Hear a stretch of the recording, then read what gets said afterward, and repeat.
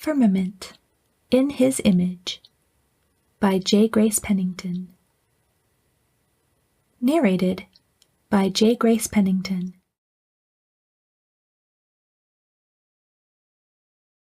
Chapter 1. 3 weeks. That's how long I had been away from the surveyor. It was the first time in 10 years that I'd been on Earth longer than a week. As I looked out the porthole at the rapidly passing stars, I thought about those weeks. They had been difficult, not only because of the homesickness I felt for the ship, but also because I missed my brother, and because of our task on Earth. A hand rested on my shoulder. "You're getting to be as grumpy as I am." Turning, I looked into the face of my adoptive father, Dr. Gerard Lloyd, grumpier. He sat next to me. A muffled jumble of voices came from the other side of the transport, melding with the whirring of the engines against the silence of space. "You miss the surveyor?" I smiled as I looked back out the window. "Yeah. I'm sorry, Dad. I guess I'm just having a little trouble shaking it off." "Our trip, or what led up to it?" "Both. Everything." He looked out at the stars with me. "We did what we had to do." "At the trial, you mean?" "Yes. Are you feeling bad about that?" "No, not really. I just didn't enjoy it." He rubbed my shoulder, then dropped his hand and stood. "Dinner time," he said. "You'll feel better when you have a full stomach." I smiled as I rose and took his arm. As a doctor, he seemed to think there was a physical cure for everything. He didn't quite understand that good food and medical care weren't the answers to all problems. That said, he was probably right about dinner. "How long until we get back?" "Trent says probably another day or so." "Do you know what our current warp factor is, Andi? Don't ask me questions like that. I don't know a warp factor from a communications console." "That's funny because they're nothing alike." He glared at me, but he couldn't hide the smile behind his eyes. The events he referred to as leading up to our trip were painful to recall, and he didn't like them any more than I did. Before the trip, we'd been through a mutiny led by my biological father, resulting in his own death. The trauma he put me through was not something I could easily forget. And our trip to Earth to testify against the co-mutineers hadn't done much to lift the weight from my heart. When we walked into the tiny transport mess hall, I saw that everyone else was already seated. The doctor's nephew, Eagle Crash, was hotly discussing something with Captain Trent. I slipped into an empty seat beside Crash as the captain said, "I think this whole crew could use a diversion. And I might add, Mr. Crash, that the decision is not yours, and it is quite honestly not any of your business. You're not even one of us. What difference does it make to you?" "I may not be a member of the crew, but it does make a difference to me. I don't want to see you waste your valuable time." I thought I detected a hint of irony in Crash's tone with the word valuable, "and Mr. DeMille's money on a wild goose chase." "That is what we are paid to do, Mr. Crash. Your personal beliefs have nothing whatsoever to do with me and my duties, and I would appreciate it if you would stop flinging them in my face." "If you didn't want my opinions, why did you ask?" "I didn't ask for your opinions. I asked for your observations. That was the whole reason we sent you." The doctor cleared his throat loudly. "Are we ready to eat?" The captain and Crash stopped, and the captain cleared his throat. "Yes. Sorry, Jerry. Dinner time all." "May I say a blessing?" A strained silence permeated the room, and Mr. Ralston, another surveyor crew member, glanced at the captain. I steadied my hands. "Certainly," the captain said at last, and Crash and I bowed our heads along with the doctor. "Lord," the doctor began quietly, "please bless this food to nourish our bodies, and thank you for providing it. We thank you for your hand on our mission to Earth, and ask that you would help us to get back to the surveyor safely. Amen." I peeked up to see if the captain and Mr. Ralston had bowed their heads as well. Mr. Ralston was, and the captain inclined his slightly, but he did not join in the echoed amen with the rest of us. I shifted uncomfortably in my chair. Part of me wished that the doctor wouldn't insist on doing this every meal. It wasn't a problem back on the surveyor. There, we'd just say a prayer by ourselves, the two of us, and no one seemed to notice. But here there were only 5 people. It was a little embarrassing. Not that I was ashamed of praying or of asking God's blessing. I just didn't like making the captain uncomfortable, which is what I knew we were doing. A moment of silence followed the prayer as we began eating the fish Crash had heated for us. I tried to think of something I could say that would relieve the tension, and recalled the question I'd tried to ask the doctor earlier. "Captain, what warp factor are we employing now?" He turned to me with a thankful smile. 19. "Why not 20? We were in a hazardous area, I believe. I'm doing my best to leave things to the discretion of the pilot." I nodded. He wasn't used to not being in charge. Another silence, then I ventured, "I'll probably regret asking this, but what were you two arguing about earlier?" "As if you didn't know," Crash broke in. Ignoring him, the captain replied, "The same old thing, Andi. I announced my intention to continue on our way to Alpha 5433 to investigate the probe reactions, but your cousin thinks it is unwise." "An understatement," Crash said. He spoke in a good-natured tone, but annoyance ran underneath it. "I say it's a foolish waste of time." The doctor spoke up, expressing the annoyance without the good nature. "Crash, you need to stop questioning your elders." Then under his breath, "No matter how wrong they are." The captain smiled. Somehow he didn't mind the doctor's arguments as much as Crash's. I wasn't sure whether it was because they were friends or because the doctor wasn't cocky like Crash. "I know you don't believe in aliens, Jerry, but that's beside the point. I am hired to search for them, and search I will. Now, I've had responses to life probes sent to Alpha 5433, and it's my duty to go there." "You can go where you like, Trent, but you won't find anything." Crash pushed his chair back and got to his feet. "I'll let you two finish this. I'm turning in. Come on, And." I shook my head. "I'm still eating, Crash." He shrugged. "Come on when you're finished. I need your help." When he left the room, the captain turned to the doctor. "You're going to have to do something about him." "You have a suggestion?" The doctor buttered his roll on the side and bit into it. "He's going to hurt himself or somebody else one of these days." I let my eyes plead with the doctor, hoping he would defend Crash. He said nothing, but Mr. Ralston spoke up. "Where did he get such pronounced opinions?" The doctor choked a little on his bread. "From me, I'm afraid." "What about his father? I understood that he didn't live with you until he was grown." "I'm afraid I didn't know his father very well." I felt uncomfortable again. The doctor didn't like talking about his past. It included his sister, who he'd loved with all his heart and who'd run off with a man he didn't approve of. But Mr. Ralston had no way of knowing that. Now I felt uncomfortable on his behalf in addition to everyone else's. "May I be excused?" I asked. "You haven't finished your fish," said the doctor, eyeing my plate disapprovingly. "I'm full." He peered at me for a moment, his gray eyes boring through me. "Go on.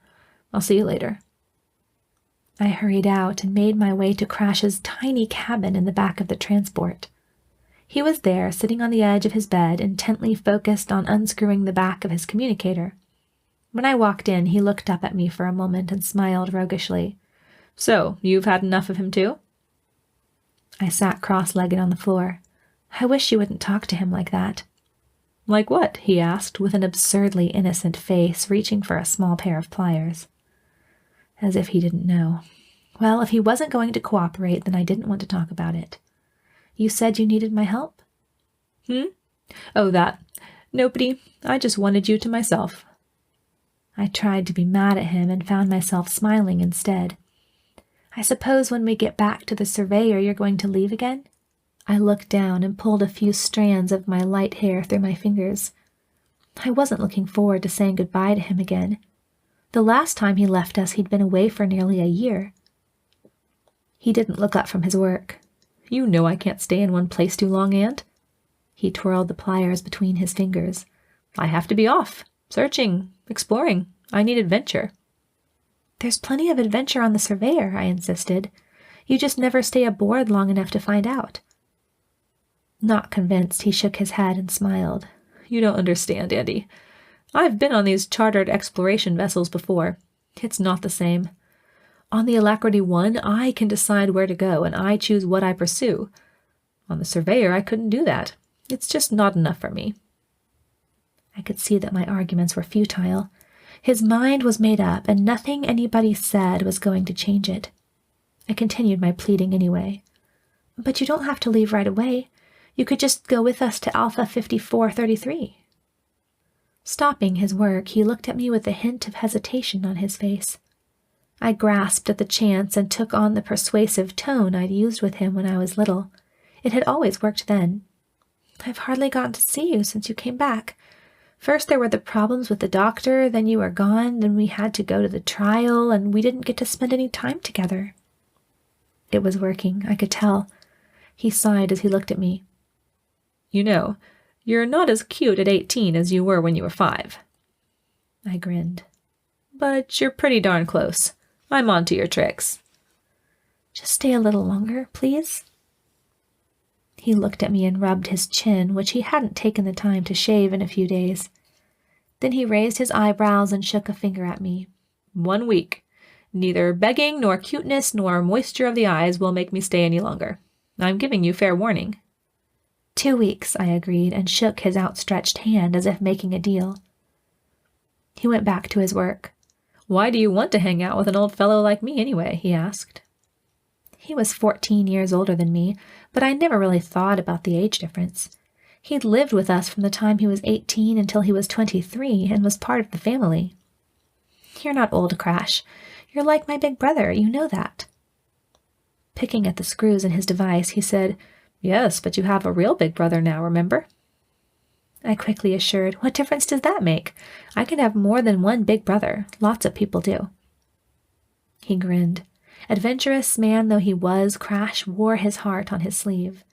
Does that mean Lieutenant Howitz has to be my brother now, too? I don't know, but if he is, you should get used to calling him August instead of Lieutenant or Mr. Howitz. Sorry, force of habit. With one last twist of the pliers, he set his communicator down. So he's staying on the Surveyor? Yes. He doesn't have anywhere else to go. Crash leaned back against the wall. I feel bad for the guy. Could you try to be a brother to him, Crash? I won't know what to say to him. I never was good with sentiment.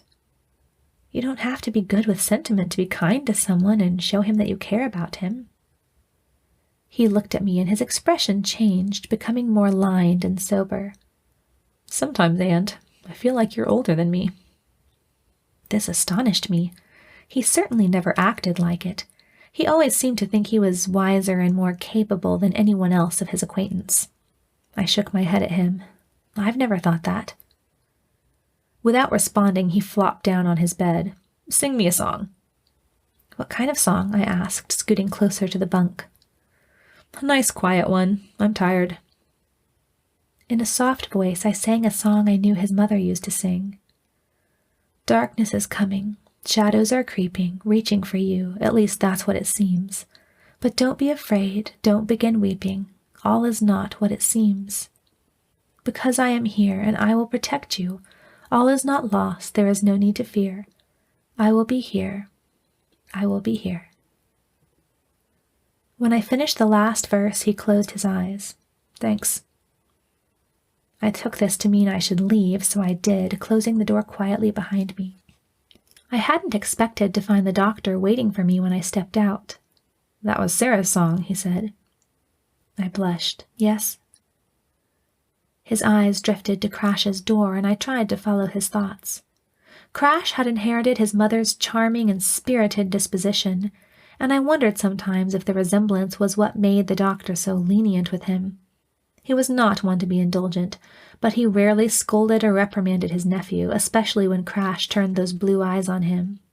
I knew that in those eyes, the doctor always saw Sarah again. At last he turned back to me and smiled again. Very nice. This was high praise from him. Thank you. You should be getting some sleep, he ordered after a pause. You haven't been sleeping, and don't you think I haven't noticed? Those dark circles weren't always there. He brushed his fingertip under my right eye and shook his head. I looked at the floor. Bad dreams? He asked. No. Come on, Andi, tell me what the problem is. Some kind of stress-induced insomnia? Oh, I don't think it's that bad, I hastened to say. I think it is. You've been stressed and you have insomnia. Doctor, it's only called insomnia when it's really serious. It's called insomnia if you can't sleep. Now follow me and I'll give you a little something for it. I submitted to his orders and followed him down the short hall to his tiny quarters. Opening a crate, he moved his hand over the different sections as he looked. Ah! He pulled out a small sedative bottle and handed it to me. You know what the dosage is. Take some. Grimacing, I took the required dose of the tranquilizer while he paced the few steps to the other side of the room and then back to me again. So what's causing it? I never sleep well away from home. I handed the bottle back. That's not enough. You're still bothered by something. What is it? You can't give me any medicine for it. No, but getting it off your chest will help, and you know it.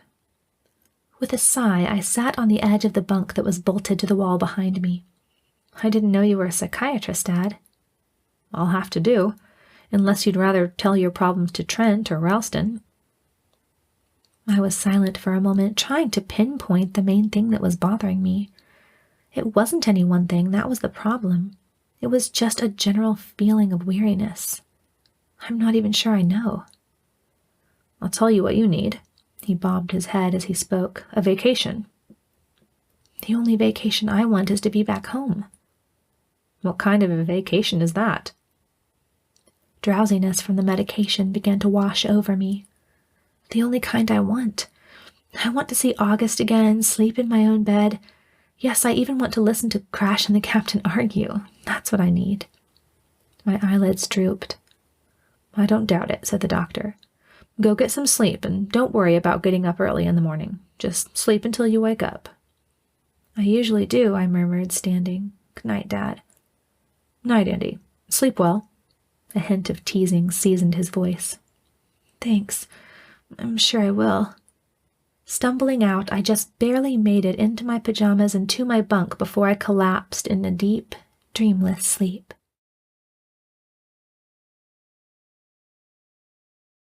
Chapter 2. I followed the doctor's advice without meaning to and didn't wake up until late the next morning.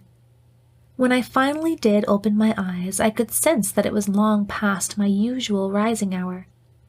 Hopping up, I rushed into the lavatory to splash some cold water on my face, then back into my room to get my uniform on. I was halfway through buttoning my white shirt before I realized that I was no longer in the minuscule transport quarters. I stood in my regular cabin aboard the Surveyor. I was home. With a tremor of gladness, I threw on my jacket and hurried out the door, feeling no hesitation about where to go first. I loved many places on the Surveyor, but my favorite was sickbay.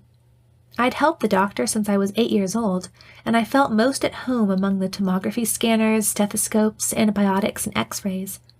Best of all, my favorite person in the entire universe was there. Reaching the door, I skipped in and looked around for the doctor. Dad? Dad, how did you get me here without waking me up? I called out my question merrily, feeling better than I had in weeks. It wasn't hard thanks to that benzodiazepine, he answered as he walked out of the sanitation room, smearing his hands with sanitizer. I couldn't have wakened you if I'd tried anyway. Thanks, Dad. I hurried between the long rows of cots to give him a hug. His careless tone didn't deceive me. He'd planned the surprise carefully. Andi, called a feminine voice from the other side of the room. I looked over to see Olive, the nurse, a recent addition to sickbay. She waved at me and I waved back. Though I'd resisted the idea of a nurse for a long time, it was easy to approve of Olive. She was bubbly, friendly, and always ready to carry her load of the work. Glad you're back. I was getting bored having nobody to help me with things. I laughed, completely unable to imagine Olive being bored. Well, I'm here now. You two been to breakfast? Only 4 hours ago. The doctor rubbed his hands thoughtlessly on his jacket and nodded toward my wrist where my wrist comb should have been. Sorry, forgot to put it on. What time is it? I started towards the door. Lunchtime, was his prompt answer, and he began walking beside me to the mess hall. Feeling better? Oh yes, much better. You were right, the sleep helped, and I'm happy to be back. My old cheeriness bubbled up inside of me, transforming me for the moment into the person I'd been before the recent troubles. Just before we reached the mess hall, the doctor stopped me by taking hold of my arm.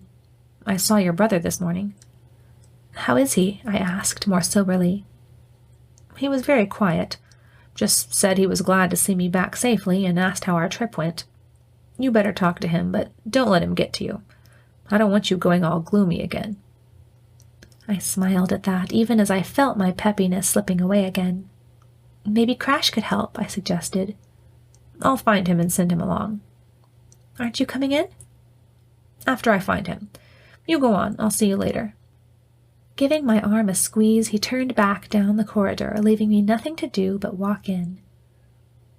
The spacious, warm room was about halfway between full and empty.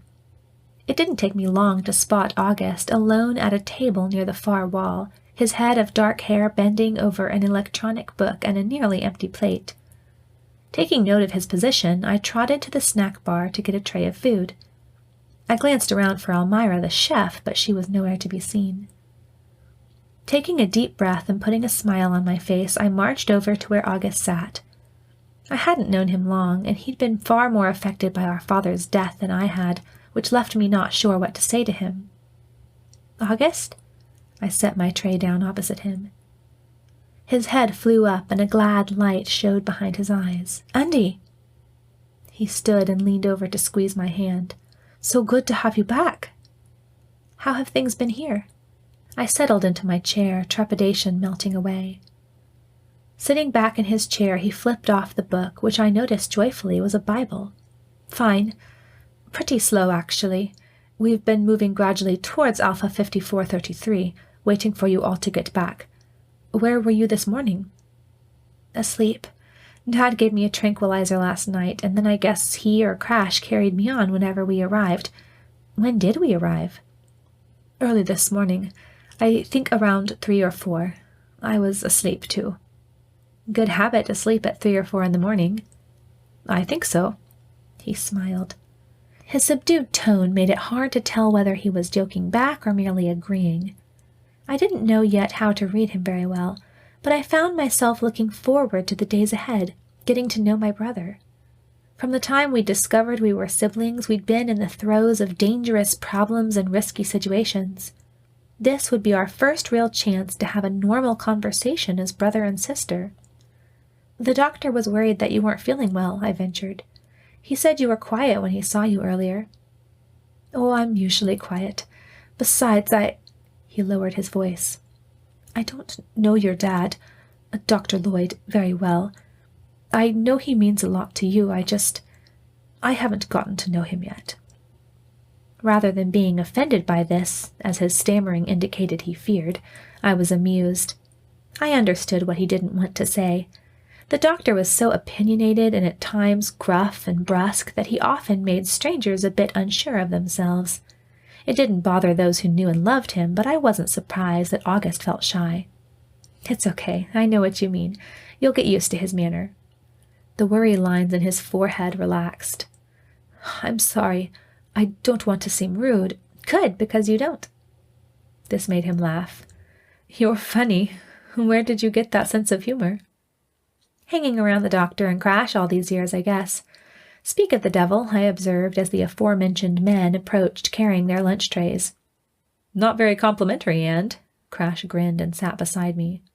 "True, nonetheless," said the doctor with a nod at his nephew. "Hey, you know she was talking about you too, Uncle." "I was not," I cried. "I would never say such a thing about the doctor, Eagle Crash, and you know it." "May I ask—" began August. "Only if you ask nicely," Crash interrupted. "Crash, you're extra hyper today," I observed. A careless shrug was his only answer. Timidly, August asked his question. "If you don't mind my asking, how did you get a name like Eagle?" "If you don't mind me asking, how did you get a name like August?" "Crash, be nice," I begged. "August is a real name." "Do you mean to imply that Eagle isn't?" "Yes, I do." "You two stop your bickering," ordered the doctor. "We're not bickering," Crash insisted. "Then stop whatever it is you're doing." "Having fun?" "Yes." I giggled at the surprise on August's face. Then my laugh died as I remembered that he'd never had a fun, healthy relationship with his father like I had with the doctor and Crash. "Go away," said the doctor, pretending to be angry at his nephew. "You should have been up on the bridge an hour ago." But I haven't eaten yet, was the good-humored reply. You can't expect me to advise Trent on an empty stomach. The starvation might addle my brain. The doctor scoffed, and I grinned down at my soup. It was good to be home.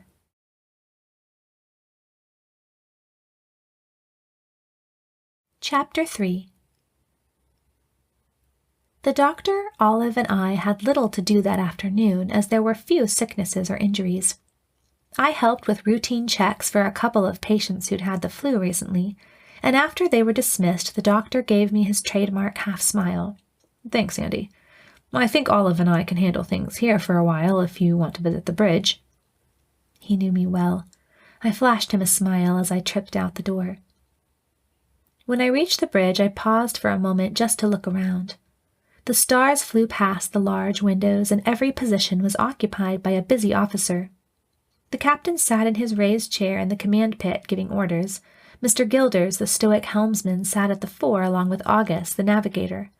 Mr. Ralston was also present, as well as 3 others who held the places of gunner, comm marshal, and science exec. Crash loitered around, inspecting everyone's progress. "Second medical officer on the bridge, Captain," I announced. He nodded at me with a brief smile before going back to work, and Gilders turned to greet me. "You're well, Miss Andi?" was all he said. "Yes, thank you, Mr. Gilders. Yourself?" "I am doing well, thank you." With a hint of a smile, he turned back. I made my way over to the visitor's chair as the captain asked the science exec, "Do you have that report for me, Mr. Wales?" "Yes, sir." The exec stood up and handed the captain a pad. "Thank you. Mr. Crash, may I ask why you are wandering around pestering people?" Crash was leaning over Ralston's shoulder, but he straightened at the sound of the captain's voice. "What would you like me to do, Captain Trent?" His mocking tone clashed with the dutiful words, and the captain pulled his lips inward. "Any experience in engineering?" Instead of answering, Crash turned and strode out. I looked at the captain, who watched him leave. "I suppose that means yes," I said. The captain only shook his head and turned back to the helm. "Warp 20, Mr. Gilders." Gilders replied calmly, "I don't think the engines can handle it, sir."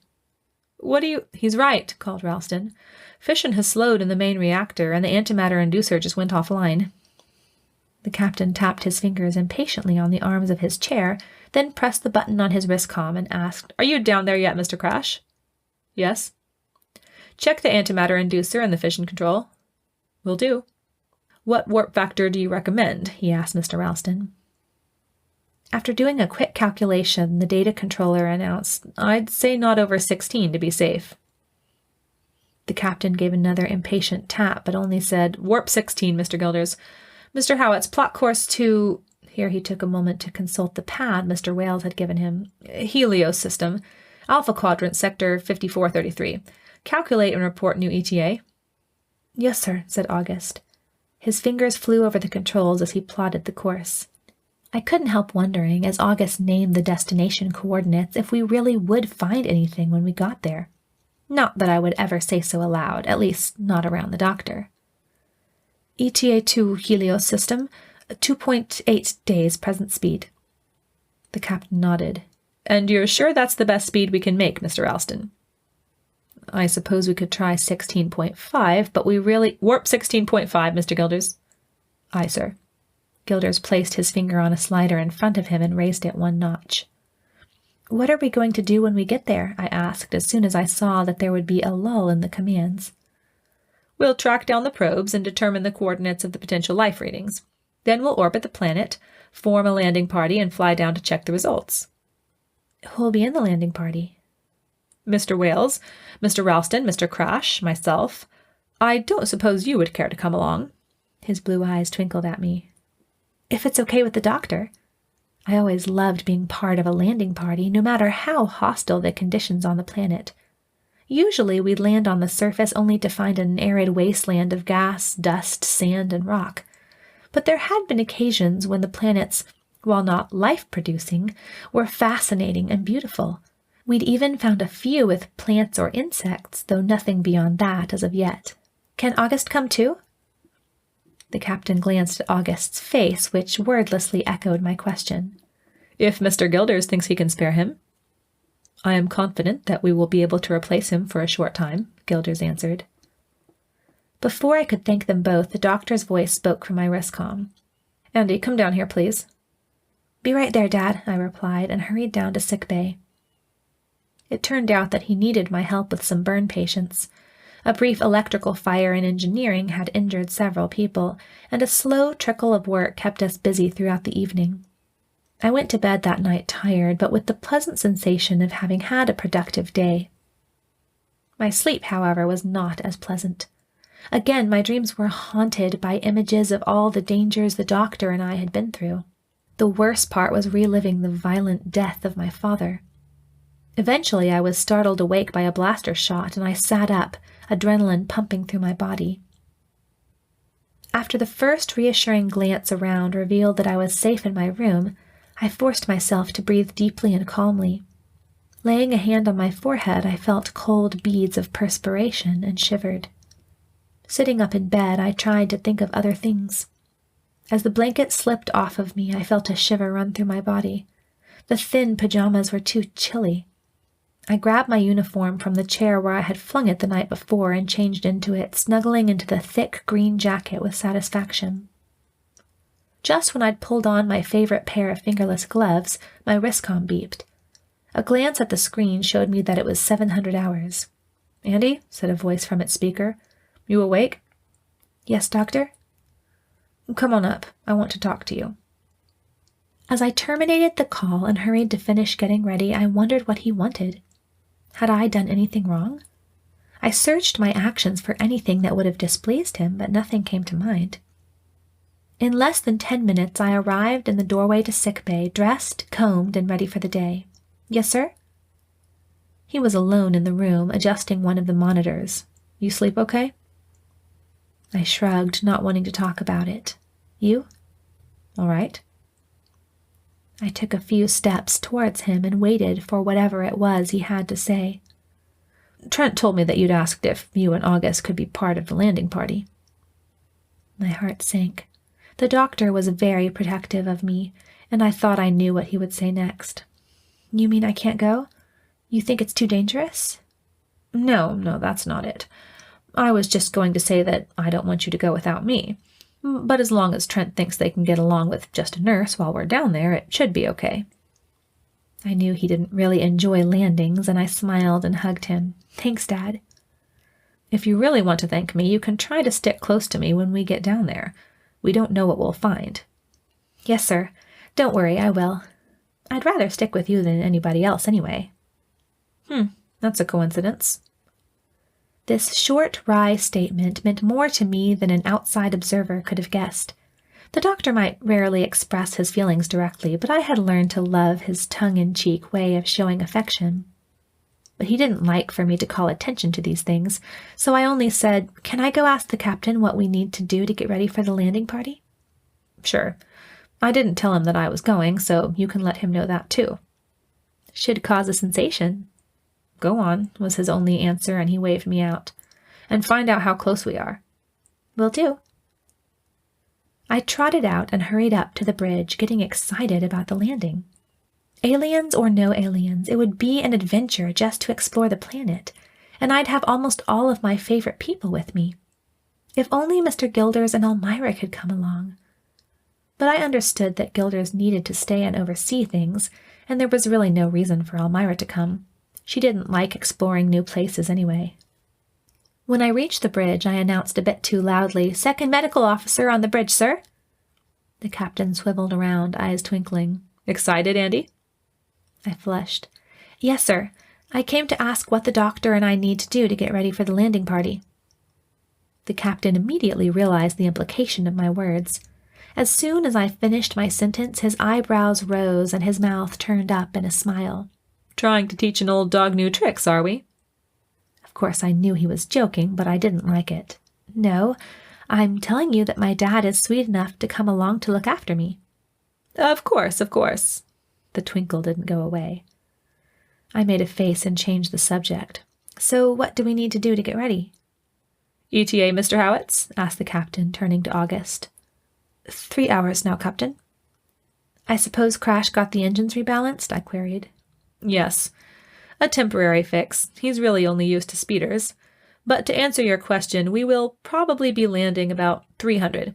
Every member of the landing team needs 2 medical checkups, one before exercise program number 6, Mr. Ralston? 6, Ralston nodded.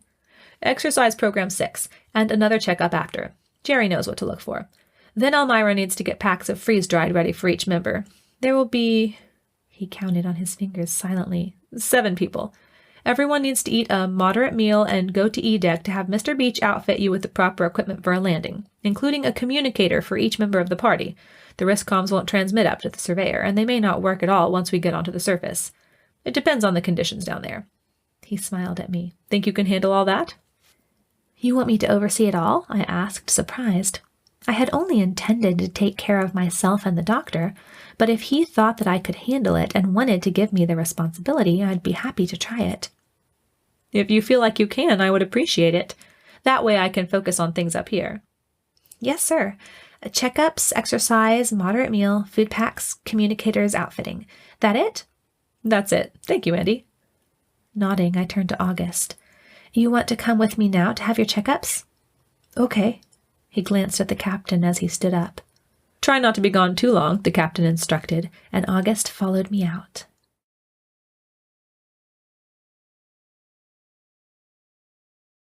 Chapter 4. As August and I walked together, I asked, have you landed on a planet before? A couple of times to make repairs, but I haven't really explored or anything. Well, you'll like it. Aren't most planets not very, friendly? Most aren't, I smiled at his way of putting it. Do you expect that we'll find anything there? Of course, I knew that by anything he meant life. I licked my lips. He was asking the same question I'd been asking myself the past couple of days. I'm not sure, I said. My dad doesn't. Crash doesn't. Again, the conversation paused as we stepped into the elevator, and I said, B-Deck. Then I asked, do you? I wouldn't say I believe we will, but I think we might. I believe there is intelligent life out there, but I'm not saying it's necessarily on this planet. Why do you believe there is intelligent life out there? Because, Andi, just look around. Look out the window and you'll see space stretching on forever in all directions. But it doesn't stretch on forever, I corrected. It's finite. God extends far beyond both space and time. Oh, of course. I didn't really mean forever, you know. He looked down and shuffled his feet. So, does your Christianity have anything to do with your anti-alien views? First of all, I said as we stepped out of the elevator and into the hall, my Christianity, as you call it, has something to do with everything. And secondly, I do not necessarily have anti-alien views. I just don't know. He didn't speak for the rest of the walk to sickbay, and I felt uncomfortable. He hadn't meant anything by calling it my Christianity, and he had only asked a question. But by the time I had made up my mind to say something about it, we were entering sickbay where the doctor was getting out a CMR scanner. Hello, he said, and as if he'd been expecting us, he plugged the scanner into one of the monitors and gestured to the bed. Go ahead, Andi. I'll be right with you. Then he went off to take care of another patient. August laid down and kept quiet as I scanned him. Everything looks fine, I said at last, turning the scanner off and examining his monitor. Exercise next. Program 6. Come back when you're done, okay? All right. Without further conversation, he got up and walked out of the room. Again, I felt guilty and resolved to apologize for snapping at him. Doctor, I called as I changed the sheets. Ralston, Wales, Crash, and the captain will be coming in, and we need to have a checkup and exercise. I did it already, he interrupted. I looked at him. What, do you think I would have offered to go along without making sure I could? I thought I understood what he didn't say. His recent temporary brain damage caused by my father might have had long-lasting effects that he didn't recognize. That was why he'd had doubts about whether or not he could go. Why didn't you wait and let me help you? I wanted to make sure before I said anything. He was talking about the landing party, but he meant his concern about the brain damage. He hadn't wanted to burden me with worries about it. I touched his hand. I'm glad you're okay. Me too. That was the extent of the conversation because Mr. Ralston and Mr. Wales entered at that moment ready for their checkups. There was little time for reflection in the next few hours. After the two men left to exercise, I had my own checkups and ran through the directed program on a machine in one of the rec rooms.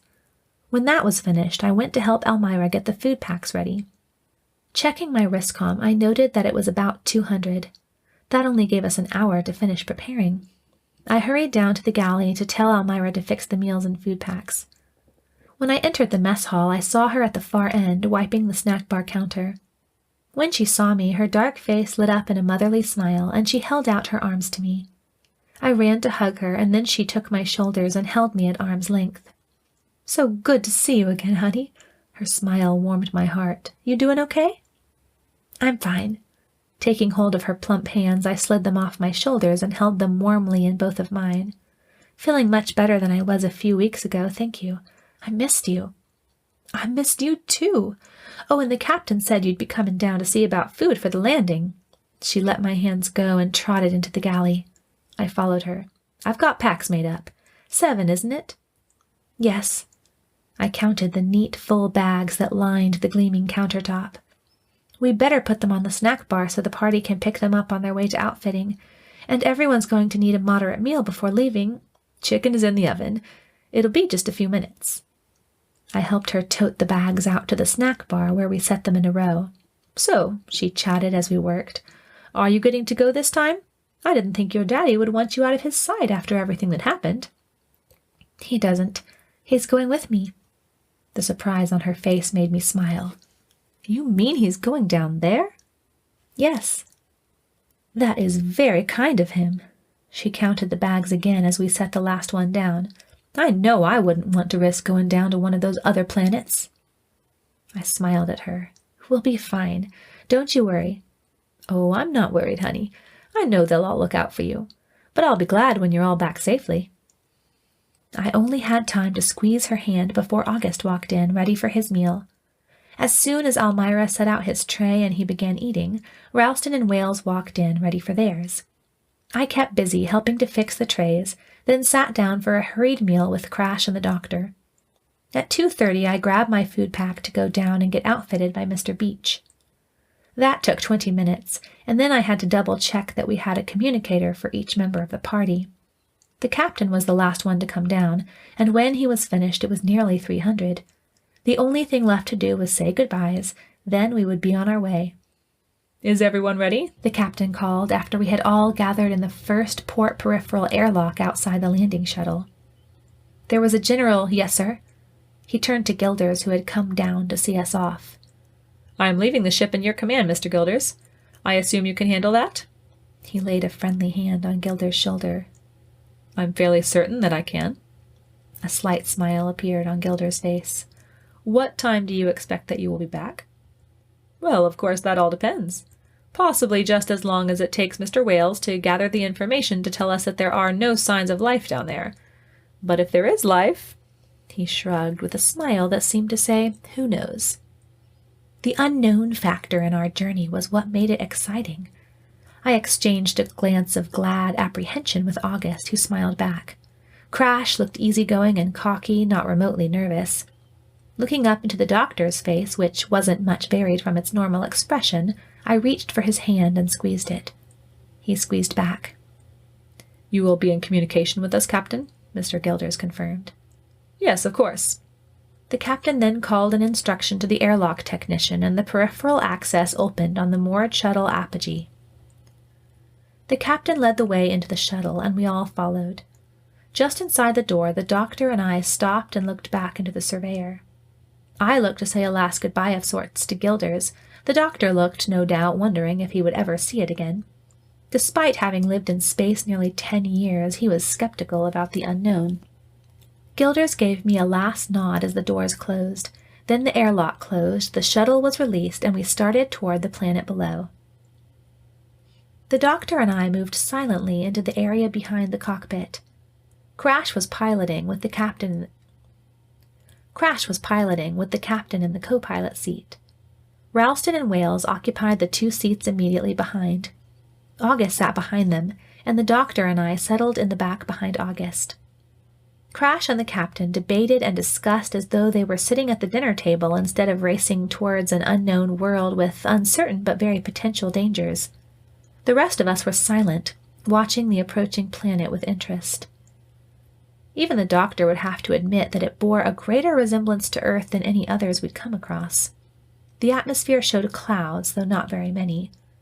There were patches of blue which appeared to be water, though again not as much as our native planet. And the non-blue sections appeared duller, not speaking of lush grasses or fields, but more likely deserts. Mr. Whale studied data from a meter on his pad, then announced, "Water for sure." "Where there's water, there's life." The captain smiled triumphantly at Crash. "No," the doctor interjected. "Where there's life, there's water." "With all due respect," Ralston agreed. "You can't reason on the converse, Captain." The captain shrugged. "Well, reasoning at this point is irrelevant. We'll land in—" he glanced at the chronometer in front of him, 30 minutes, and then we'll find out." "Do you want me to try to locate potential concentrations of heat?" Wales began, but the captain interrupted. "No need to do that now, Mr. Wales. We'll land soon enough, and when we do, there will be enough time to seek out life forms." The science exec obediently put down his creative equipment and turned his eyes to the planet. There was little more conversation during the rest of the trip. We watched as the planet approached more rapidly and held our breaths as the shuttle began to penetrate the atmosphere. Crash was too busy now to talk. He had to work quickly to compensate for the atmospheric drag and then prepare to land. August leaned forward and peered out the front window. "Do you see anything?" I murmured as we neared the surface. He shook his head. "Of course, that doesn't mean anything." The doctor was watching too, and he appeared interested in spite of himself. But we were coming in so fast now that it was difficult to see much of anything. "Captain, the attitude control is going haywire," Crash called, quickly adjusting a slider in front of him. As soon as he spoke, the craft began tipping to the right, and I fell against the doctor. "Compensate with lateral regulators, Mr. Crash." The captain turned on his co-pilot's console. "Switch to full manual control."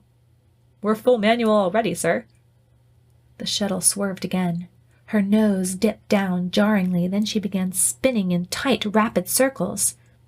The doctor grabbed onto me as our bodies pulled against the safety harnesses, dragged off of and back onto our seats by the increasing gravity. "Lateral control not responding," Crash continued, pulling out on the control column to no avail. "Wings won't activate, and landing procedures refuse to deploy." Swearing, the captain worked his console. "Safety precautions, Mr. Crash." I looked up at Crash, who was clearly doing all he could. We stopped spinning, shifting instead to a rocking from side to side as the distance between us and the reddish-brown surface closed too quickly.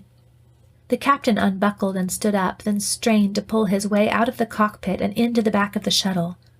I sat quietly, focusing on holding on to my seat and ignoring my accelerating heart rate.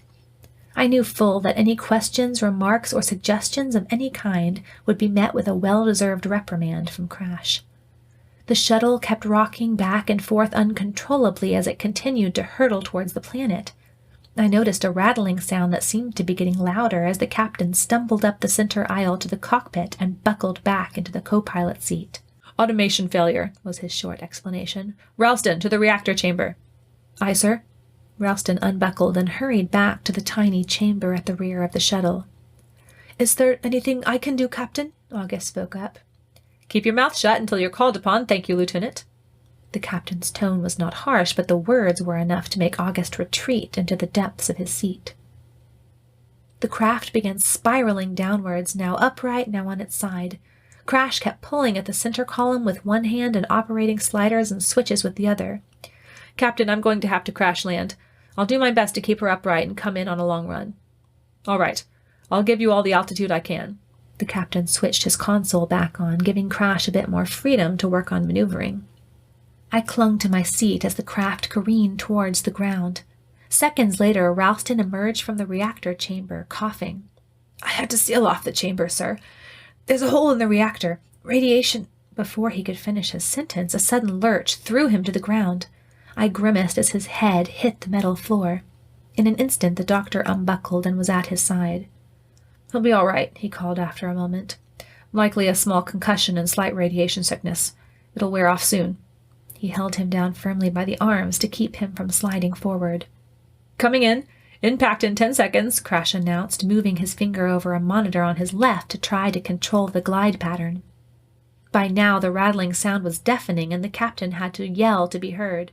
Jerry, get him harnessed into a seat right away. Mr. Wales jumped up and helped the doctor get Ralston buckled into a seat. Now, Crash called, and with a jarring impact, we hit the ground. Chapter 5. The shuttle continued rushing forward for several minutes, and we braced ourselves as we were jolted over the uneven ground. Despite Crash's efforts, the floor began to grow hot under our feet.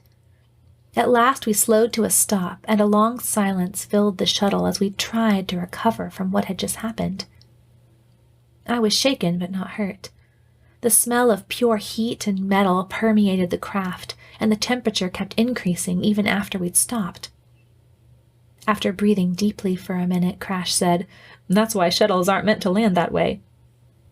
I laughed, even though I knew it was no laughing matter. The captain stood. You say he's okay, Jerry? The doctor put his right thumb up. He'll come to in a minute. August, Wales, and I unbuckled our harnesses and stood. I took a second to glance out the window, but sand had piled up around us so that it was impossible to see anything.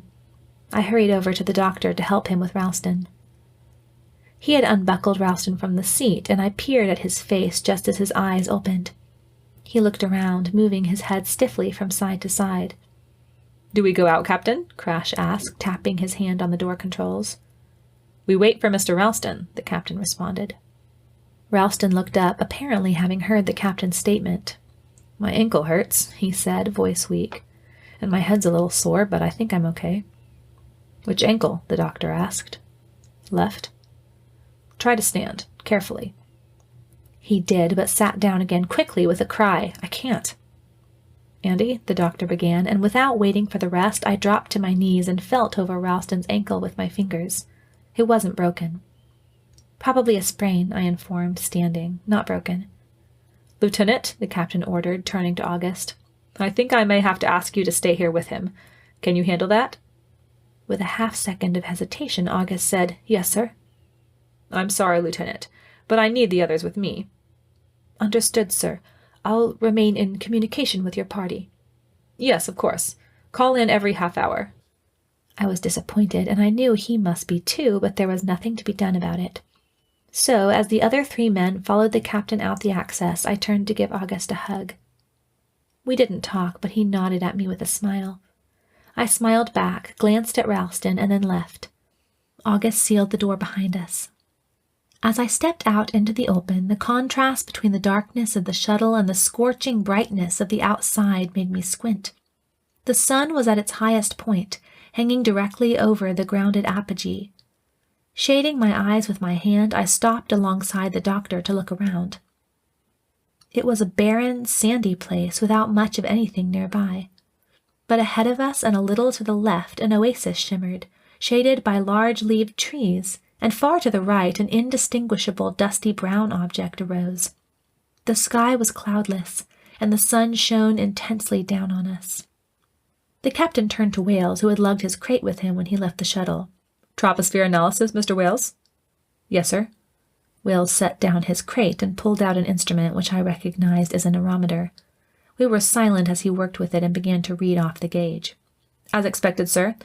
77% nitrogen, 22% oxygen, 0.12% argon, 0.2% carbon dioxide, remaining percentage hydrogen, ozone, helium, and neon. Very comparable to Earth's troposphere, isn't it? Yes, sir, very close.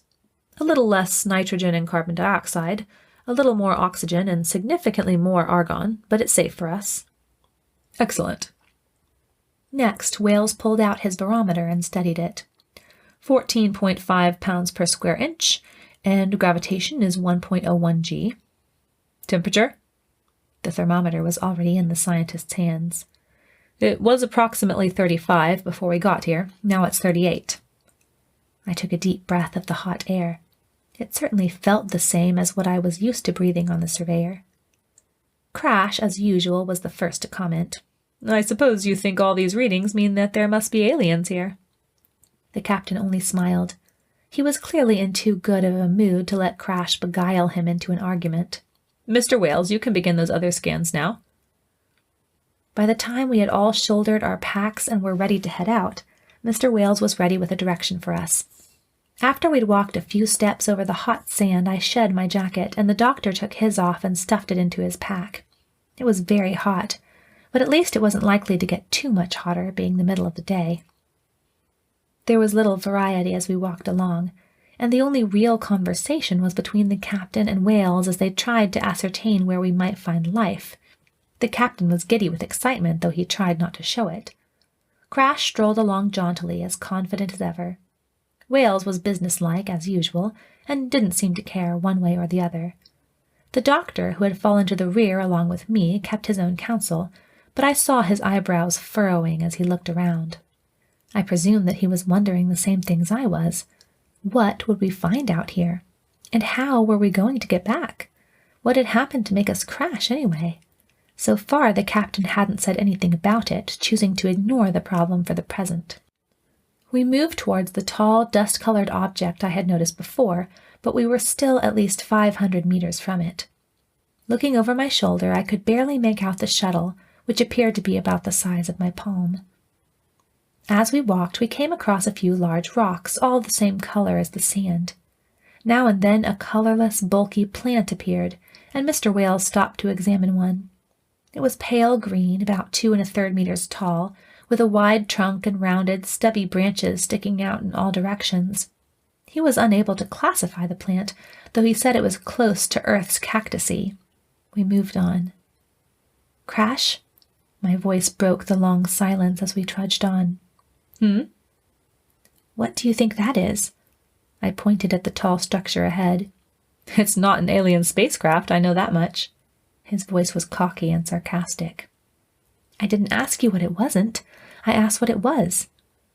The captain laughed and Crash shrugged. We'll get there soon enough, and then we'll see. There was another long silence, and then I touched the doctor's arm. I'm going to stop for a minute and take off my leggings. He nodded and rubbed his arm across his damp forehead, quickly. The small group moved on, and I sat in the sand to pull off my boots and then my thick, black, sweat-soaked leggings, leaving my legs bare under my black skirt. After I'd done this, I sat for a moment, wiggling my bare toes in the sand. But I soon began to get hot from contact with the sun-soaked ground, so I shook off the sand and yanked my boots back on. Andi, come on. The faraway sound of the doctor's voice told me he had walked further than I'd thought. Looking up, I saw that the group had moved a good 10 meters away. I stood, grabbed my leggings, and shoved them hastily in my pack. I had some trouble closing the bag and leaned over it, sweating for too long. Finally, I strapped it shut and in one swift motion swung it onto my back while turning towards the group as I looked up. I should have looked before I turned. To my indescribable shock, when I looked up, I was confronted with an unfamiliar face. I opened my mouth to scream, but a tawny hand covered my mouth before I could get any sound out, and I was left looking wide-eyed into the eyes in front of me. Chapter 6. Despite my fear and disbelief, I was able to take in some facts about the person, if it was a person, who had confronted me. It certainly looked like a human being. It appeared to be a young man, a few inches taller than me, with dark brown eyes and curly black hair. He stared at me, and I saw mirrored on his face the same astonishment and confusion that I felt. He was dressed in a dull green tunic that fell to his knees, belted at the waist with what looked like a giant blade of grass. His coarse pants were a dull brown, and his greenish shoes looked a bit like Native American moccasins. The clothes were dusty and worn, and the cap on his head looked faded. Then he spoke to me. Mephibotheus, augarse kakos poieso. I stared at him, still in a state of shock. The creature, human or not, was intelligent. It could speak. We had found intelligent life on another planet. In the moment, the fact that our mission had been successful was the primary fact that impressed itself on my mind. I felt more excitement than fright. Slowly, the hand was lowered, and the young man pointed a forefinger at himself. Elasson, he said slowly. Was he telling me his name, race, or something else? I couldn't be sure, but something in his tone made me guess it was his name. Andi, I said back, pointing to myself. Andi, he pronounced, eyebrows furrowed, pointing at me. Andrea? I shook my head. Andi. Andi. He thought about this, then pointed over his shoulder where the group of men was retreating into the distance. Andi? He asked, raising his eyebrows questioningly. I thought I understood. He wondered if Andi meant just me or all those who had landed. I shook my head. Andi. Nodding, he pointed back at me. I smiled. I was about to try to say something else when a yell from behind startled me. I turned around and saw 2 other men, older than this one, rushing towards me. Looking into the young man's face again, I saw concern. He looked back at me. Saying something to me in that strange language again, he patted me on the shoulder and ran towards the other men. I watched breathlessly as they argued. I assumed they were arguing, based on the raised voices and vehement motions on both sides. Hopefully he was telling them not to hurt me, and hopefully he'd be successful. They were dressed almost just like him, except that they didn't have anything on their heads. Perhaps the cap, plain as it was, showed power or status of some kind. Andi! The doctor's voice broke through the noise, and I turned to see him rushing up to me. What in the name? I don't know. I'm not sure. I took his offered arm and drew close to him as the others hurried up.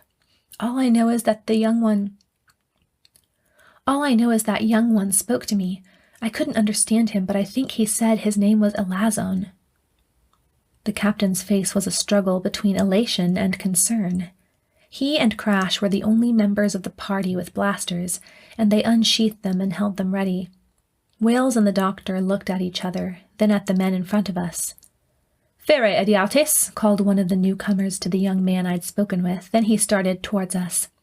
The third man seemed to find this funny and laughed at Elasson before following his partner. The 3 walked up to us silently, eyeing our little group. With the 4 men standing protectively in front of me, I no longer felt nervous. What puzzled me now that I thought about it was the question of where these men had come from. We could see for kilometers. The man who had called out the words that were evidently so funny stood staring at the captain. "We're peaceful visitors," the captain said at last, despite the carefully poised blaster in his hand. "We mean you no harm." The 3 strangers stared, then the man in front turned to his companion. "Eletheos hautosi." His tone was disdainful as he pronounced the words, whatever they were. "They don't understand us." The captain fingered his blaster as he mused. "I wonder who their leader is." "And how many of them there are," Wales added. Crash was silent. "And what they are," the captain mused. "They're men, Trent," the doctor said in a matter-of-fact tone. "Having been one yourself for over 20 years, I think you'd know that." "If they're men, what are they doing here, dozens of kiloparsecs away from Earth?" the captain reasoned. "Anyway, it will be your job to tell me what they are when you get a chance to examine them." "Sai de tau nek and ania selte," said the same man who had spoken before. Then he turned towards the structure we had been heading for earlier and began walking. His 2 companions stood there as if waiting for something. "I think he wants us to follow him," I whispered. "I agree." Fumbling in his pocket, the captain pulled out his communicator. "But I have to check in with Lieutenant Howitz and Ralston first." He held the communicator up to his mouth and spoke into it. "Lieutenant, this is the captain. Is all well?" "Yes, Captain," came August's voice from the small black box. "We're examining the—" Before he had time to get another word out, the second man jumped forward with a short cry and grabbed the communicator away from the captain, babbling something with obvious alarm. "It looks like he's afraid of it," Crash observed, watching the man hold it delicately with 2 fingers. "Fere! Fere!" called the leader of the group impatiently from several meters ahead. Not wanting to upset them further, we followed. "Where do you think they're taking us?" I murmured to the captain as we crossed the hot sand towards the structure. "To their leader, presumably." "Hopefully," Wales added. "I wouldn't say that." The captain shook his head cautiously. "We don't know what kind of creatures these are or what they may think of us. Apparently they saw the communicator as some kind of threat." Reaching carefully under my jacket, I switched off my communicator. If August called me, they would hear his voice and would confiscate it. I saw Crash subtly do the same with his. We kept silent for the most part as we marched across the desert-like world. There was no sound except for the crunch of our boots on the sand and the softer thud of the stranger's slippers. At first, I couldn't understand what was so surreal about the experience. Yes, there were these people that we didn't understand, and the surroundings were different than what I was used to, but there seemed to be something more. After all, the beings, whatever they were not fundamentally different than us, and the visual tone of the place was enough like the deserts of Earth for me to relate to it. As we continued to walk, I began to understand. It was the somber and complete silence. There was certainly none of the beeping or whirring that I was used to, but there were not even more earthly sounds, such as leaves rustling in the wind, locusts chirping, insects or other vermin scuttling. No trickle of water, not even a slight whisper of a breeze going past our ears. Nothing. As we approached the structure, it became clear that it was a hard brick wall rising up out of the sand, about 10 meters high. Looking carefully at the dull, sandy surface, we could see that it turned sharply to form a square enclosure. At first, I could not judge how long the front of it was, but as we got closer, I decided it was something like 400 meters. There was a small opening in the front that was about twice the size of a standard doorway, and it was the only visible gap in the firm, resolute wall. There was clearly a door that had been opened inward, and I wondered why these beings found it necessary to erect this wall. From what could they need protection? Elasson and the apparent leader had now reached the doorway, and they stopped to turn back to us. I studied their respective faces and found what certainly looked like very human emotions there.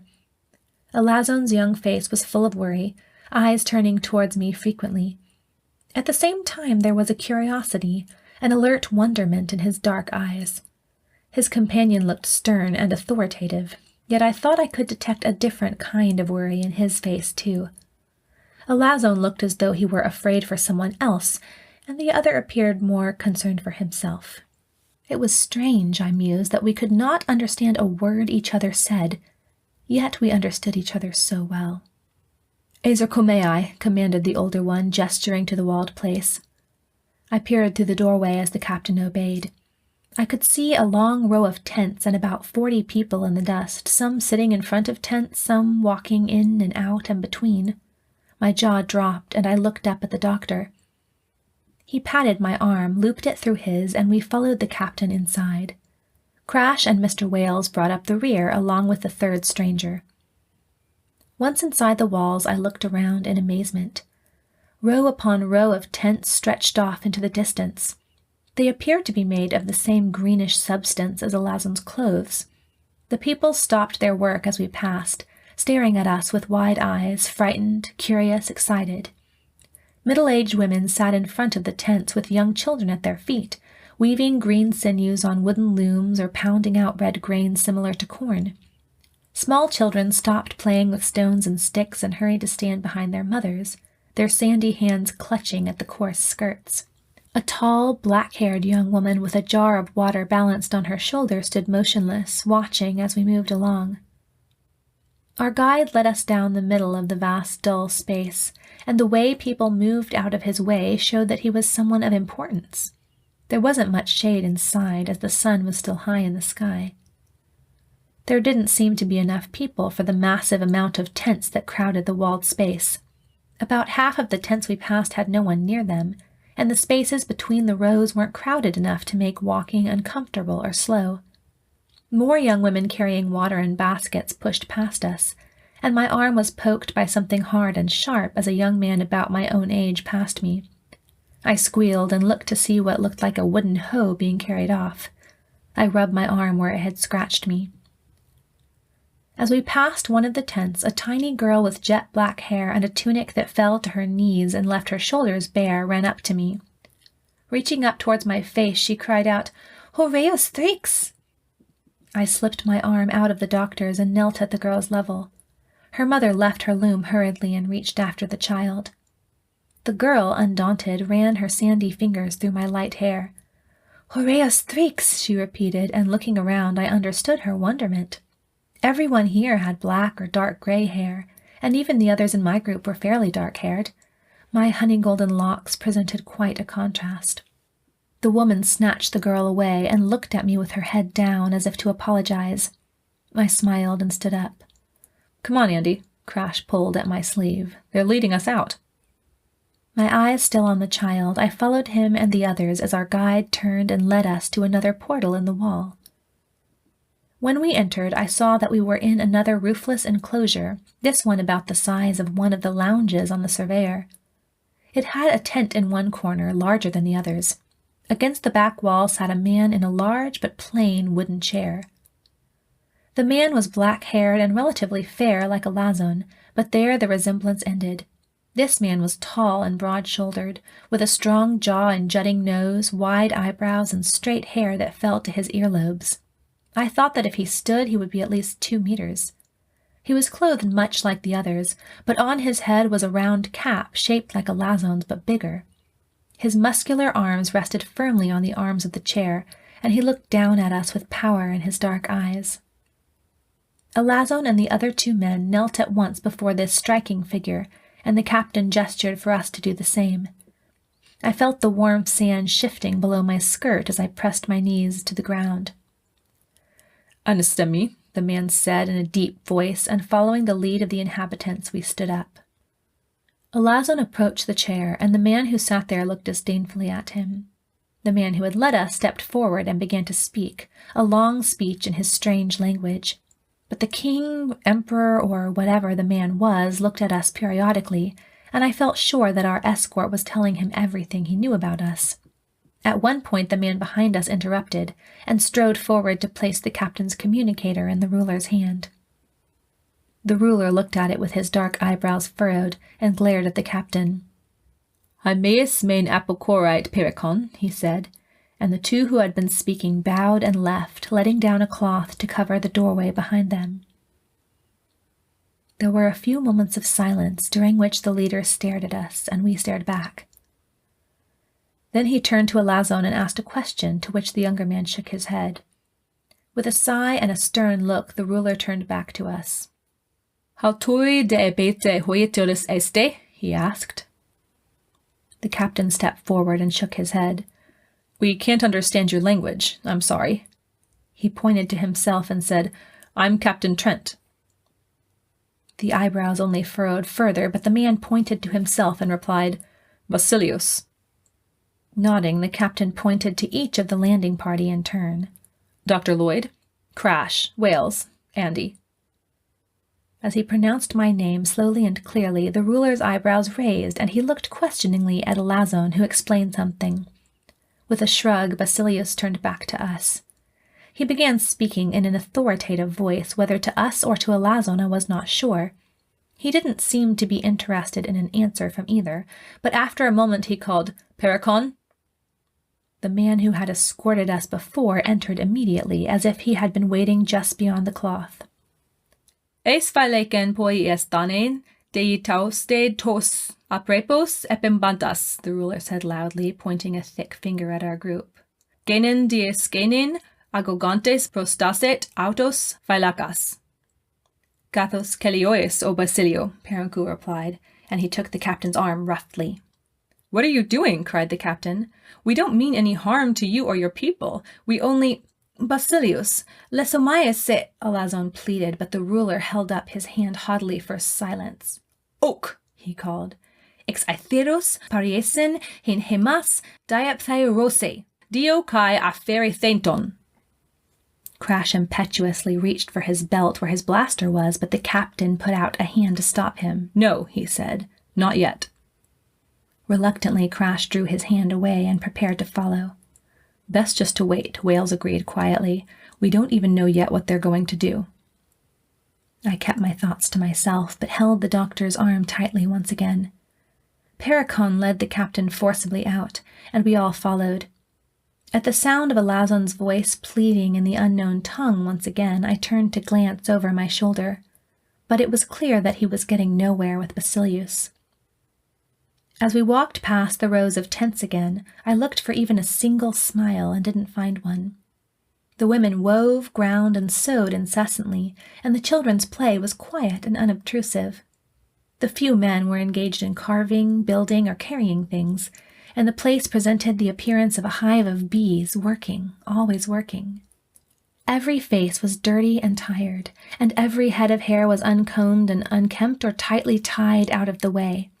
Everything was plain to the point of extreme dullness. Yet every now and then I found a pair of eyes that flashed with determination, giving me an idea of the strength they drew on to survive such harsh conditions.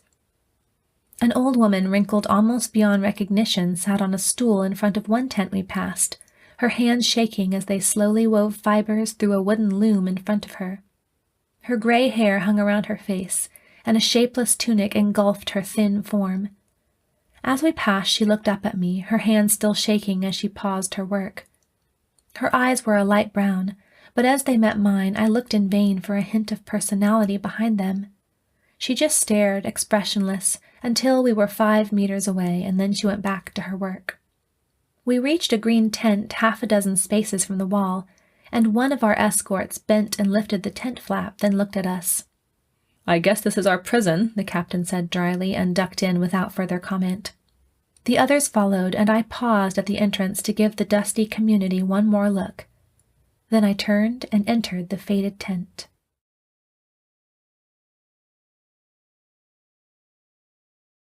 Chapter 7. The captain paced down the length of the tent about 12 steps, then wheeled around and paced back to the other end. I watched him, leaning my head against the doctor's shoulder. He put an arm around me. "Are your communicators functioning?" The captain stopped pacing and faced us. "We turned them off," said Crash, "so they wouldn't be discovered. Should we try to contact Lieutenant—" "They'll hear us," the captain cut him off. Crash's jaw clenched. "Captain, how will they know who we're talking to? They haven't stopped us from talking so far, and they can't understand a word we say." "I wish you two would stop arguing," the doctor said. "Calm down, Trent. Plan your next move." The captain's shoulders relaxed. "Are the guards still there, Wales?" Shortly after the man addressed as Paracon had brought us to the tent, we had discovered that 2 burly natives had been stationed at the opening. Also, our tent was on the back edge of the walled city, and to get out we would have to pass scores of people who could not fail to notice our escape. Wales peeked out the half-open tent flap. "Still there, sir?" The captain rubbed a hand across his forehead and sat down next to the doctor. "What do you think, Jerry?"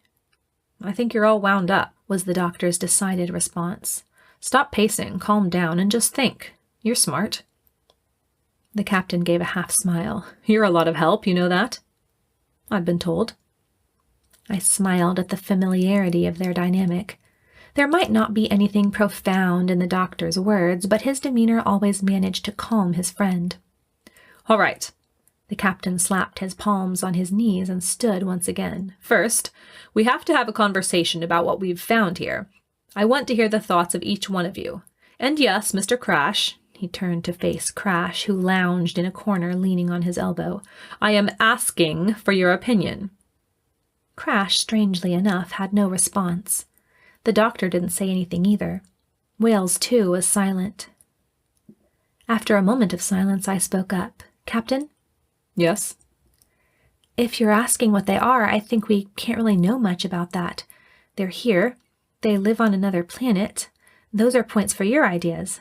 But they sure look like regular humans, which is a point for the doctor's beliefs." "I disagree. If they're humans, I ask again, how would they have gotten here? I don't think their extraterrestrial state is in question here. My question is, are they hostile or just frightened? But another thing, Andi, I don't need you to tell me what I think or what your father thinks. What do you think?"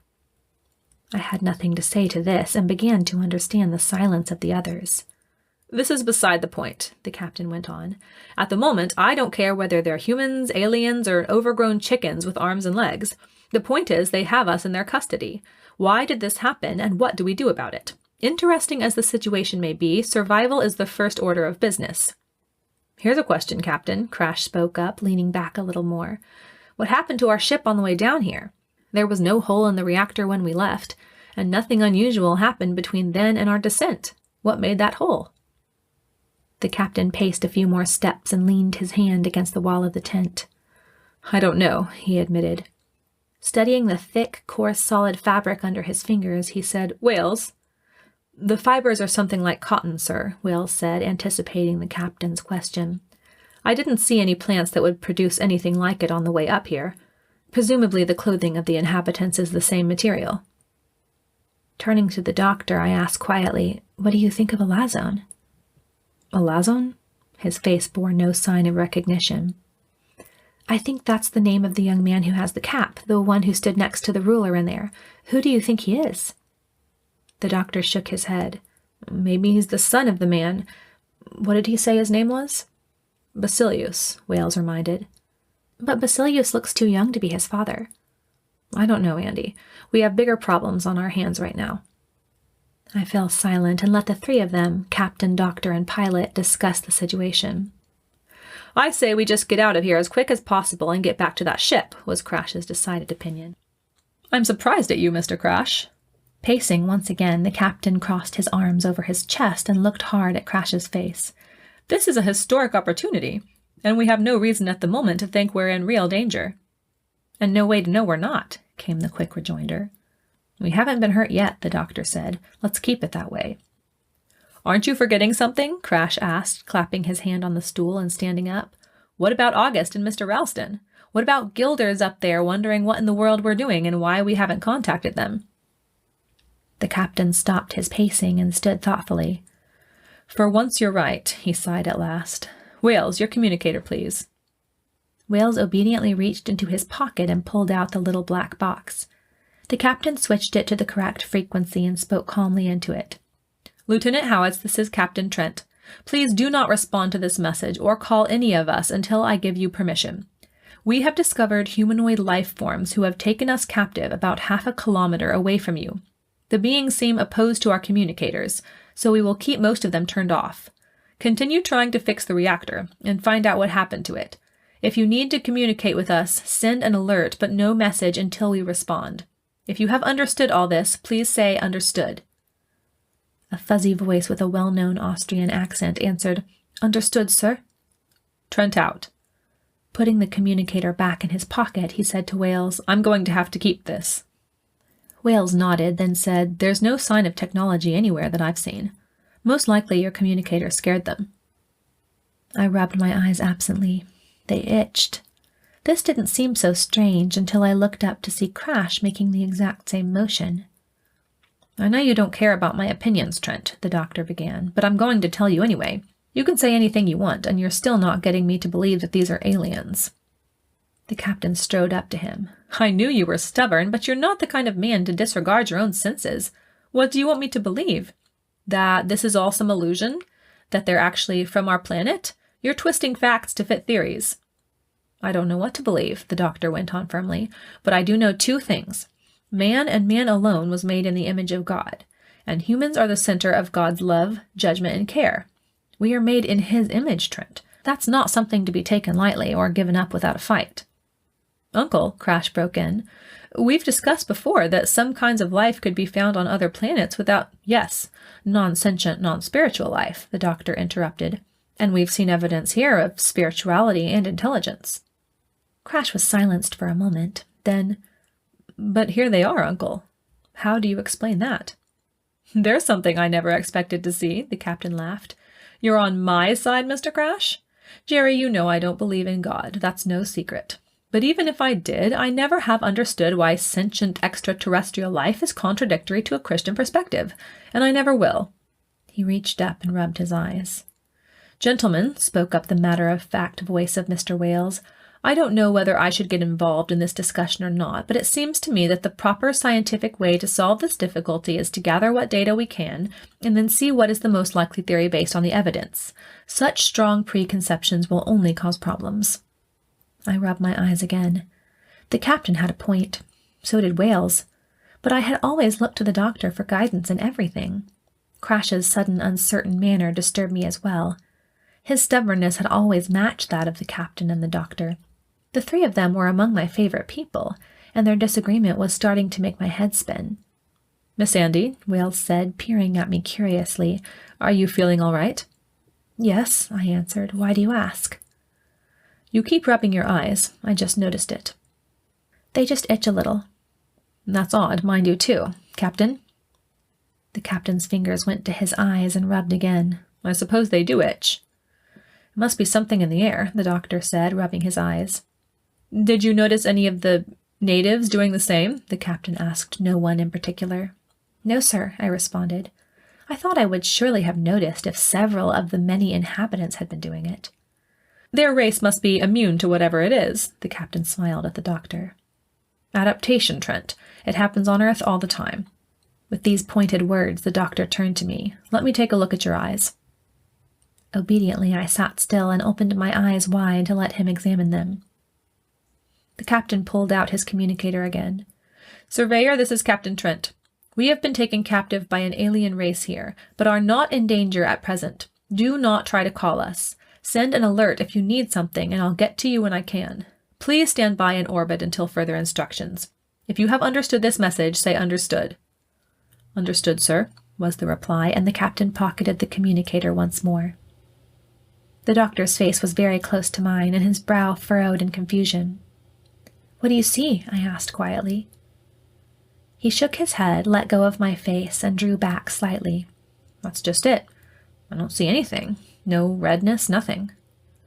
What we need, the captain began, but stopped as the tent flap opened. Crash's hand went to his blaster, but the captain shot him a warning look. Elasson's face appeared in the opening. Erqueste mete malcariontes, he said, beckoning to us. Then he held up the tent flap, and the captain, with a glance in our direction, followed him out. Chapter 8. Fere, Elasson said again, beckoning, and I took the doctor's arm and followed with him. Crash and Wales came behind us, Wales with his ever-present crate of instruments. The young man began leading us through the colony, which was busier than before. The sun had sunk below the top of the wall and cast an orange light over everything inside. Men of all ages carried crude baskets between the rows of tents. Women wound their extra threads onto wooden cards, and young adults carefully placed shovels and rakes against the wall. I saw the little girl who had looked at my hair earlier and smiled at her. She smiled back and ran her fingers through her dark, stringy hair as she stared at me. Elasson led us into a tent at the other end of the wall. It was a very large one, about double the size of one of the cabins on the Surveyor. In the center was a long, crude wooden table surrounded by wooden stools like the one Crash had been leaning against earlier. There were 6 seats on each side. Other than this, the room was completely bare, no embellishments. Sitting on one of the stools, Elasson beckoned for us to do the same. The captain sat across from him, head held high.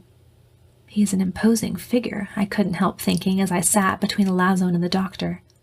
Crash sat next to the captain and Wales beside him. There was an awkward silence for a moment because there was nothing to say. We couldn't understand each other. Finally, Elasson pointed to the captain. "Captain Trent," he said. "Captain Trent," the captain affirmed again. "Elasson," the youth pointed at himself again. Then he looked around at each of us. "Pineo?" We exchanged glances in silence. After a moment, Elasson repeated the word while pretending to put something in his mouth. Leaning forward, I nodded my head and rubbed my stomach. "Yes, we're hungry." "Pikria," he called in the direction of a small doorway opposite. A moment later, a thin, tired-looking woman emerged. Her black hair was tied back tightly, rigidly, and her clothes were as worn and severely plain as everyone else's. "Ne curios," she said in a thick, low voice. "Tois dizenos fere de non," he said. With a bow, she left the same way she'd entered. I wondered again what relationship, if any, he bore to the stern Basilius. I couldn't help thinking that it must have been by his influence that we had been freed from our tent. As I was thinking all this, the captain said, "We don't know what our status is. Perhaps he's just been instructed to feed us and take us back. Don't try anything rash." He was addressing all of us, but he looked at Crash. Crash shrugged and turned to look at Elasson. "What do you call this?" he asked, pointing to the table. Seeming to understand, Elasson pointed too and said, "Trapeza." Then he looked questioningly at Crash. Crash said clearly, "Table." "Table," said the young man, then grinned. I rubbed my eyes again, and the doctor squeezed my arm gently. "Does it hurt?" he asked. "Not really. Just bothers me a little. It doesn't seem to be getting any worse." "Neither does mine," Crash agreed, turning to me. "Hey, Wales, I just had a thought. Did anybody see any animals while we were coming here?" "I thought of that," Wales nodded. "I didn't see so much as a lizard or a cricket. No birds in the skies, no snakes in the dust, nothing." "A planet with only one kind of inhabitant," the captain mused. "How does that fit with your thesis, Jerry? What kind of a god would create human beings on a planet that was so barren, so harsh? Isn't part of your creation legend supposed to be God creating animals as companions for man and plants for his food?" I swallowed and looked up at the doctor. His response was as stubborn as ever. "And your thesis? If these people evolved here, where are the creatures they supposedly evolved from?" The captain laughed. Crash didn't take part in the conversation, I noticed. Elasson watched us, curiosity evident on his face. I tried to think of a way to ask him some of the many things I was so curious about. At last I had an idea. I tapped him on the shoulder, but when he turned to me I felt suddenly shy. "Elasson," I stammered, "what is this?" I tried to make sure my tone was obviously questioning, and I reached up and touched his cap. He nodded understanding and appeared deep in thought for a moment. Then his face brightened. "Dauto kot ophthalamos soidexo," he said eagerly, then stood and hurried a couple meters from the table. He knelt in the sand and looked expectantly at me. I stood and followed his example, the sand shifting under my knees as I settled beside him. Digging his index finger in the sand, he began drawing. I watched as he drew crude figures of several small people bowing in a group. Then he drew a large object that I was unsure of at first, but as he drew a large person sitting on it, I realized that it was a chair. The little people were bowing to the large person I saw. Then he made a clumsy effort at drawing the round cap on top of the person's head. I had thought as much. The cap had something to do with the rulers, but I was still unsure why Elasson wore one. "Andi?" The doctor had noticed my absence now. I waved my hand at him. "I'm here, doctor. Elasson is trying to communicate about the people and the culture." The doctor started to get up to come join us, but the captain held out an arm to stop him. "Leave her alone, Jerry. You can keep an eye on her from here, and we may learn more if we just let him show her. We don't want to overwhelm or alarm him." The doctor submitted, but from that point on he didn't take his eyes off me for more than a few seconds at a time. Elasson kept drawing, and I went back to watching. He now drew several more people, larger than the bowers but smaller than the ruler.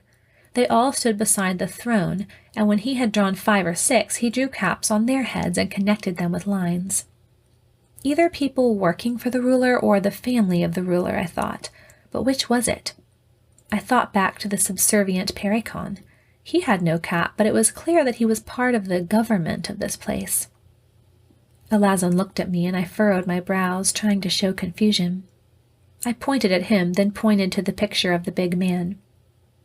Shaking his head, Elasson wiped the picture away with his hand and started fresh. First he drew the man in the chair again, and then he drew what I thought to be a baby wrapped in a blanket. Then he drew a line connecting the two.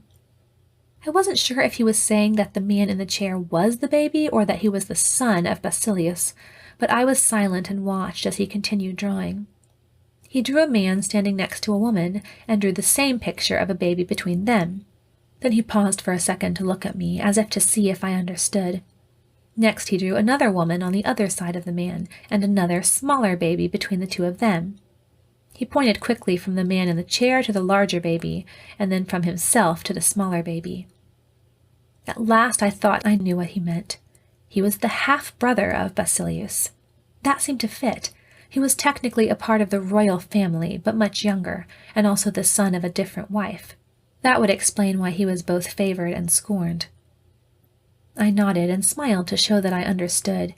He wiped the picture away with his hand again, then looked at me.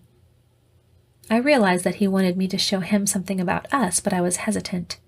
He seemed kind and helpful, but we still knew so little about this place and even less of the people's intentions. I tried to think of what I could tell him that couldn't endanger us. At last I put my finger in the sand and began to draw. I drew a stick figure of a man and then pointed from the drawing to the doctor to show that they were the same person. Elasson nodded. Next I drew a picture of a baby in the doctor's arms and pointed from myself to it to show that I was his daughter. After smiling for an instant, Elasson frowned and drew a picture of a woman next to the picture of the doctor. He looked at me inquiringly. Shaking my head, I drew an X over the woman he had drawn. My mother had died long ago. I couldn't think of a way to explain to him that the doctor was only my adoptive father and that both of my parents were dead, but I didn't think it mattered at the moment anyway. Nodding, he put his finger in the dust again and drew another woman, this one holding a small baby. After pointing from himself to the baby, he drew an X like mine over the woman. I looked at his face, for the first time feeling a sense of common humanity with him. Before, I had subconsciously thought of these inhabitants as different from us, somehow not truly human, whatever their biological makeup might be. But that was wrong. This young man had a life just as real as mine, a heart, a mind, and emotions as genuine as my own. "Andi," the doctor called just then, "our dinner is here." I stood, wondering at his stammer, but as soon as I reached the table, I understood. Before each place was an earthen bowl full of tough-looking green leaves, dry, fleshy chunks of some unfamiliar greenery, and a few hard brown berries scattered in the mix. I sat beside the doctor again, staring at the contents of my bowl. "Do you suppose this is the only food they have?" I asked the captain. "Come on, Ant. Don't tell me you mind a little fiber in your diet," said Crash, grimacing over a thick leaf he'd pulled from his salad. "He has some too," Wales pointed out, gesturing towards Elasson. Sure enough, the young native's bowl was neither larger than ours nor filled with anything more appealing. "No wonder everybody's so thin," grunted the doctor, and followed Elasson's lead by popping a piece into his mouth. "Aren't you going to insist that we pray, Jerry?" the captain added as he took a bite. "This food doesn't deserve to be blessed," the doctor responded grimly, "but if it makes you feel any better, I already prayed." "Suddenly I'm not sorry for Howitt's and Ralston. At least they have food stores on board." Crash gnawed on a berry. "I take back every nasty thing I ever said about freeze-dried." "Speaking of which," I reminded, "we do still have ours in our packs."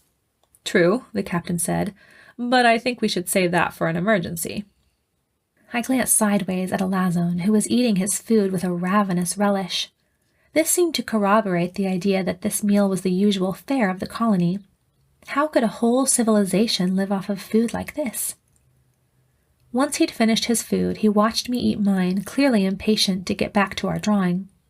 I did my best to scarf down the rest of the meal, instinctively feeling that it would be a high insult to leave any of it in the bowl.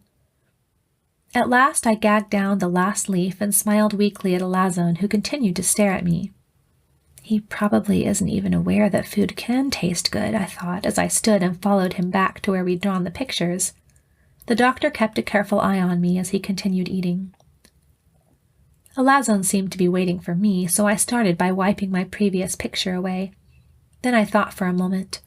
What else could I show him? I wondered again how he and his two companions had come upon us so suddenly. Maybe if I drew a scene of our arrival, he could somehow show me. I drew a long horizontal line to represent the ground, then a sun high above it to show the sky. To show that he understood, he reached down and drew a stubby tree and a pool of water on the ground. Next, I drew the best representation I could of the apogee suspended in the air. Then I drew people in it. I nearly drew 7, but caught myself at 5. We didn't want them to know about August and Ralston, at least not yet. Then I drew a long oblique arrow to show the crash, and at the end of the arrow on the ground I drew the apogee again, her nose in the sand just as she had landed. Then I drew the 5 of us, simple stick figures standing outside it. He nodded, breath catching as he looked. This idea, flying, excited him, but he offered no information about how they'd found us and showed up so unexpectedly. I tried to think of a way to ask about their intentions towards us, but just as I put my finger in the sand again, he jerked his head up and looked towards the open tent flap. I looked too and saw that it was getting dark out there. The lanterns hanging in the corners of the tent had kept me from noticing. Grasping my hand with an apologetic expression, he said, "Ninde anake muihaimas epanegian, edeme, ho adelphos tauto kalepos hexee." I didn't understand his words, but his urgency gave me the impression that he was saying we would have to go back to the other tent, that our dinner time was up. I nodded and stood, moving back to the doctor's side. Silently, we all followed Elasson back through the rows of tents. Lamplight from inside them created a dusky haze over the village, infused with the last hint of sunlight that made it over the walls. No more children played in front of the dwellings, and no more women wove and ground on the sandy floor. A few young people hurriedly gathered objects from outside and put them away, and a few men tied tent flaps securely shut. I looked in vain for the little girl I'd met earlier. When we reached the tent, we all ducked and went in. Elasson lingered for a moment in the opening. "Ego ge frontio ta ala pere haimon hopos e poio," he said. "Gariaton." "Good night, Elasson," said the captain with a nod and a smile. Without another word, the young man tied the tent flap closed, and we were once again left alone in the tent. "Well," Crash rubbed his stomach, "that was a digestive adventure." "More like a sickening disaster," corrected the doctor, dropping stiffly onto one of the thin floor mats. He rubbed his eyes again. Seeing the gesture made me realize that my own eyes no longer itched. I had forgotten all about it while working with Elasson. "My eyes don't itch anymore, Captain," I said quietly. "Well, mine do." Rubbing his eyes, he turned to the doctor.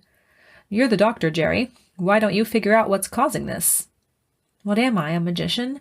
I didn't bring my instruments. I looked at Andi's eyes and I didn't see anything." The captain, who had sprawled on a coarse cloth that was spread on the ground, raised himself on one elbow. "Didn't bring your instruments? Why not? What do you think I brought you for, to argue with?" "You didn't bring me, I came." "You know what, Andi?" Crash blinked in the low lantern light. "My eyes stopped itching too. I just noticed." "What difference does it make whose eyes itch?" the captain said. "There's nothing we can do about it now." He laid back down and closed his eyes. "Andi," Crash spoke up again, "what did you learn in your little art contest with that boy over there?" "I think he's the half-brother of Basilius," I said. "I didn't get much else so far." The captain grunted. "I say we get some sleep for now. I'm tired. In the morning we'll talk through what we should do." Without comment, Wales moved to the other corner of the tent where his pack lay and rested his head on it like a pillow. Crash, too, laid down where he was. The doctor turned to me and put a hand on my shoulder. "Try to get some sleep." "I will. And Dad?" "Yes?" I squeezed his hand. "Thank you for coming along with me." He smiled in the dim light and brushed my cheek with his finger. "We'll be okay, Andi. And don't worry about August. He has a good head on his shoulders." "Okay, I'll try not to. Good night, Dad." "Good night."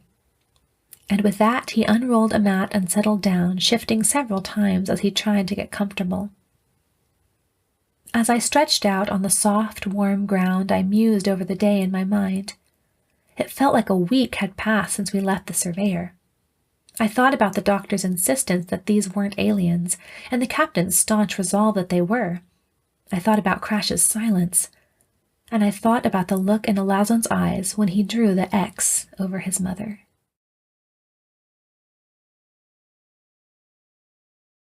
Chapter 9.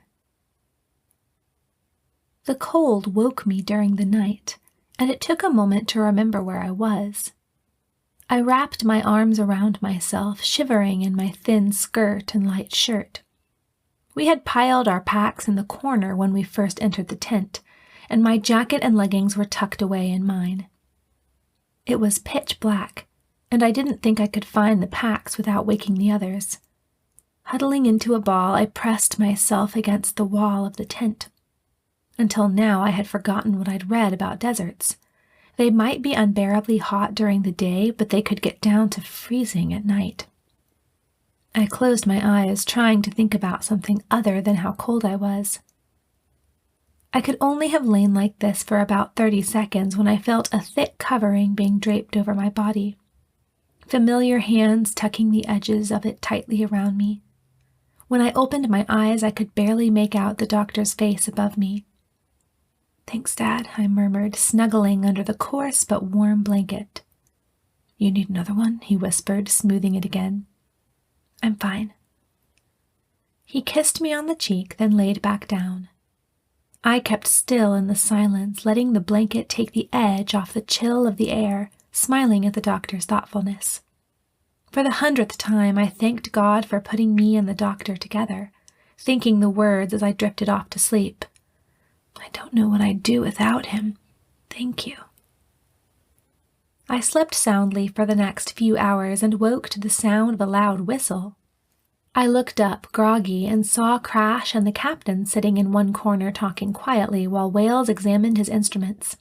The doctor sat by himself, his jacket on but not buttoned, and his iron-gray hair disheveled. The light filtering dimly into the tent revealed that the other 3 men had made an attempt at smoothing their hair, but their clothes were wrinkled and sandy, and they were missing the overall sharp, professional appearance that I was used to. Andy's awake, Crash observed, looking over at me. You sleep okay? I sat up, casting off the blanket. The morning air was warm, though not uncomfortably so. I found myself longing for fresh air after the long night in the tent. I slept pretty well. It got cold there for a while. You can say that again. It got cold there for a while, I repeated, grinning at him. Oh, get out, he growled, retaining the twinkle in his eyes. Can I? I stood and walked over to the tent flap. I'd like to. The doctor rose, brushing his hands against his pant legs. Well, I'm going for a walk.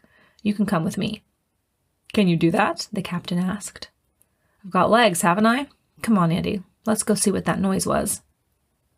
Crouching, he felt for the cords that tied the tent flap shut. When he found them, he undid the knots, stood, and held the flap open for me. I ducked out, expecting to find the guards waiting outside to stop me, but there was no one there. The bustle of the former day had returned in full force. Men from every corner of the place flooded towards a large opening in the back of the wall, and many of the women were already working in front of their tents. Come on, the doctor invited, offering me his arm. I took it, and we sauntered down the rows of tents, observing.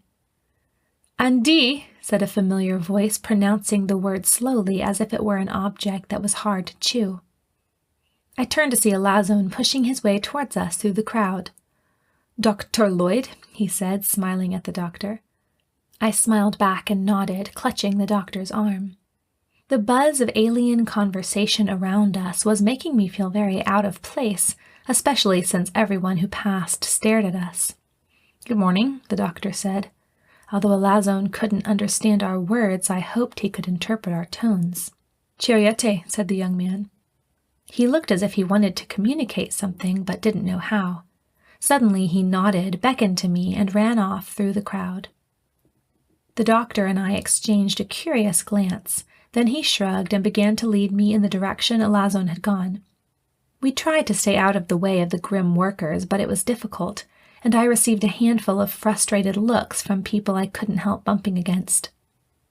We continued following Elasson, who entered the throne room we had been escorted to yesterday. Inside, we saw Basilius sitting in his great chair, marking with a black stick on a flat stone tablet.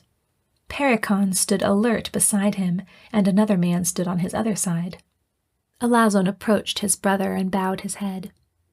Basilius, he said, Tonde ton dioen, xenombariamen en epistalani.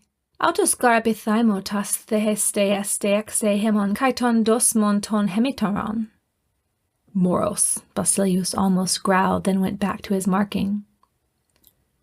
Philomatheske sion aude desmenias, Elasson insisted.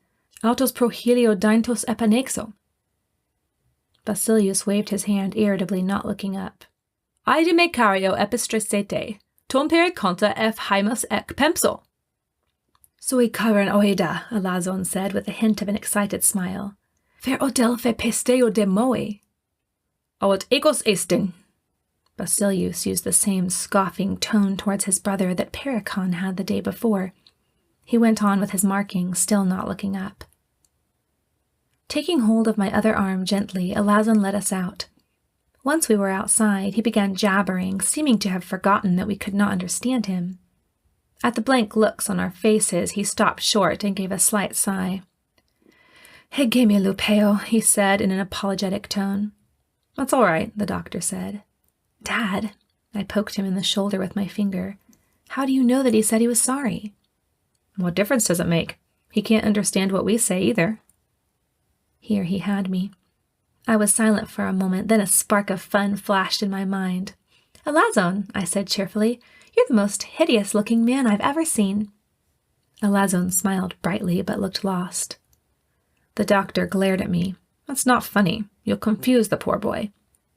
"I'm sorry," I said meekly, but I couldn't suppress a mischievous smile. Our companion gestured towards the place where I had seen the workers heading earlier and began to lead us there.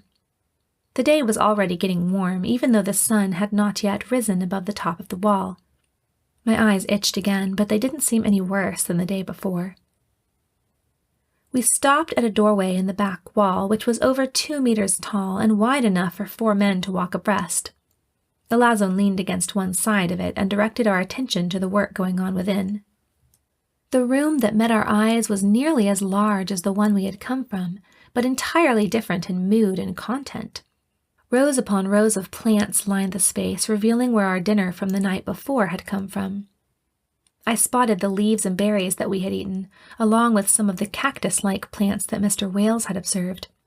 There were 2 or 3 other kinds of vegetation, one with small brown bean pods and one with long, wide, grassy leaves like the one Elasson wore at his waist. But that was all. There was no real fruit, no color except for the dull red of the berries and the sandy yellow of some tiny flowers. Dozens of workers knelt in the dirt, cultivating the crops, harvesting, watering, planting. Dozens more bent over shovels and hoes, working the dirt and hacking at weeds. The laborers were mostly male, with a few young women who I assumed were the unmarried. Occasionally one called to another for something or asked a question in the unfamiliar language, but they were mostly silent. Large blots of perspiration stained their clothes, even though the sun had just begun to peek over the wall, and I could smell it mixed with the dust and the heat. An oppressive aura pervaded the atmosphere. I glanced at Elasson, who watched the workers with pity in his dark eyes. They didn't pause for a second, and I remembered how dark it had been when they ended their work the day before. Did they get any breaks at all? I read in Elasson's face the sorrow for his people's suffering, and I understood that it was necessary for their survival. If Basilius was hard on them with regard to their schedules, it was only because he had to be. If they didn't work, they wouldn't live. After we had watched for a few minutes, Elasson led us away. With a last look over my shoulder, I followed, still holding on to the doctor's arm. The sun had at last broken fully over the wall, and I shielded my itching eyes with my other hand as we walked directly towards it. The doctor shaded his as well, and we moved ahead, paying little attention to anything but the back of Elasson's head as he led us through the busyness to the room where we had eaten the night before. When we entered, I was surprised to see the captain, Crash, and Wales already there. I slid into my seat of the night before and studied my bowl, heart sinking. These people deserved great pity. What had God been thinking when he put them here? With that coarse green salad before me, I could see the captain's point very clearly. It wasn't that my faith was so easily shaken. I knew that God had created the universe and must have a plan of some kind, but still there seemed no reason, no purpose for the lives here. Why would God create thinking and feeling people, then put them on a barren planet like this? I would have been ashamed, however, to say any of this to the doctor. In addition to the leafy delicacy, we also had chunks of hard, flat bread. I remembered as I tried to chew it how I had seen the women grinding beans on stones the afternoon before. The bread was plain enough when it first touched the tongue, but there was a strange, sharp aftertaste that made me hurriedly drink down the wooden cup of clear water that sat in front of me. "How did you get here?" the doctor asked as he chomped down on the bread. "We were escorted here a few minutes ago," the captain answered. "What have you been doing?" "That boy has been showing us around. I tell you, Trent, you should see the work these people have to do to feed themselves. I wonder they even spare food for us." "I'm not sure I would mind if they didn't," Crash said, pulling an unidentifiable sand-colored object from his meal. "Stop it, Crash," I scolded. If you had seen them, you'd be grateful, even for this." "Poor devils." The captain turned to the doctor. "Whatever they are, their will to survive is the strongest I've ever seen." "And how are everyone's eyes this morning?" the doctor asked. I wondered whether he had changed the subject intentionally or if he had just remembered to ask. "Itching," Wales replied, rubbing his as if to demonstrate. "I'd like to get my instruments and do a few tests later on." "Be my guest." The captain drained the last dregs of his water and stood. "I'm taking a walk around the place. Hopefully, if we just watch them and don't try to interfere, they'll see that we're no threat." "I'll come with you," Crash offered, wiping his mouth with his fingers. Wales rose. "I'm going to get my instruments, and I'll test whatever I can and get back to you, Captain." "We're obviously not prisoners at the moment," the captain said. "Let's try to keep it that way. Don't interfere. Don't scare them. Just leave them alone and find out whatever you can. We'll meet later. Everyone has their wrist comms, right? We should be able to communicate with those. Just be careful not to let anyone see." He was about to leave with Crash when he turned back. "Oh, Andi, I talked with August this morning. He said to tell you he's all right." "Thank you, Captain." Tipping his cap, he left, along with Crash and Mr. Wales. Chapter 10.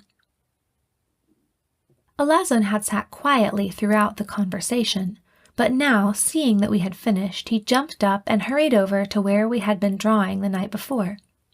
I could see traces of my rendition of the apogee still there, and I got up to go to him, which was clearly what he wanted. This time the doctor stood too and watched quietly from a few feet behind us. Clearly Elasson had something in mind to communicate. The moment I sat down, he smoothed the sand out and began drawing. He drew a picture of himself and then a girl standing next to a man. The second two figures had their arms intertwined, and I assumed he meant the doctor and me. Then he drew a long line from us to him and looked up at me. "What is the boy trying to say?" the doctor asked, peering forward at the simple sketch. "I think he's saying we have to stay with him," I theorized, looking carefully into Elasson's face. I reached down and erased the doctor and myself, then drew us again closer to Elasson's figure and walking towards him. He nodded. "Prosmenente de moi, bolagar estin hetin haimin daikenomaian." He held out his hand to me in an offer to help me up. I took it and stood, then turned to the doctor. "I think he wants to show us around," I said. The doctor nodded, and we followed Elasson out into the colony. As we walked through the mass of tents again, I looked for the little girl from the day before. It wasn't long before I saw her playing quietly in front of a tent near her mother. She smiled when she saw me. I reached out and tapped Elasson on the shoulder. "Who is this?" I asked, pointing to her. Elasson smiled and laid his hand on the girl's head. "Nama." I knelt to be on the girl's level. "Hello, Nama," I said.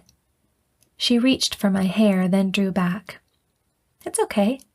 I took her hand and guided it to my hair. Smiling a delighted smile with 2 front teeth missing, she stroked it a couple of times before running back to her mother. "Fere," said Elasson, and I stood to take the doctor's arm again to follow. He led us towards the door we had originally come in through, the one that opened to the outside. My heart rose. Would we be able to see August? Surely it was safe to let Elasson know about the other 2 members of the landing party. The doctor, however, was less certain. "I don't think we ought to let them know where the speeder is," he said as we crossed the threshold, as if reading my thoughts. "I'm pretty sure they already know where it is. And don't we need to check in on August and Ralston?" "What we need to do is keep them safe. We're not going to show anyone anything without asking the captain first." There was no arguing with that voice, and I submissively fell silent. It was getting hotter, and I rolled up my sleeves, glad that I wasn't wearing my leggings or jacket. The doctor rolled his up, too, and we walked on in silence. Elasson walked a meter or 2 ahead of us, stopping now and then to let us examine a plant, rock, or tree. Once we came upon a small pool of cool water in the shade of a couple of trees. The trees were short and light-colored, with wide-spreading leaves similar to palm fronds. When we reached the pool, he dropped to his knees in the warm sand and cupped his hands, dipping them into the water and drinking long and eagerly. After he had finished his drink, he reached up into the tree and, smiling, pulled down one of the broadest and longest leaves and skillfully twisted it into a small cup. Filling it with water, he handed it to me with a bow. I took it, as impressed with his skill as he could have hoped. As I began to drink the warm but sweet and refreshing water, he made another cup and filled it for the doctor, who thanked him and drank it in one gulp. We continued on, more silent than ever.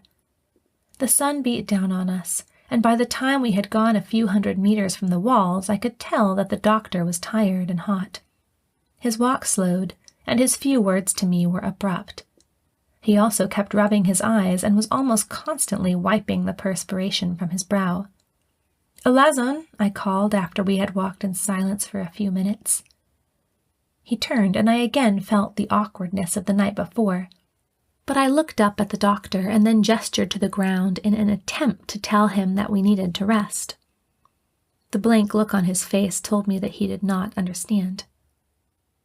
Biting my lip, I knelt down and began to draw. He hurried to my side and watched attentively. I hadn't known the sand would be so hot, and I drew back at the first contact with it. But it wasn't too hot to touch, and I began again, drawing a picture of the doctor sitting down and the two of us sitting on either side of him, eating.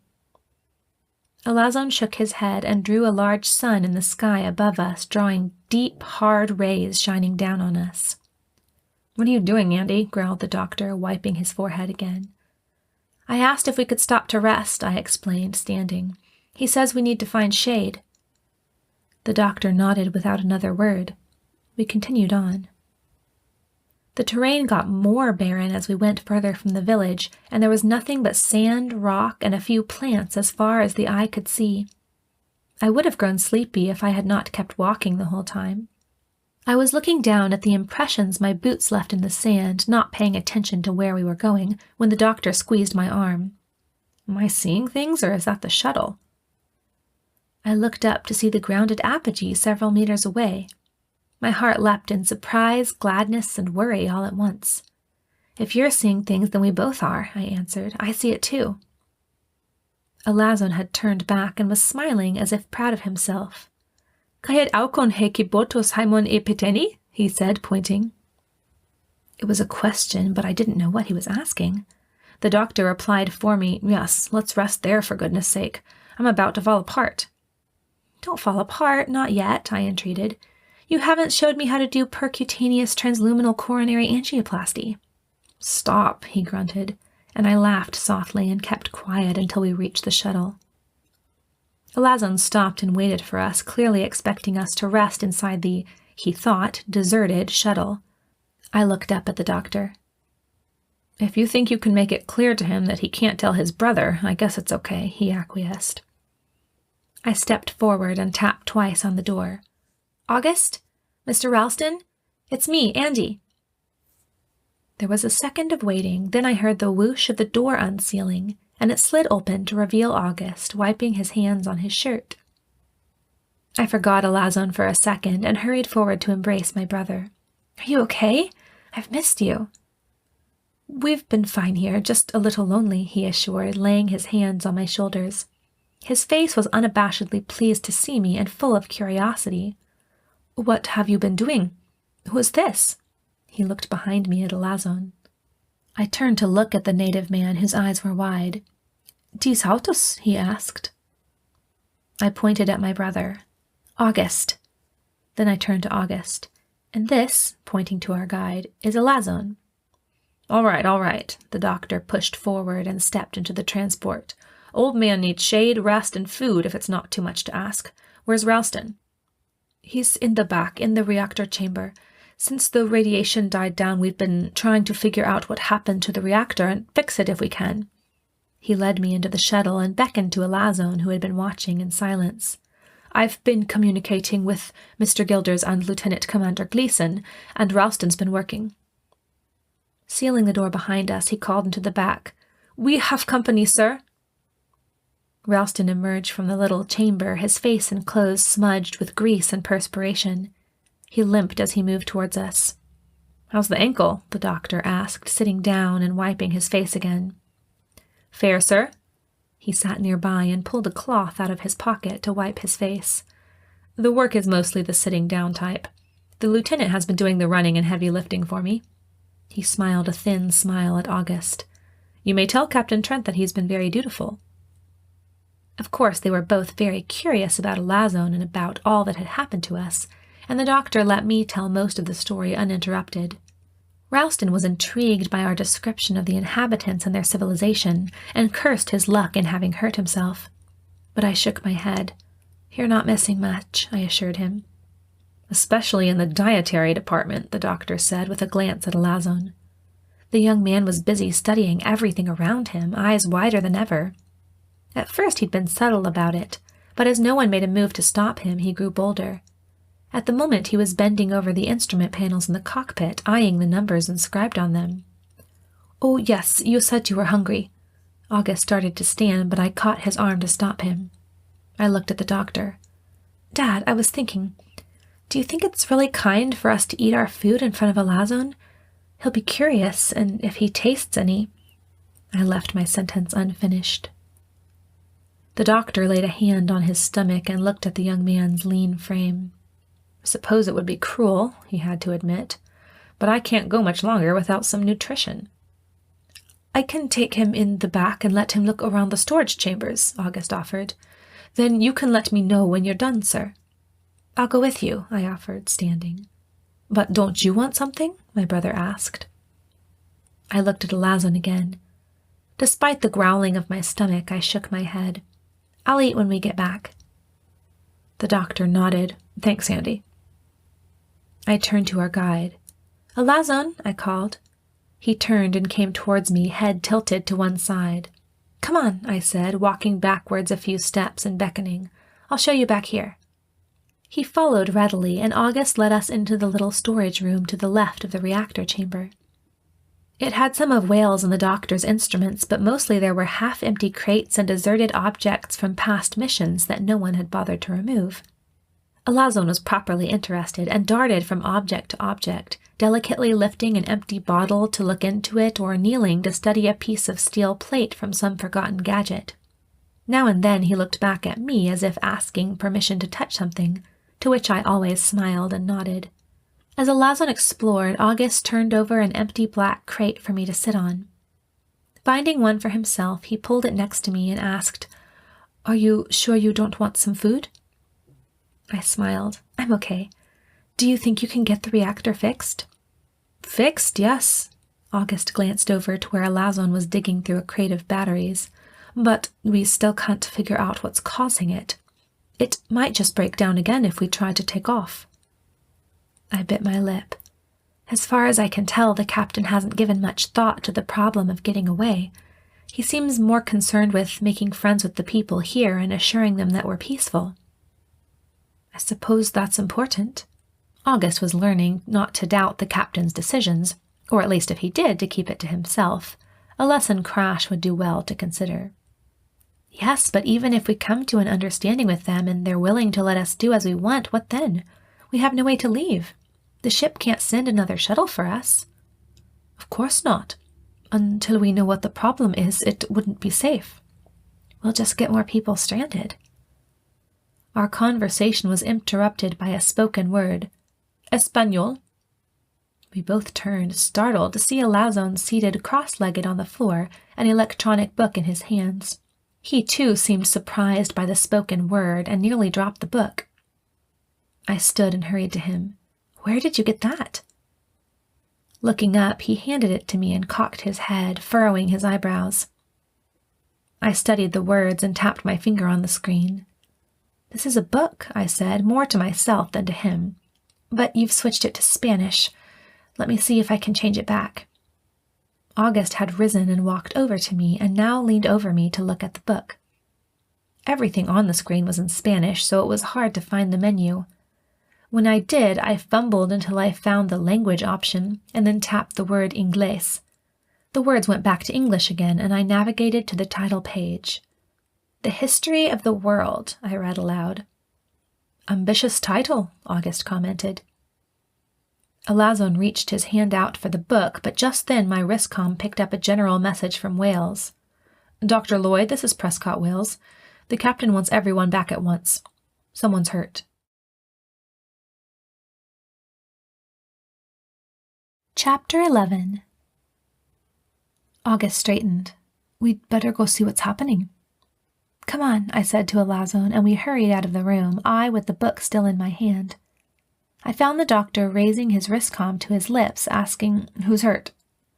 "Just get back here right away." The comm beeped off, and we were left to wonder. "Are my instruments back there, Andi?" he asked, standing. "Yes, sir. I'll get them, thanks." He strode into the back room. "About the reactor," Ralston said. "Tell the captain that the hole was burned from the inside. I can't for the life of me figure out what caused it. I can repair it, but unless we can figure out why it happened and how to prevent it, I certainly wouldn't advise takeoff." "I'll tell him," I promised, then turned to August. "I wish we didn't have to leave you." "I wish you didn't have to go," he replied, "but we'll be okay." He hesitated and glanced at Elasson. I thought I could interpret the troubled look on his face. "You're wondering what I think about these aliens," I said. He nodded. "Back on the ship," I interrupted. "I still don't know. I don't know what to think." "What do you mean?" "Andi," the doctor called, emerging from the storage chamber. "You sure you don't want anything to eat?" I shook my head. I couldn't stand to eat in front of him. Where's Elasson? "Elasson," called the doctor impatiently. The young man rose from where he had been kneeling and looked at us. He had been examining the synthetic material that covered the seats. Ralston opened the door for us, and I tugged on Elasson's sleeve to show him that we needed to go. Submissively, he stepped out of the shuttle and waited. "What's that?" the doctor asked, eyeing the book that was still in my hand. I had forgotten about it. "It's just a history book. I found it in the storage chamber." I started to set it down, but the doctor reached for it. "I'll take it. Might want to read later." "But you hate history," I protested, handing it to him. "Not as much as I hate sitting around with nothing to do." He stuffed it into his black shoulder bag, which he had brought out of the storage chamber for his instruments. Then he shook hands with August and Ralston and prepared to exit. "Take care of that ankle," he instructed on his way out. "I will, sir," Ralston said. I hugged August tightly. "I'd hoped to spend time with you on this landing," I said. He hugged me back and just said, "Be careful. I'll see you later." "Come on, Andi," called the doctor. "We need to start back." "Bye." I let go abruptly, ran out the door, and heard it close behind me. "Tell him we need to get back right away and that he can't tell anyone about them," the doctor instructed, shifting his bag. Dropping to my knees in the now thoroughly heated sand, I drew, figuring it out as I went. I pointed at the wall far in the distance and then drew the three of us running towards it. I drew quickly, hoping he'd understand urgency. He put his hand over mine as I was in the process and nodded. That had been easy. But then, as he wiped it away and was about to hurry off, I put a hand up to stop him and began drawing again. Licking my dry lips, I drew a picture of the apogee and August and Ralston standing inside it. He pointed over his shoulder and nodded. Next, I drew Basilius sitting in his chair, and Elasson, cap on his head, standing before him. Then I reached up and soberly laid a hand over the real Elasson's mouth. With my other hand, I pointed at the picture of the two men in the shuttle. Then I shook my head vigorously. He nodded. Then he reached down and put a large X over the picture of himself. Satisfied that he knew what I was saying, I stood up quickly. "Let's go." The long tramp back was even hotter than the one we had taken that morning. The doctor, refreshed by his rest and snack and also worried, moved quickly, his long legs striding rapidly towards the walled village. Having eaten nothing all day except a bowl of green leaves and a crisp cracker of strange bread, and also not being used to this much physical exertion, I was getting very tired and hot. The black soles of my boots slowly heated with every step on the sun-baked sand, and we were only about halfway to the wall. I had no time to meditate or philosophize. I had to focus on keeping up. I lagged behind with Elasson, who frowned whenever he looked at me. I forgot where I was and forgot his presence. There was nothing except sun and sand and heat and the crunch of my boots on the ground. Tramp, tramp, tramp, rhythmic motion in hot sun. My eyelids drooped over my itching eyes, and I tramped on, conscious of nothing but more sun and sand as far as the eye could see. One knee threatened to collapse under me, and I caught myself, jarring back into a more conscious state. Only then did I realize how much I was sweating, and I noticed a cramp forming in my right hand. I forced myself to keep walking, massaging my hand as I went. My mind raced to remember what this meant. I'd read about it in my books. Heat exhaustion. I had never encountered it, but had read about it. If not treated quickly, it could lead to heat stroke, which could be fatal. A burst of adrenaline surged through me, and I hurried to catch up to the doctor, who was several feet away. "Dad!" A wave of dizziness swept over me, and I swayed and almost fell. Elasson darted forward and caught me, and the doctor rushed to my side. I closed my eyes and felt his gentle, calloused hand on my forehead. "Heat exhaustion," he said quickly. "Elasson, water. We need water, quick." I don't know what he did to make Elasson understand, but I felt myself being transferred to the doctor's arms and then heard soft footsteps hurrying off. I struggled to open my eyes, but the doctor said, "No, just relax." I did, and felt him lower me to the ground. I heard him digging through his bag with one hand. "It's all right, Andi. I'm going to give you some salt, and Elasson's gone for water. But we have to keep going, honey. We can't stop. We have to get you inside and cool down. Do you understand?" I heard him fumble with a bottle. "Here." His fingers thrust 2 small, round salt tablets into my mouth, and his voice instructed, "Suck on them slowly. Let them dissolve in your mouth, and then swallow." I obeyed, feeling a little better with his shadow shielding me and his arms holding me so that I could relax. But I didn't want to open my eyes. I just wanted to rest. "Hudatos," I heard Elasson's voice announce, and moments later the doctor poured a sip of water into my mouth. I gulped, letting the salty liquid trickle down my throat. When I had drained the little cup dry, the doctor spoke in a forcedly calm tone. "We can't stop. We're a little more than 2/3 of the way to the walls, and we have to get there. We'll help you, but you have to keep walking, okay?" "Okay." I made my eyelids open and looked into his worried face. Elasson, too, bent over me, not speaking. I realized that this couldn't have been the first time he'd seen heat exhaustion. Did he understand what was happening? The doctor continued supporting me with one arm as he put the bottle of salt back in his bag. "Elasson," he commanded, and the young man seemed to immediately understand what was wanted of him. Slipping one arm around me, he helped the doctor hold me up. "Quickly now," the doctor said. "You'll be fine, Andi. We just need to get you back where you can rest in the shade." "Yes, sir." I forced my legs straight and made them walk. Leaning on the 2 men made it easier, but I was still weak and dizzy. "Keep your legs moving," the doctor's voice instructed. "We have to make it back."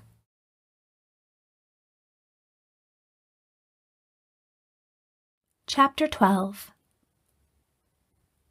We walked on in total silence now. I couldn't waste any energy talking. I had to just move my feet across the ground and keep my eyes on the wall, which was slowly but steadily getting closer.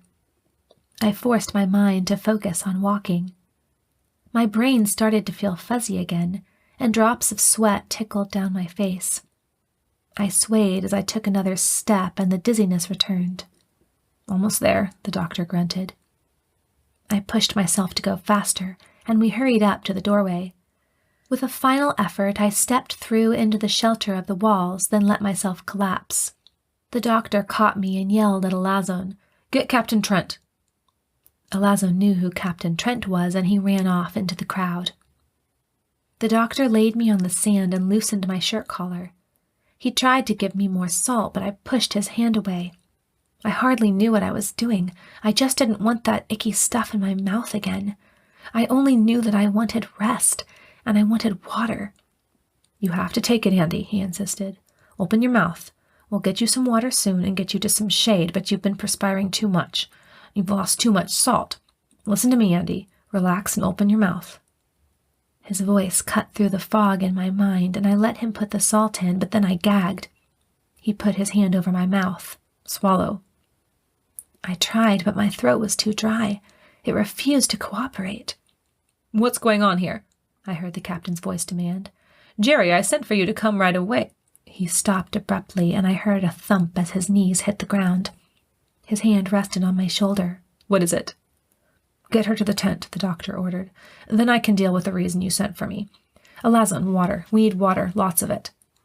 He must have made some hand motion to accompany his words, because when I opened my eyes, I saw Elasson hurrying off again.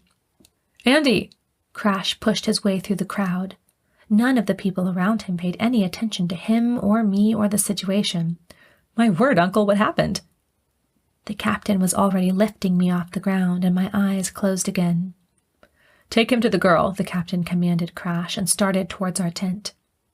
I heard the doctor's voice farther away as we moved off. Elasson, follow them. My mind was confused for the next hour or so. I have vague memories of Elasson pouring sips of water into my mouth and the captain giving orders.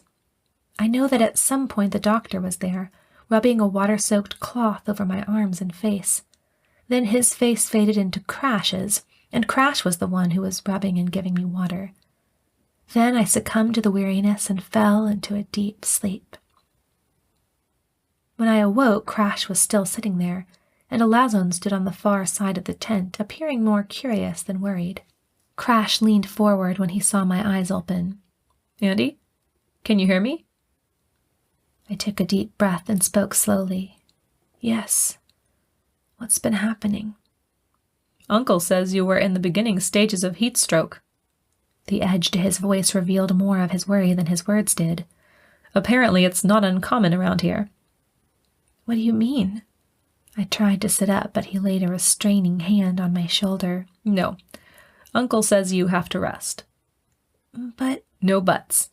And you can't worry Uncle right now. He has a lot on his mind. Like what? I reluctantly laid back down on the makeshift bed. Like somebody else with heat stroke. Whales? I asked. He shook his head while handing me a wooden bowl of water. Not one of us. A little girl, one of the natives. I stopped in the middle of a drink and choked a little. Could it be Nama? Is it the girl who was looking at my hair when we first got here? I asked breathlessly. Yes. I sat up, pushing his hand away. I have to see her. He held me by the shoulders. Cut it out, And. You can't help her, and you'll be in danger too if you don't rest. I refused to lie back down. She likes me. She won't be afraid if I'm with her. She's not afraid, Andi. She doesn't even know what's happening. I stopped struggling. It's bad? She's in a coma now. I fell back, breathing hard. My mind raced. Let her come here, I suggested at last. The doctor can take care of both of us at once, and when she wakes up, she'll like to be with me. Get Dr. Lloyd, Elasson, Crash instructed, and the young man hurried out of the tent. Leaning closer to me and speaking in confidential tones, Crash began telling me more about what had happened. Basilius is upset with us. For some reason, he doesn't like us trying to save the girl. Why? Why should he care? The captain thinks it's because we're keeping the parents and the girl's older brother from their work. He's obsessed with keeping everyone on track. They all have to either work in the gardens, bring water, gather salt, build, weave, carve, or sew nonstop. I get the feeling that deaths like this are common. His voice broke and deep lines formed between his eyebrows. I understand it. I know that if he doesn't keep them working, they'll die, but they are dying. How can a life like this even be worth living? I don't know what they are, and I don't care, but I know they shouldn't be living like this. They shouldn't. But they are. It's not right. He fell silent suddenly, as if embarrassed that I'd caught him in such a passionate outburst. Here comes Uncle, he muttered, and stumbled out of the tent. The doctor and Elasson entered, and the doctor hurried to kneel beside me. Something wrong? What's the matter with Crash? He needed a minute, I sighed. Then, Dad, don't you think the little girl could come here? I'd been thinking of transferring her here. You sure you can take it? You've been pretty sick yourself. He brushed his fingers over my forehead. You've cooled down a lot, but you still need to rest. Of course, I'm fine. Won't the cold at night help me get better? His face was very grave. It will probably be safe for you because you were treated before it got too serious, but I'm worried about the girl. Her system is too weak to withstand freezing temperatures. We'll have to work hard to keep her warm." "I'll help." "Thank you, Andi." He stood up. "Tell me exactly what you're feeling." "Physically, I feel fatigued, but otherwise normal. But, Dad, I feel sad. Crash said that Basilius just lets them die. I can't help. I've been thinking." He held up his hand for silence. "Philosophy later. I have work to do." Elasson still stood quietly at the front of the tent, and at the doctor's beckoning he followed him out. I settled myself back down on the cloth they had folded into a pillow for me. The doctor knew me too well to be unaware of the confusion that was in my mind, but Crash's thoughts and feelings had clearly progressed beyond confusion into doubt. I saw why, but I would not let my faith be shaken. There were two possibilities that I could see. Either God had created these people here, made them just like us, and for some reason given them such a difficult life, or I didn't want to think about the other possibility. That was the captain's point of view, and I couldn't go there. I stopped. "I know, God, that you are good and holy. I know that you created the universe, and you have a plan. Lord, I do believe. Help my unbelief." I said the words quietly, and they helped my spirit to calm, but they didn't solve the puzzle.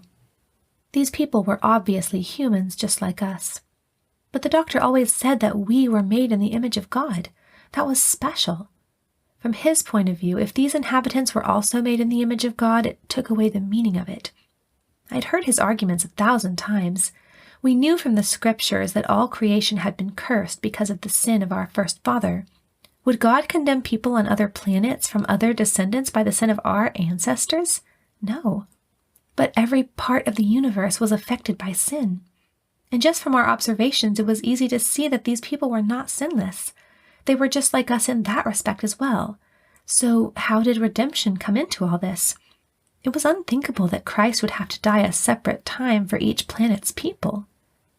It was a messy quandary. There had to be a solution. I didn't know what it was, but I had faith that there was one, and that it satisfied everything we knew about God and creation from His Word.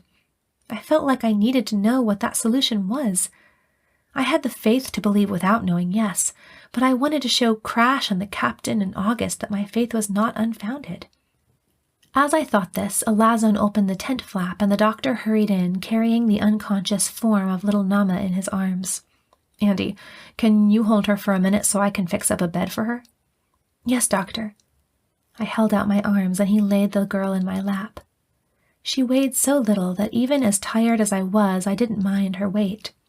I cradled her, looking down at her long black hair and incomplete set of pearly teeth. I laid a hand on her forehead and shuddered at how dry and hot her skin was. I would have been like this if the doctor hadn't taken care of me. "Is she going to be okay?" I asked. He finished smoothing the little bed he had made and shook his head. "I don't know. She's pretty far gone. She needs water and cooling more than anything, but she can't swallow. It's not fun forcing it down her throat, but we have to do it." "I know." I stroked the girl's head and listened to the dry sound of her steady breathing for a moment before handing her over to the doctor. "Now that you're feeling better, you need food. And I don't care what you say about Elasson. You're my responsibility, and I say you eat some real food. I should have made you eat before. I'll take him with me if you want, but you're eating something better than leaves and sticks." I succumbed without protest, knowing in my heart that he was right. He handed me my pack and ordered me to eat 2 bars slowly after he had left. "I'll send more water," he said, then rose. "Where are you going?" "Wales wanted to talk to me. He's been trying to figure out what's making our eyes itch, and the captain might need my help negotiating with Basilius. He is getting upset with us." "I know. Crash told me." At the mention of Crash, the doctor shook his head but turned to leave without further comment. "I'll keep Elasson with me. You just need to stay here, eat, drink, and rest. I'll come in to check on the girl at intervals." "Nama." "What?" I laid the back of my hand on the child's cheek. "Her name is Nama." A tear trailed down my face. I'll be back, Andi. He handed me my pack and left, pulling Elasson with him. I didn't have the heart to eat anything for a few minutes after they had left, but bearing in mind the doctor's sober directions, I finally took out a bar of something. I didn't look to see what it was. I didn't care. All I could think about was the little girl next to me. After hydrating the bar listlessly, I ate it, still watching her. When the doctor came back 20 minutes later, I had finished the bar and the packaging lay crumpled on the ground. Eat another one, he instructed. Elasson's bringing water. I watched as he sat her up and pried her mouth open gently, holding it open with one hand and reaching for the bowl of water with the other. He carefully poured a few drops between her lips. She didn't move, but I could see her chest rising and falling as she breathed. He dipped a rag in the bowl of water and began rubbing her arms with it. After repeating this a few times, he laid her down, wet the cloth again, and put it on her forehead. Can you take it off in about 10 minutes? He asked. I nodded wordlessly as Elasson entered with a small bucket of water. I do tore, he said, handing it to the doctor. He looked over at me and I smiled. His eyes widened. From what Crash had said, I supposed that heat stroke was looked upon as a hopeless, fatal condition in this culture. Elasson must be amazed to see me recovering. I laid down again and prepared to take another bar out of the pack. I was actually very hungry, despite what I'd said. The doctor reached into his bag and pulled out the history book we'd taken from the storage of the apogee. Here, he said. You can read if you want. Thanks. I took the book from him without much interest and watched him leave, followed by Elasson, who closed the tent flap. I ate another bar, drank more water, and skimmed through the book.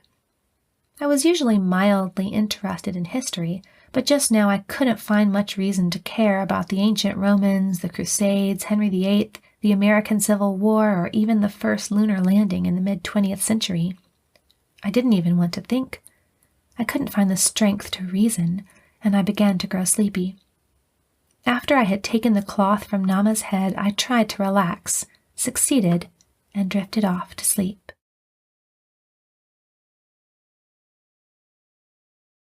Chapter 13. When I awoke, the first thing I noticed was that it was cooler and darker than before.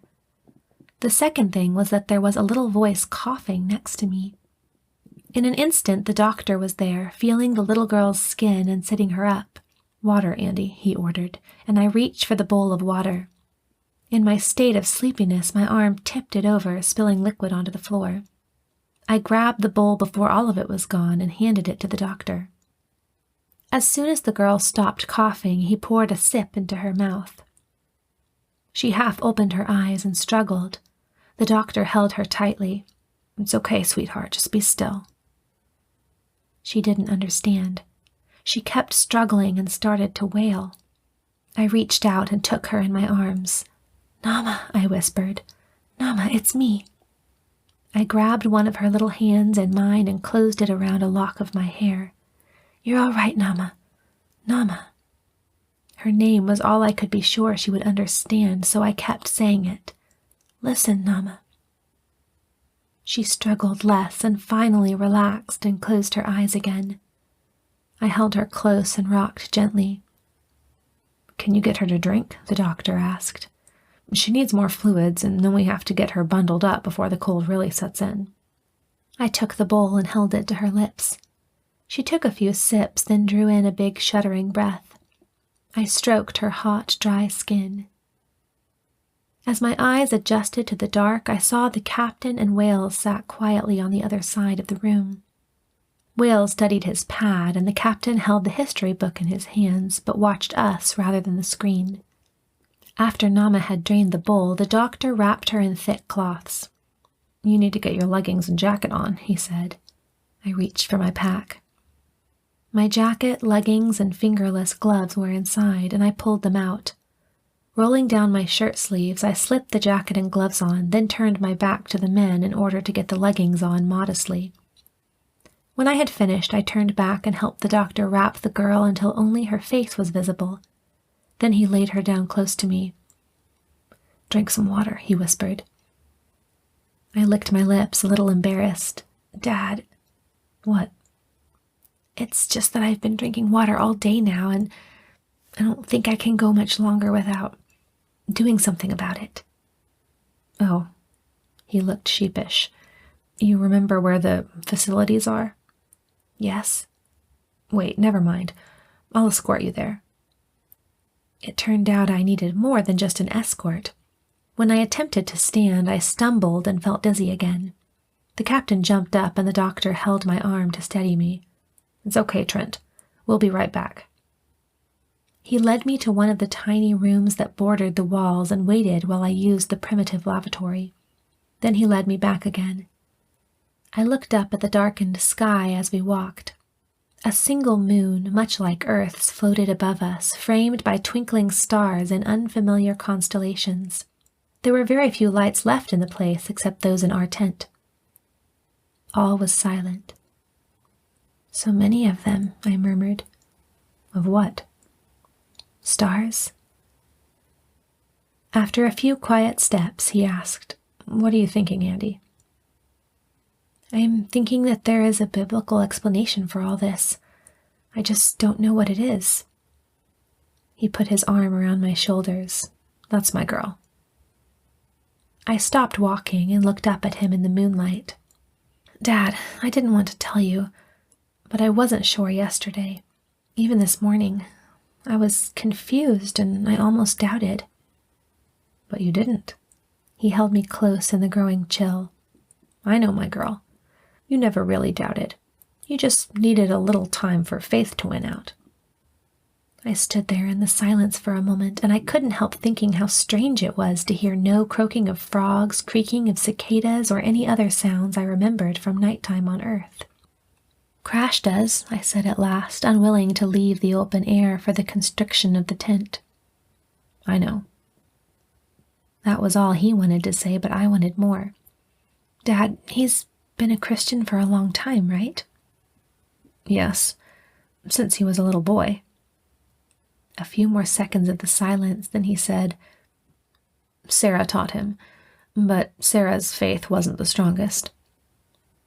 He didn't like talking about Sarah, but I longed to understand why Crash was struggling so much. Why? He stared up at the stars and began talking as if to himself. When they died, she didn't understand it. She didn't like not understanding. It upset her. I knew that when he said they, he referred to their parents who had died when he was 18 and Sarah was only 12. She never really got over it, he went on. Even though she came back to her faith when Crash was little, she never understood why they died and couldn't accept that fact. Instead, she ignored it. But Crash can't ignore it, I whispered. Crash has been through more than you think, Andi, he replied. Just because he seems so cocky and careless, don't think he hasn't been hurt deeply. I don't even think he's told me everything that's happened to him. I looked up at the moon. I had never heard Crash mention his father, and the doctor had only told me the barest minimum. I had learned long ago that Miles' Crash was a subject to avoid. All I knew was that the doctor had disapproved of him, and he had left when Crash was a teenager, and I didn't dare ask more. "We better get inside," the doctor said at last, and I walked silently with him to the tent. We entered without another word. I gave him a quick hug and crept back to my side of the tent. Nama slept peacefully, her breathing steady but her skin still red and dry. I kissed her lightly on the forehead and laid down beside her. The walk in the open air had refreshed me, and I took a drink before curling up to sleep. Crash was still gone, but no one commented on this. Wales had laid down to sleep, and the captain read his book, face illuminated by its dim light. That night was a long one. I seemed to be in a state of quasi-consciousness for hours, slipping into a dream about the crashing of the apogee, helping the doctor administer a dose of salt water to the sick girl, hearing Crash yell at the captain, seeing Basilius watch disapprovingly from his chair, and sometimes reading something about Xerxes I in the naval battle of Salamis or the execution of William Wallace. But I could never be sure how much of this was real and how much was a dream, as I seemed to slide seamlessly from one into the other. The doctor was always there, his presence the one unchanging factor in the constantly shifting scenes. At one point I thought I gripped his hand and asked him to please tell God I was sorry. Then he seemed to take my hand in both of his and tell me it was all right. At last all of these images and actions faded into each other and were swallowed up by blackness. Finally, my mind could rest. It wasn't until I woke up the next morning at the sound of the loud whistle that I understood that I had been delirious and wasn't as fully recovered as I had thought. Crash was there when I awoke, laying a wet cloth on my forehead. He smiled at me. "Good morning," he said. "Where's Nama?" I asked. "How is she?" "She's doing better, and Uncle took her back to her parents. He said that when you woke up you had to eat something or you'd suffer from malnutrition." "Okay." I smiled at the exaggeration. I had eaten a decent meal yesterday and was in no danger of real malnutrition. But my smile faded as I watched him pull out a couple of food bars for me. There was something different about him, something missing. "Elasson's been wanting to see you." "After I eat," I said. "I don't want him to see me with this food." Crash nodded, understanding. "Eat up." When I had finished eating and drained the bowl of water, Crash cleaned up the trash and leaned out the tent opening. He must have beckoned to Elasson, for the young man entered almost as soon as Crash pulled his head back in. "Andi," he said, the word sounding more natural now. He leaned over me with such a sympathetic and yet curious look on his face that I had to suppress a laugh. "Good morning, Elasson." "Kaiwahoti sauten an elefas," he said, and handed me something. "Labetauto." I looked at it and saw that it was a slice of that hard bread spread with a sticky green paste. I fought the impulse to grimace and instead managed a weak smile. "Thank you, Elasson. It's kind of you." He was clearly waiting for me to eat it, so I took a bite. The goo was about as pleasant tasting as it had looked, but I gagged it down and smiled again.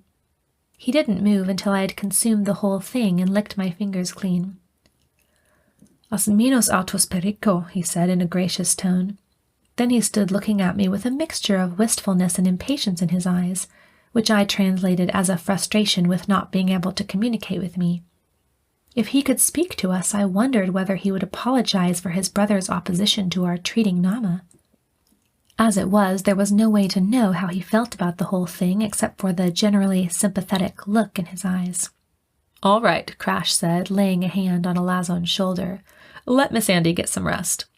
To illustrate his meaning, he tugged on the young man's tunic and pointed at the tent flap. Elasson nodded, stood, and with a last glance at me, ducked out of the tent. "Where are the others?" I asked when he had gone. "Uncle's with the little girl. I don't know where Wales and Trent are." I wanted to broach the subject of his struggles with him, but his furrowed brows and the look in his eyes stopped me. This wasn't the time. As I reached for the history book, the captain burst into the tent, panting. "They're dragging Jerry to the throne room." "Who? Why?" I cried, jumping up. "I don't know why. That Paracon and a couple of others just came and grabbed him, literally grabbed him." "You stay here," Crash ordered, pushing me back down. "I'll go see what's going on." "No, I'm going with you," I cried, grabbing his hand and pulling myself up again. "The doctor is in danger. Don't even think about leaving me here." The captain had already turned and left again, and I started after him, resolved to go whether Crash would take me or not. Okay, he cried, grabbing me by the jacket. "Just stay with me. You know Uncle wouldn't want you out there by yourself." Jaw set so that his neck muscles were taut, he grasped my hand and led me out.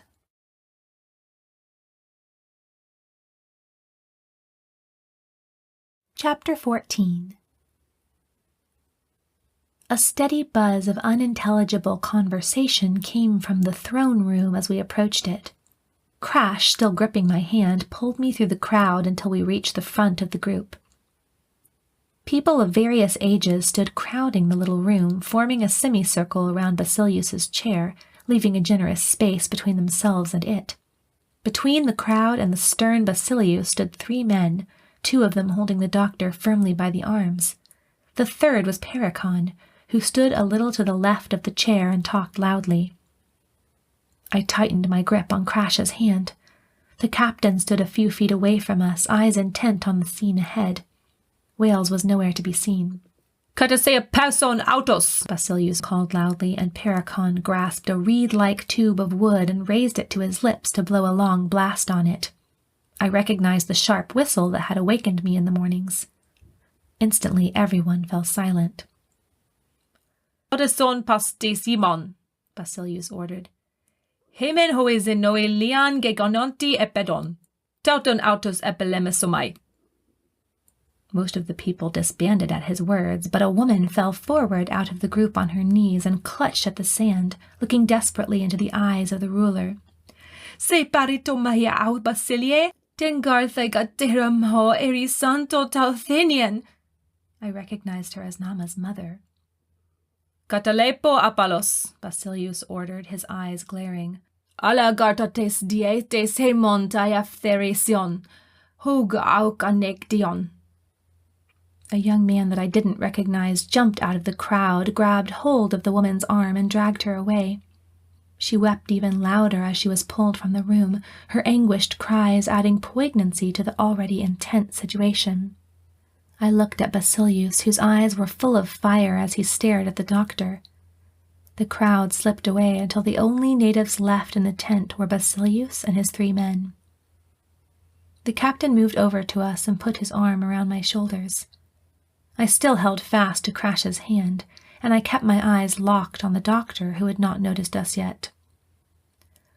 Auton aranithiane die, Basilius said to Pericon in a cold tone. Duiscar aloes anake heman perigdigma poiesai. Pericon nodded slowly. Then, with startling rapidity, he flipped up a sharp stone knife from the table beside him and advanced towards the doctor. I screamed and tried to pull away from the 2 men who held me. The captain leapt forward, his fingers scratching across my shoulder in his hurry to get to his friend. Crash gripped my hand tighter than I could have imagined and cried, "Stop! Stop!" He reached for his blaster before remembering that he had left it in the tent. The captain grabbed Pericon's wrist, holding the knife away from the doctor's head. The doctor struggled, but the men on either side of him were too strong. Turning his head, he found my face, and we stared at each other, worry and sorrow in his gray eyes. I screamed again and tried harder to pull away from Crash, but he yanked me back. The captain went on struggling with Pericon, but I only saw them in my peripheral vision. My eyes remained riveted to the doctor's. God, please save him. As soon as the prayer left my heart, I heard a voice yell, "Episcete!" The scuffle went on, but I turned to look at the speaker.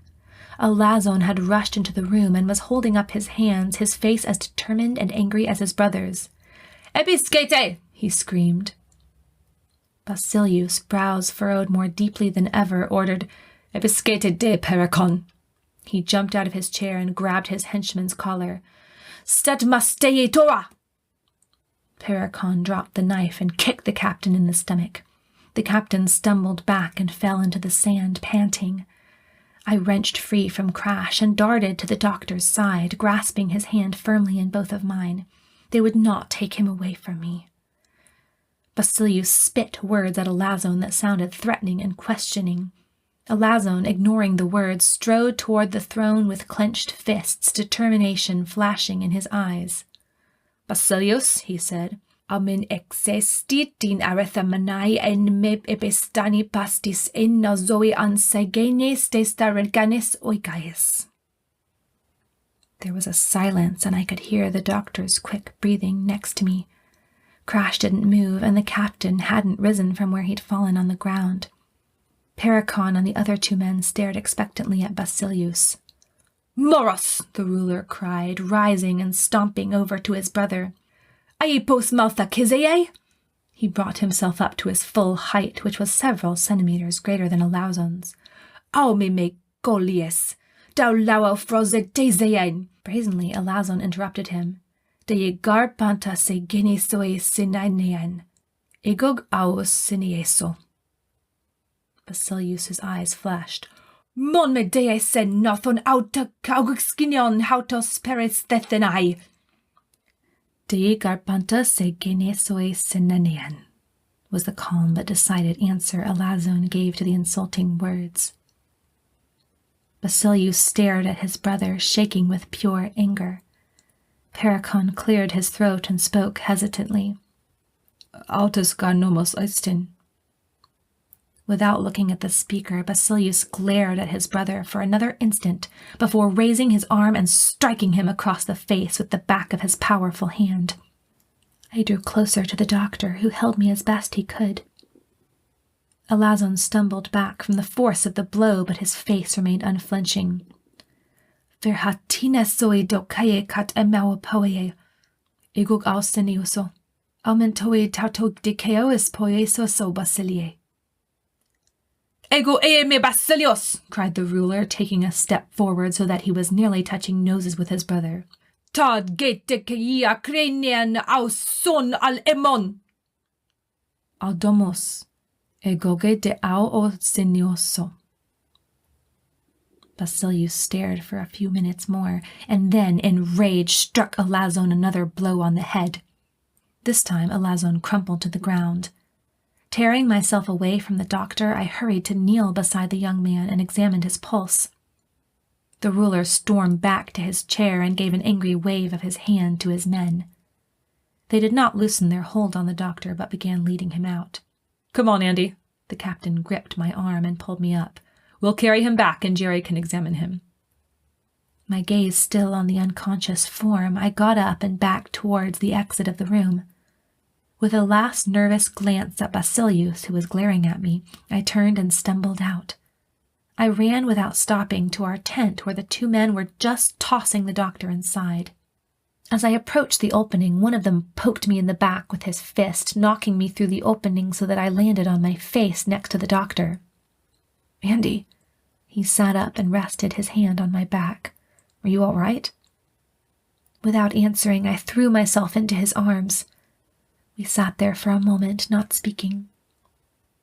Soon the tent flap opened again, and the captain and Crash entered, bearing Elasson between them.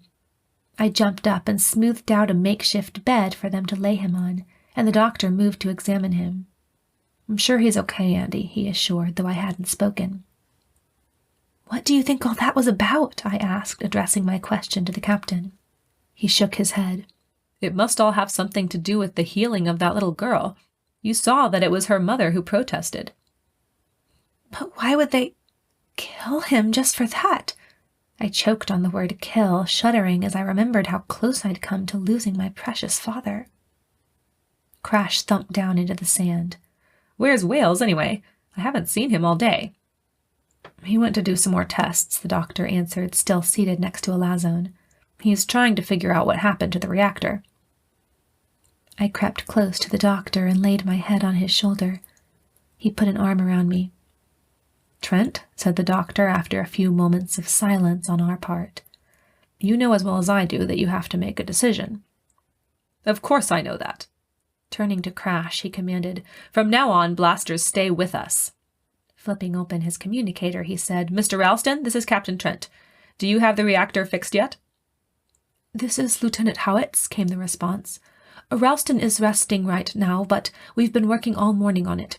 It is fixed, sir, but I'm afraid we still haven't figured out what made the hole in the first place. Ralston says we can't take her up until we know. Thank you, Lieutenant. Keep trying. We'll let you know if we turn up anything here. Trent out. Switching frequencies, he spoke again. Surveyor, this is Captain Trent. I would like to speak with Commander Gilders. One moment, sir. Elasson stirred while we were waiting, and his eyes fluttered open. He rubbed his head as he looked around. Tigignitai? He asked. Rest, boy. The doctor pressed down on the young man's chest to compel him to stay lying down. This is Gilders, came a voice from the communicator. Mr. Gilders, I'd like the lab to scan and examine surrounding bodies for elements or properties that could cause enough excessive radiation to burn a hole in the shuttle reactor. Sun, moon, and anything close enough to affect the planet. Report any discoveries to Mr. Ralston aboard the Apogee. Yes, sir. That's all, Gilders. We'll get back as soon as we can. Trent out. He closed the communicator, pocketed it, and looked at us. You're right, Jerry, he said, as if the doctor had just now spoken. But you know me. If I could, I'd take all these people back to Earth with us. But you can't, the doctor said. Trent, your first responsibility is to your own people. Don't lecture me, Jerry. I know my duties. Heith haimon sineon ego, Elasson sighed, looking at me. Euth amaios siniete. I knelt next to him. Thank you for what you did. I don't understand it, but I know you suffered for it. He was silent, and his other hand went to his cheek where there was a large red mark. It's time we left, the captain said at last. He walked to the opening and looked out at the waves of toiling people. We're not doing any good here. Maybe someday. He didn't finish his sentence, and no one expected him to. We just need to devote ourselves to figuring out the problem with the shuttle and fixing it. Elasson sat up. Nain me de apienei, eeta de epenacomiai. He stood and made an attempt at brushing the sand off his clothes and face. Aristangaren oligopoetion. Then he left, blending into the crowd of inhabitants.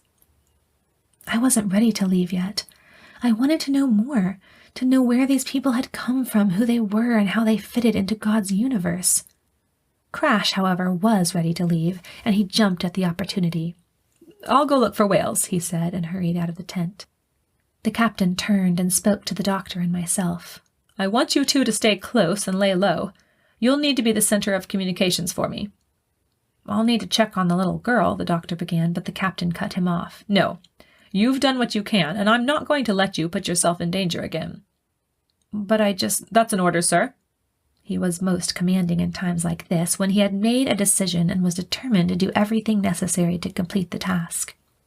The doctor couldn't argue. Where are you going? I may head out to the shuttle and try to help out there. Don't worry, I'll take salt and water with me. Take care of your dad, Andi, he said with a bit of his familiar smile. I will, sir. After he left, I discovered that I was ravenously hungry. My wristcom showed the time to be late afternoon, but I knew that the days here were different than Earth, and my comm was set to Earth's time. It was probably more like 9 or 10 in the morning, judging by their sun. Dad, can I go get something to eat? He turned his communicator on. No, you can stay here and eat. There's still some food in your pack. I want you to eat that. Despite my distaste for the native food, I still had the unreasonable aversion to eating the food that we'd brought, even when Elasson wasn't present. But as my father was also my doctor, it was pretty difficult to disagree with him on these matters. I opened my pack and unwrapped a fruit salad. After hydrating it in a small wooden bowl, I settled down to eat it. The doctor was preoccupied with his own thoughts, so I picked up the history book and looked through it.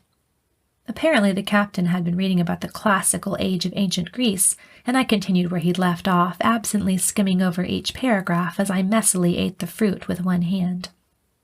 I think I'd gone several paragraphs past it before it struck me.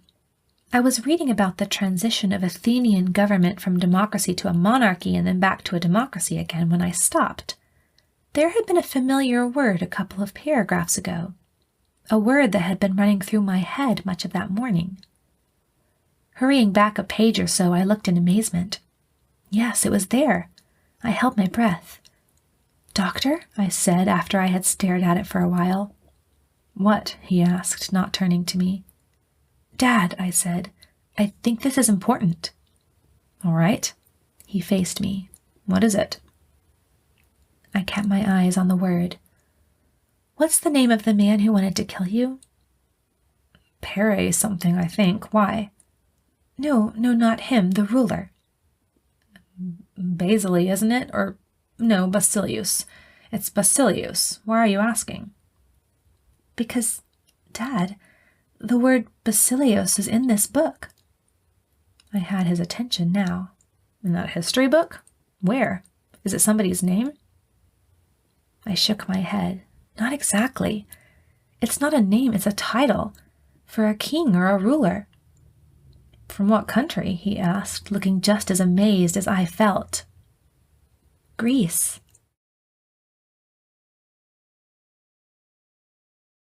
Chapter 15. Neither of us spoke as we considered the implications of this. If the language of these people was Greek, then they had to be connected to the Greek somehow. It was too fantastic to believe that there could be two identical languages. For an instant, the wild theory of directed panspermia flitted through my mind, but I dismissed the thought as soon as it began to form. I didn't and wouldn't believe that anything had placed life on Earth except our Creator. It wasn't a matter of stubbornness, the doctor had taught me. It was a matter of faith. "We don't know what this means yet," he cautioned, responding to the look in my eyes. "I don't think we should say anything to the others until we do." I agreed. But this means there might be a way to understand them, to speak with Elasson and for him to speak back. How? We don't speak Greek. Neither do any of the others. And we don't even know for sure that they speak Greek. It won't be too hard to find out. I held up the book. You can switch these books to different languages, and they have built-in dictionaries for each language. Not all books have that capability, but this one does. Elasson accidentally switched it to Spanish when he found it. So it has Spanish. Does it even have Greek? There's an easy way to find out. Fingers trembling, I went to the language menu and thumbed through the options. Spanish, French, Italian, German, Hebrew, Russian, Latin, Portuguese, and Chinese. I groaned. What kind of book has Latin and Portuguese but no Greek? We were silent for a moment, then I cried out, "Wait! What am I thinking? You can download other languages. I've done it for my electronic Bible before." I selected the Download New button from the menu. A message popped up on the screen and my shoulders slumped. Cannot connect to language database. Out of range. Download not possible. The atmosphere must be... Before I could even finish, he took out his communicator. "Mr. Gilders, this is Dr. Lloyd." "I hear you, Doctor," came the familiar voice over the small speaker. "I want you to download a Greek dictionary for a book that we have and send it to us." "What's the book?" I navigated to the title page and held it up for him to see. "The History of the World" by Jasper Gala, 3rd edition. "Do you want modern or ancient Greek?" was the next practical question. The doctor raised his eyebrows at me. I shrugged. "Probably ancient, but just send them both," he said. "Let us know when they've been sent." "I'll do that." "Thank you. Lloyd out." After he'd put his communicator away, we stared at each other. I ran my fingers over the back of the book, wondering, speculating. This one word had opened up a whole new range of possibilities, but did not provide any answers. Instead, it seemed to raise more questions. I determined at last that it was pointless to theorize until Gilders got the dictionaries to us so we could test our theory. So I asked an unrelated question. "Did you and Wales find out anything about what is making our eyes itch?" Mine were still itching during the day, with the itching dying off at night, but I didn't seem to notice it as much anymore. It was already becoming almost normal, like salivating, blinking, or even breathing. "We didn't have much time to talk about it. I had to get back to taking care of my patients." "Now that you have your instruments with you," he shook his head. "I didn't bring the whole medical closet, Andi. Just what I thought I'd need. And I didn't think I'd be doing ophthalmology." "But do you have any theories?" He picked up his bottle of salt and toyed with it. "Eyes aren't my specialty. But there is the fact that the itching seems to be, for me at least, under the surface of the eye. It's not just a corneal problem. Could relate to the retina or possibly the vitreous humor. That's why the rubbing, though a natural reflex, doesn't seem to help or worsen the itching." He fell silent, and I went back to reading the book, this time with a bit more interest. I pored over everything about Greece, but found nothing else to indicate connections between it and the planet's inhabitants. We didn't see Elasson at all that afternoon, and I grew worried about him. I wanted to go looking for him and make sure he hadn't been hurt by his brother, but the doctor firmly refused. As much as he might want to help the young man, he wasn't doing anything without asking the captain. When Crash and Wales tramped in after several hours, they were tired and hot. Crash flopped down on his pallet, and Wales sat in one corner to log his findings. "Any luck?" the doctor asked. Wales shook his head. "I've checked everything. Radiation, temperature, any elements in the atmosphere I might have missed." He lifted his palms to communicate the lack of results. "Later I'm going to have another look at the troposphere. Try to figure out what determines the ratio of the different elements. If that doesn't help, I don't know what to do. The lab team up there hasn't discovered anything either, Crash added, gesturing toward the tent ceiling as if the surveyor floated just above it. But I'm hot and hungry. All I want to do is get off this planet and get back in my speeder and go. We're aware of what you want, Crash, the doctor frowned. You've been in such a hurry to get off ever since we found these people that it never occurred to you that you could be here for a reason. Reason, Crash mumbled. Everything's about reason with you. Don't you ever think there could be such a thing as a glitch, a mistake? Like your friend says, we haven't done anybody any good by being here. We've just upset things. But we can't always... You can say that again. Crash sat up and glared at the doctor. I can't always pretend I understand when I don't. I'm sick of it all. I'm sick and tired of your lectures, and I'm sick of Trent pulling everything I say to pieces, and of watching people work day and night to scratch out a meager existence that ends just because it's too hot. I'm sick of wondering why. There are no reasons here. None of it makes sense, Uncle, and I'm not doing this anymore. I shrank back at his outburst. Motions tense, he scrambled out of the tent again and blended into the crowd. I started after him, but the doctor put an arm out to stop me. Leave him alone, Andi. We didn't say anything else. After eating a quick something, Wales left to do his remaining tests, and once again the doctor and I were left alone in an awkward silence. I sat on the ground and made a futile attempt to brush all the sand off my clothes. A prolonged beep sounded from the book, which sat on the stool next to me.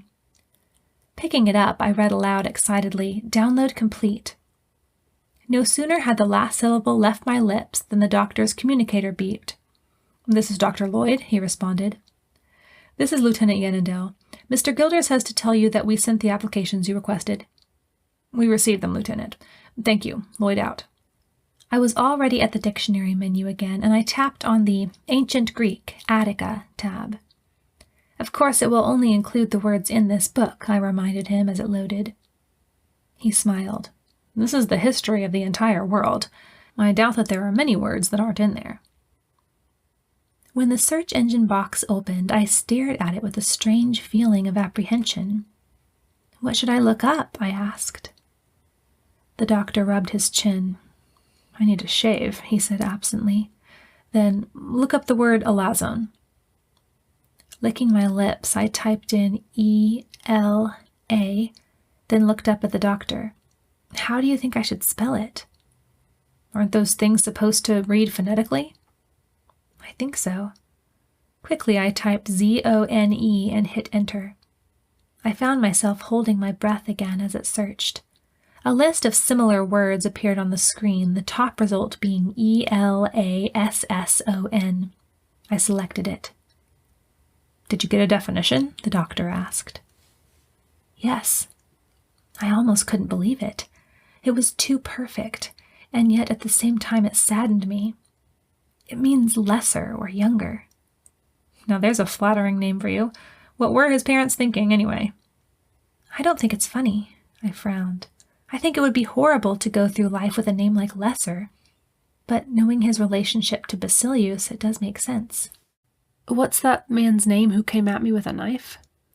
I shivered, but typed in Paracon. The top result was Paracone, which I selected. Closest match is the word for supplier. On a sudden impulse, I typed in Nama. It came up without hesitation and was shown to mean spring or running water. I looked at the doctor, who was running his fingers through his gray hair and frowning. "Dad, it has to be." "Yes." I could almost see his mind working, struggling to come up with an explanation. "We should get Elasson in here and see if we can communicate with him using the dictionary. It can transcribe audio and translate it." "But this clearly isn't exactly the same," he observed. "It's evolved more or differently." "Evolution, Doctor," I said with mock amazement, unable to resist teasing him. "Adaptation, if you like, you silly girl." "But maybe it will be close enough. It's worth a try. The captain didn't say we had to stay here, he just said to stay close, and it's not interfering just to go find Elasson and ask him to come. Please, Doctor?" Shaking his head with a sigh, he stood up. "You're determined, aren't you?" "I learned from the best," I smiled. All right. We'll go, but let's make it quick and get back here. I'm in no hurry to be knifed if it's all the same to you. I clutched his arm. Dad, please, that's not funny. I don't want to think about that. Changing his demeanor, he stroked my hair for an instant. I know it's not. Let's just be careful. Come on. Chapter 16. We found Elasson in the dining room with a few of his people, eating silently. When he saw us, fear leapt into his eyes, but he didn't move at first. First he looked around carefully, then he slid up and darted toward us. Kalion poiete mi animimis contes dun imon adelphon hoti esti pareste, he insisted, pushing us gently out. Nine diamond telathra mineum pareno. I grabbed his sleeve. Elasson, come with us, please. He continued pushing. Al et echo de atika parimi. Come on, Andi.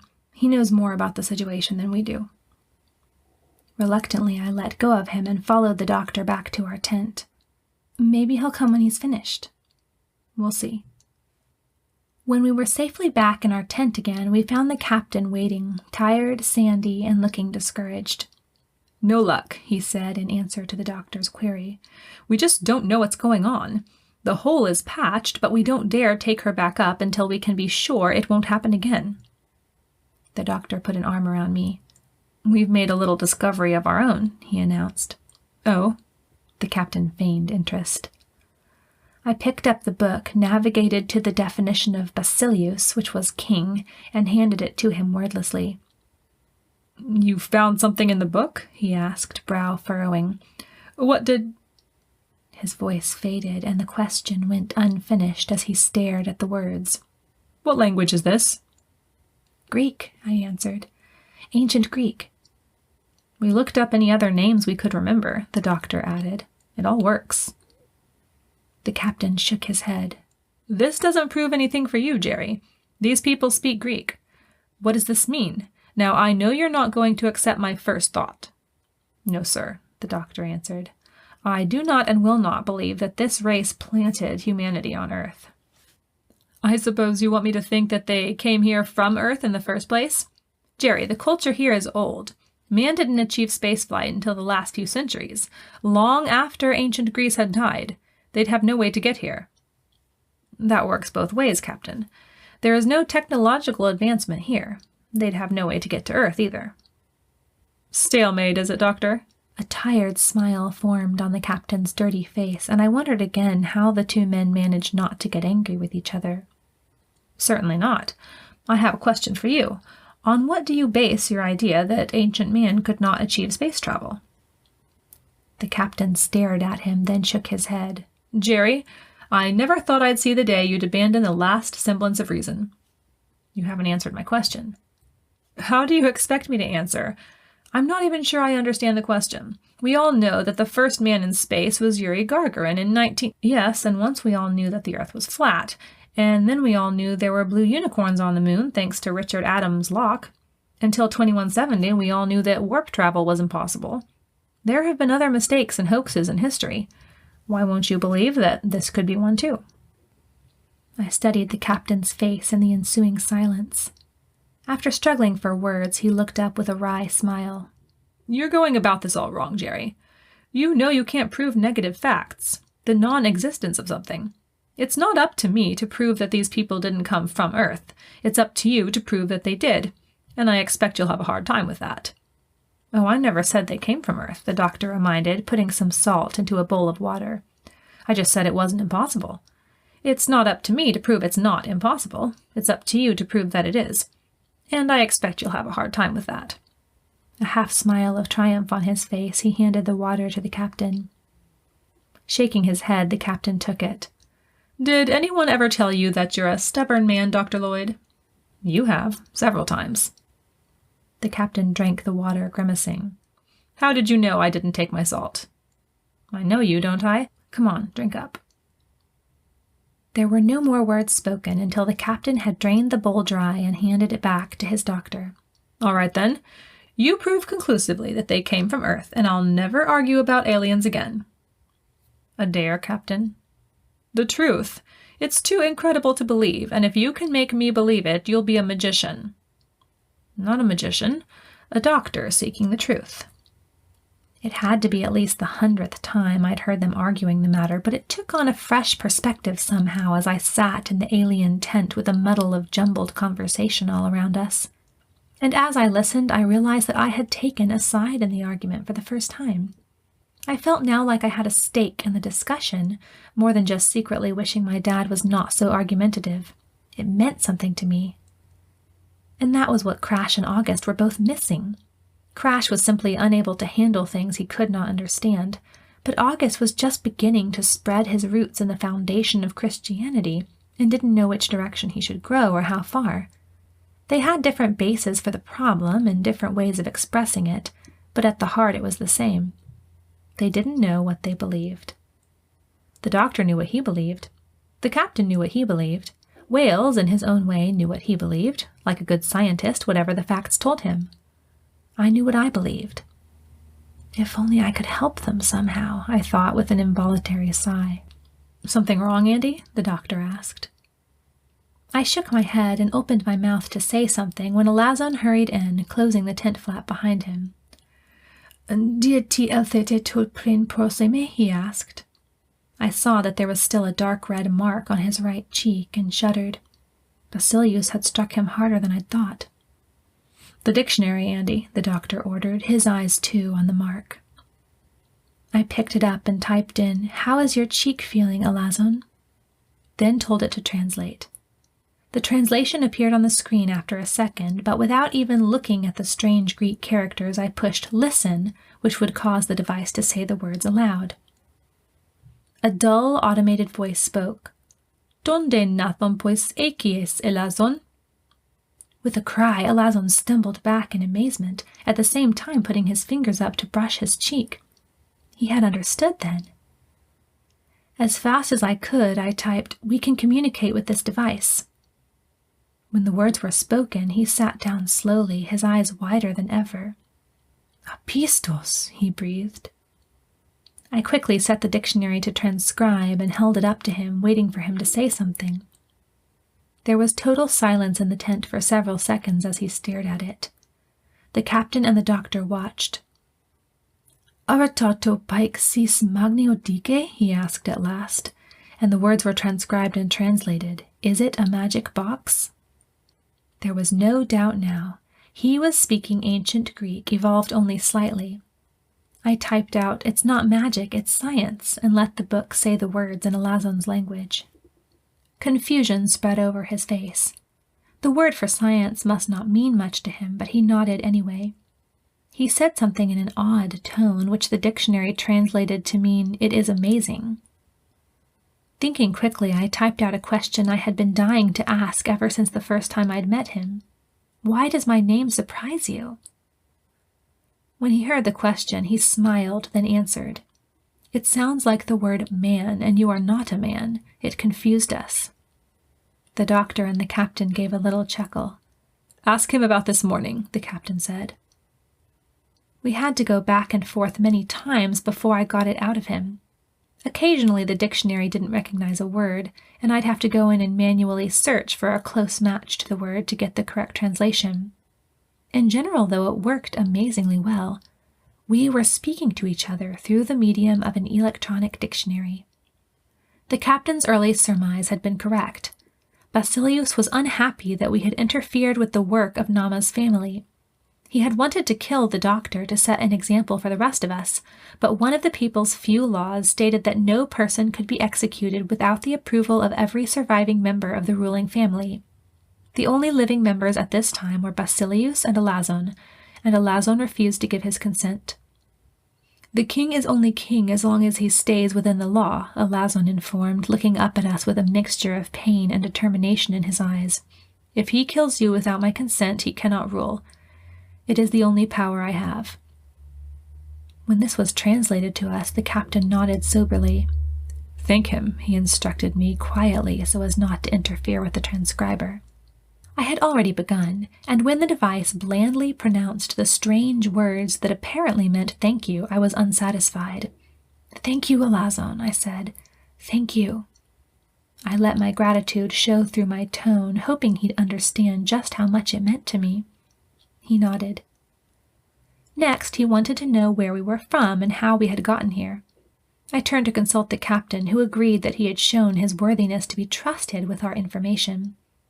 It was a long and arduous process trying to explain the concept of other planets and starships to him, but worth it when we saw the light of excited amazement in his eyes. I was trying to decide which of my questions I should ask next when the tent flap opened. I started back, afraid for an instant that it might be Pericon coming to see what was going on, but to my relief it was Mr. Wales. He held a small acrylic container in one hand and a tiny Geiger-Müller counter in the other. Looking more excited than I could ever remember seeing him, he hurried over to the captain. "I think I might finally have it, Captain." The dictionary started trying to translate his sentence, but I cancelled it. I hit transcribe again and looked expectantly at Elasson. "I'll go get your dinner," he said, standing up. "I don't think my brother wants you coming to the food room." Then he left. "What's going on here?" Wales asked, after listening in amazement to the computerized translation. "Never mind that now. Tell us what you found," the captain ordered. Wales dropped onto the ground. "It's their sun, Captain." "Well, I thought you said you examined the sun. So did the lab." "I did, but I didn't know what to look for, so I missed it." He held the Geiger counter up to the fading light. "There are heavy deposits of natural chlorine in the ground here, which I had noticed right away but didn't pay attention to." "What does chlorine have to do with our reactor?" demanded the captain. "I'm getting to that. If you'll remember," he glanced at me as he said this, "I commented before on the unusually high presence of argon in the atmosphere. It took me all afternoon to make the connection." He said it as though there were an obvious connection between chlorine deposits and the presence of argon that we should all understand. "And what is that connection?" the captain asked. "Go on, Wales, give us the facts." "Neutrinos, sir. When electron neutrinos collide with the chlorine nuclei, they form argon." "Hey," the doctor said, "speak English, please." "I know what neutrinos are," I spoke up. "A type of lepton subatomic elementary particle. There are so many of them created by our sun that billions of them pass through every square centimeter every second." "About 23 billion, Mr. Wales nodded with an approving glance at me, but the doctor frowned. "What am I, a quantum physicist? What do I care about subatomic particles?" "Jerry," the captain began, when a yell from outside silenced him and we all stopped to listen. We hadn't noticed it before, but a deep sound like rolling thunder had begun to fill the air. But instead of stopping with a loud clap like thunder did, it kept on, growing louder and louder until we felt the ground vibrating with it. It grew dark, and the commotion outside our tent increased before being nearly swallowed up by the thundering. "What is it?" I cried, and the captain scrambled to the tent flap to look out. I followed, tension rising in my chest as I braced for what we would see. Chapter 17. Outside, people screamed, rushing to their tents en masse as the rumbling grew louder. Looking away towards the front of the colony, I saw 4 strong men pushing the great door closed and fastening it. "Get inside!" I heard a voice cry, and turning, I saw Crash running towards our tent, wind whipping his hair around his forehead. There had not been a breath of wind the entire time we'd been here, but now little swirls of sandy mini-tornadoes were picked up here and there as the whole place kept shaking. Crash pushed us inside and charged in after us, then secured the tent flap. The sound was now so loud we couldn't hear each other even if we shouted, and the walls of the tent billowed and whipped in the powerful wind. It kept darkening as if a thick cloud covered the sun. "What is it?" I tried to yell, but even I could not hear my voice. Crash's lips moved to form the word sandstorm, and I finally understood why they'd built the wall and why they needed a door when there were no animals or enemies to threaten them. We sat in the middle of the tent, listening as the storm raged. I crept close to the doctor, and he took my hand reassuringly as we waited. With a shudder, I thought about August and Ralston still stuck out there, and I thought horrible thoughts about the apogee being whirled around in the winds, the 2 men struggling to stabilize themselves in the rough motion. The doctor must have felt me shiver, for he put an arm around me and pulled me close. The storm didn't last that long according to my wristcom, but it seemed like hours. When the wind died down, we sat still, as if worried that it would descend upon us again. The captain was the first to get up and look out of the tent. "Things look okay out there," he said. "A little disheveled, maybe, but all of the structures are still standing." As he finished speaking, we heard movement as people emerged from their tents and started cleaning up the few places where the storm had wrought its havoc. I crawled to the opening and looked out. The men were already going back to their work, and in seconds the place had returned to normal. If we had slept through the ordeal, it was unlikely that we would have known anything had happened. "Arapanta sui este kai hegies," we heard a familiar voice call, and Elasson's concerned face appeared at the entrance to the tent. I whipped out the dictionary and typed, "We are all right. Is everything fine out there?" He listened as the device translated, then gave an answer, which was translated, "Yes, these winds come about once every 10 or 12 days. That is why our ancestors built the walls." I wanted to hear more about the ancestors he spoke of, but Crash walked up and took the book, gaze darting from it to Elasson. "How did you... What is this?" Taking it back, I typed, "Thank you for checking on us. We will see you later." Elasson nodded and disappeared, and while the flap was open, I saw that the sun was no longer visible above the wall. Night was falling. "How did you manage this?" Crash wanted to know, but at the moment my thoughts wouldn't leave August and Ralston. "Captain," I asked, "shouldn't we check on—" He was already getting out his communicator. "Howitz, Ralston. Trent here. Is everything fine on your end?" There was an agonizing second of silence, then August's voice was heard. "We got rocked a bit, but we're all right. Nothing seems broken, and we're not hurt." "Mr. Wales has some theories about the reactor. We'll get back to you in a minute. Trent out." The sandstorm had completely driven the whole neutrino discovery from my mind. The captain pocketed his communicator and turned to Wales. "Can you tell us more about the neutrinos, Mr. Wales?" The scientist held up his counter again and examined it as if to reaffirm that his discovery was correct. "This sun," he began, picking up just where he'd left off before, "lets off at least 3 times the neutrinos that our sun does. The higher number increases the chances of a neutrino interacting with an atom it passes through." "Usually," I explained to the doctor, who looked lost, "they don't affect the matter they pass through because they're too small and too fast." He waved his hand as if to say not to worry about him. "And they could have increased the fission in the reactor enough to raise the radiation level and burn a hole in the plates?" asked the captain. Wales nodded. "I believe so. And this could possibly have to do with our eyes." He looked at the doctor and raised his eyebrows. The doctor licked his lips. "Possibly. If I understand you at all, I suppose these whatever they are could irritate the vitreous humor, causing pressure to the main body of the eye. It's possible." "And is there a way to keep it from affecting the fission?" the captain asked, furrowing his brows. "What if we kept the fission levels as low as possible to begin with? That could enable us to get back to the ship anyway." Wales shook his head. "No, sir, I don't think so. It's too unstable. The unpredictability of the reaction of neutrinos would prevent us from being able to tell how fast the radiation would increase. We'd have to think of some way to prevent the emissions from penetrating the reactor in the first place." "But they can pass through anything," I interjected. "Billions of them are constantly passing through Earth and coming out the other side." "True. But you'll notice, sir," he now addressed himself to the captain, "that the difficulties with the ship didn't begin until after we'd entered the atmosphere. Most likely, a great number of the neutrinos are created, as on Earth, when cosmic rays collide with pions in the atmosphere. These collisions produce 4 different— "Just how do you think this is going to help us, Mr. Wales?" the captain interrupted. Always eminently practical, he preferred hard facts that he could work with instead of abstract theories. "Well, sir, I think that it's possible that if we can get through the atmosphere, once we're in space, the decreased neutrino emission will keep the fission from overreacting." "And how do you propose to do that?" Crash knitted his brows, his fists planted on his hips.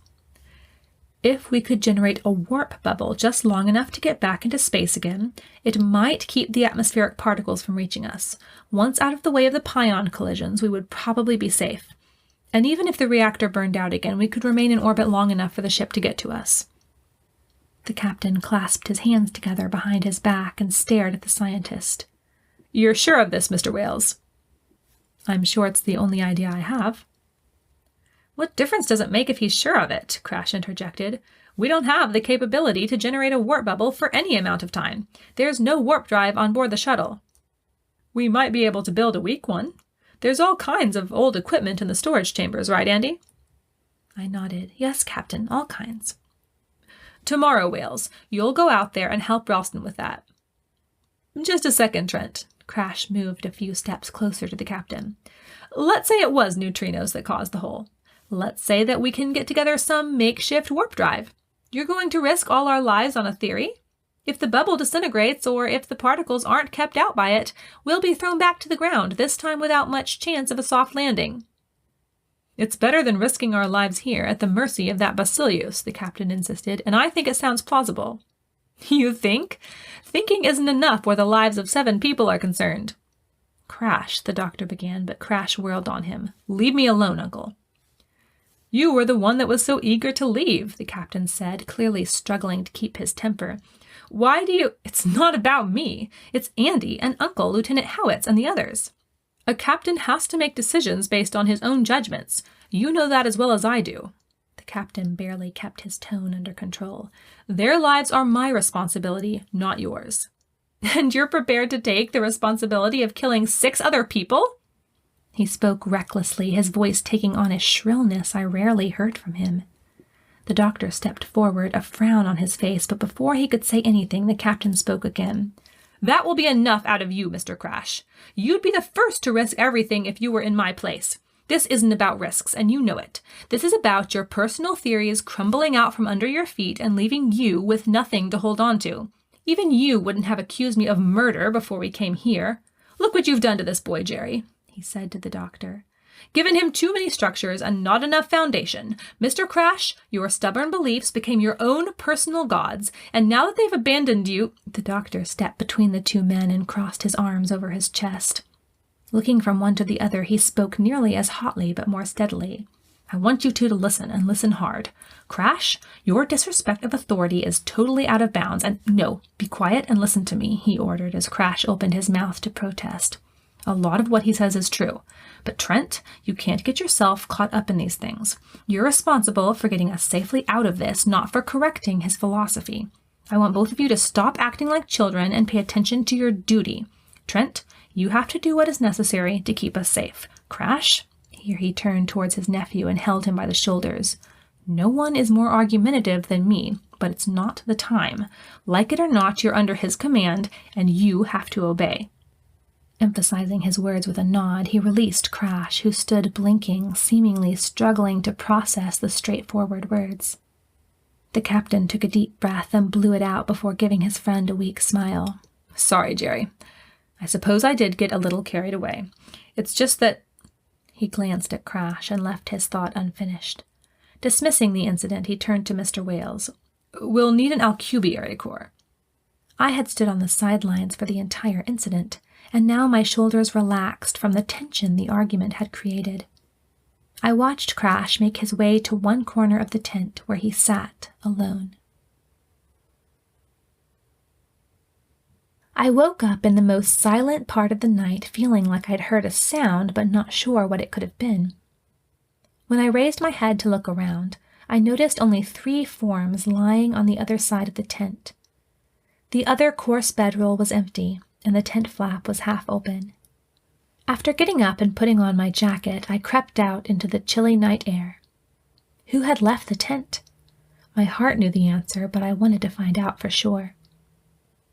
It was so quiet. I could almost hear my heart beating in the stillness. Looking up, I saw the round, full moon framed in the darkness of the night sky, and I let its peacefulness sink into me. Then I heard something, a slight choking sound from somewhere on my left.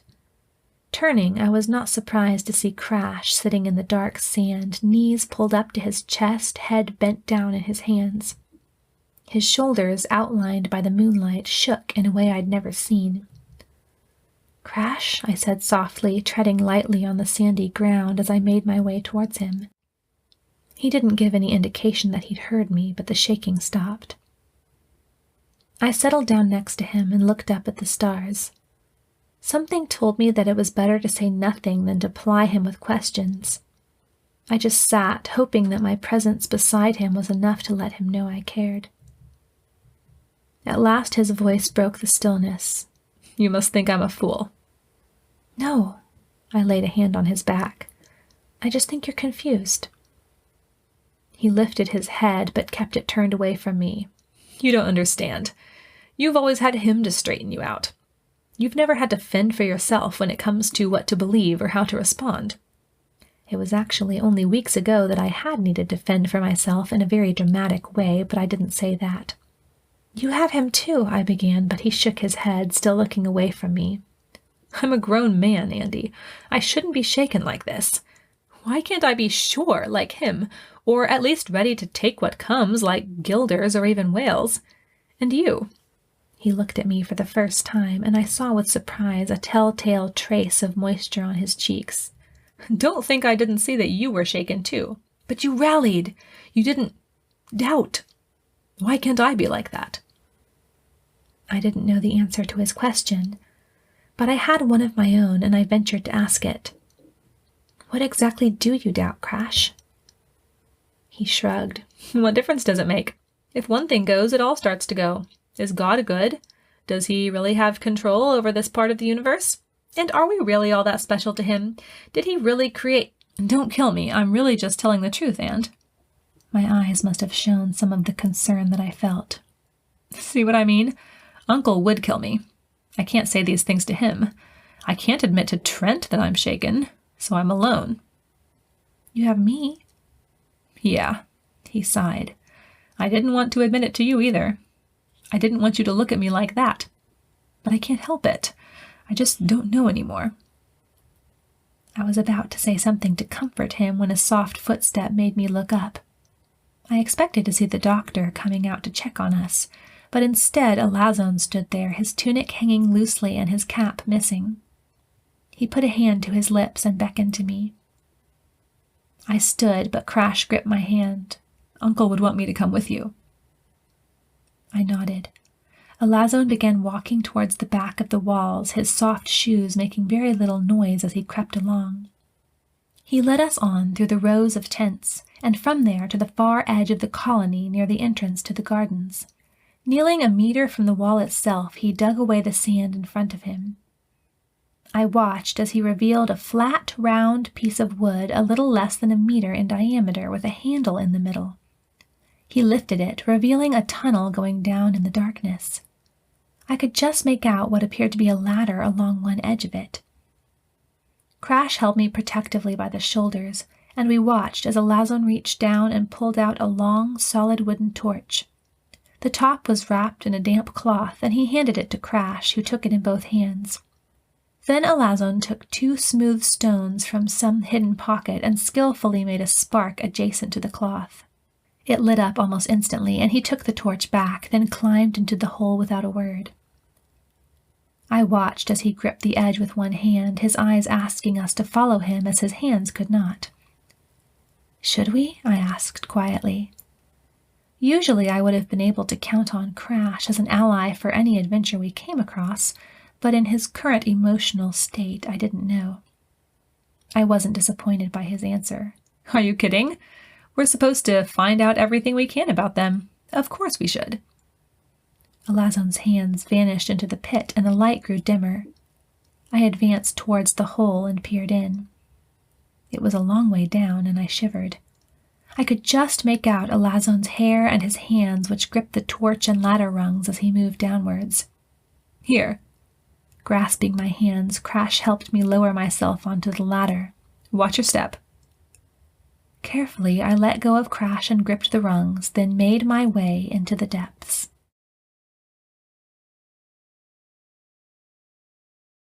Chapter 18. Down, down, down I climbed, and was almost surprised when my foot met solid ground. Elasson grabbed my wrist to steady me as I faltered. In the torchlight, I saw that we stood in a dark tunnel about 3 meters high. As I looked around, Crash descended the ladder, hopping off the second lowest rung before taking his place beside me. Elasson didn't speak, but began leading the way through the tunnel.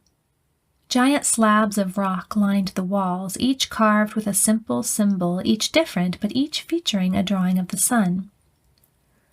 "Tombs of the royal family?" Crash guessed in a whisper as we passed them, and I thought he was probably right. Surely Elasson hadn't taken us down here just to see where his forefathers were buried. I was awed, however, at the vast number of tombs, if that was indeed what they were.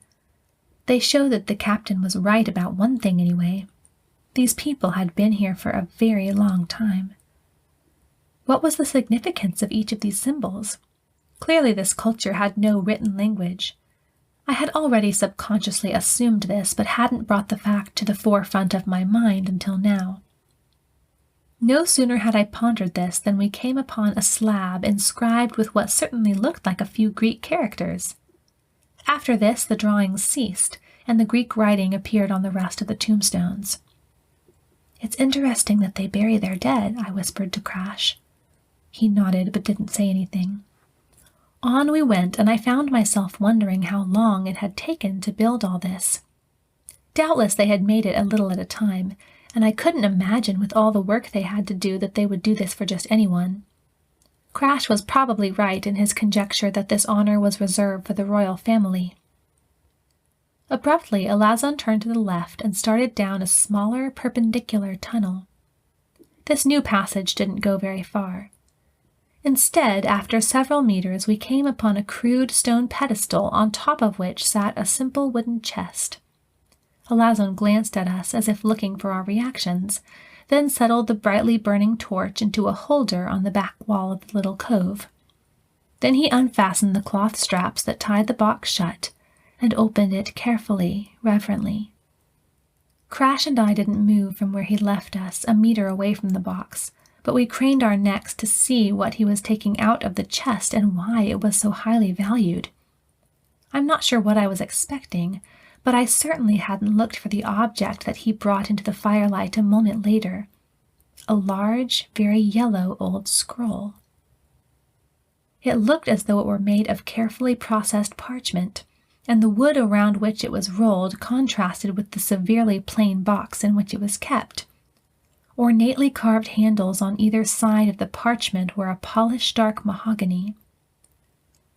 I reached for the scroll, and Elasson handed it over carefully. "Proseques fondra saute," he cautioned. Crash held one side and I held the other, and together we slowly unrolled the parchment. "Greek?" he asked, studying the dark characters that covered it. "I think so. I recognize a couple of the letters."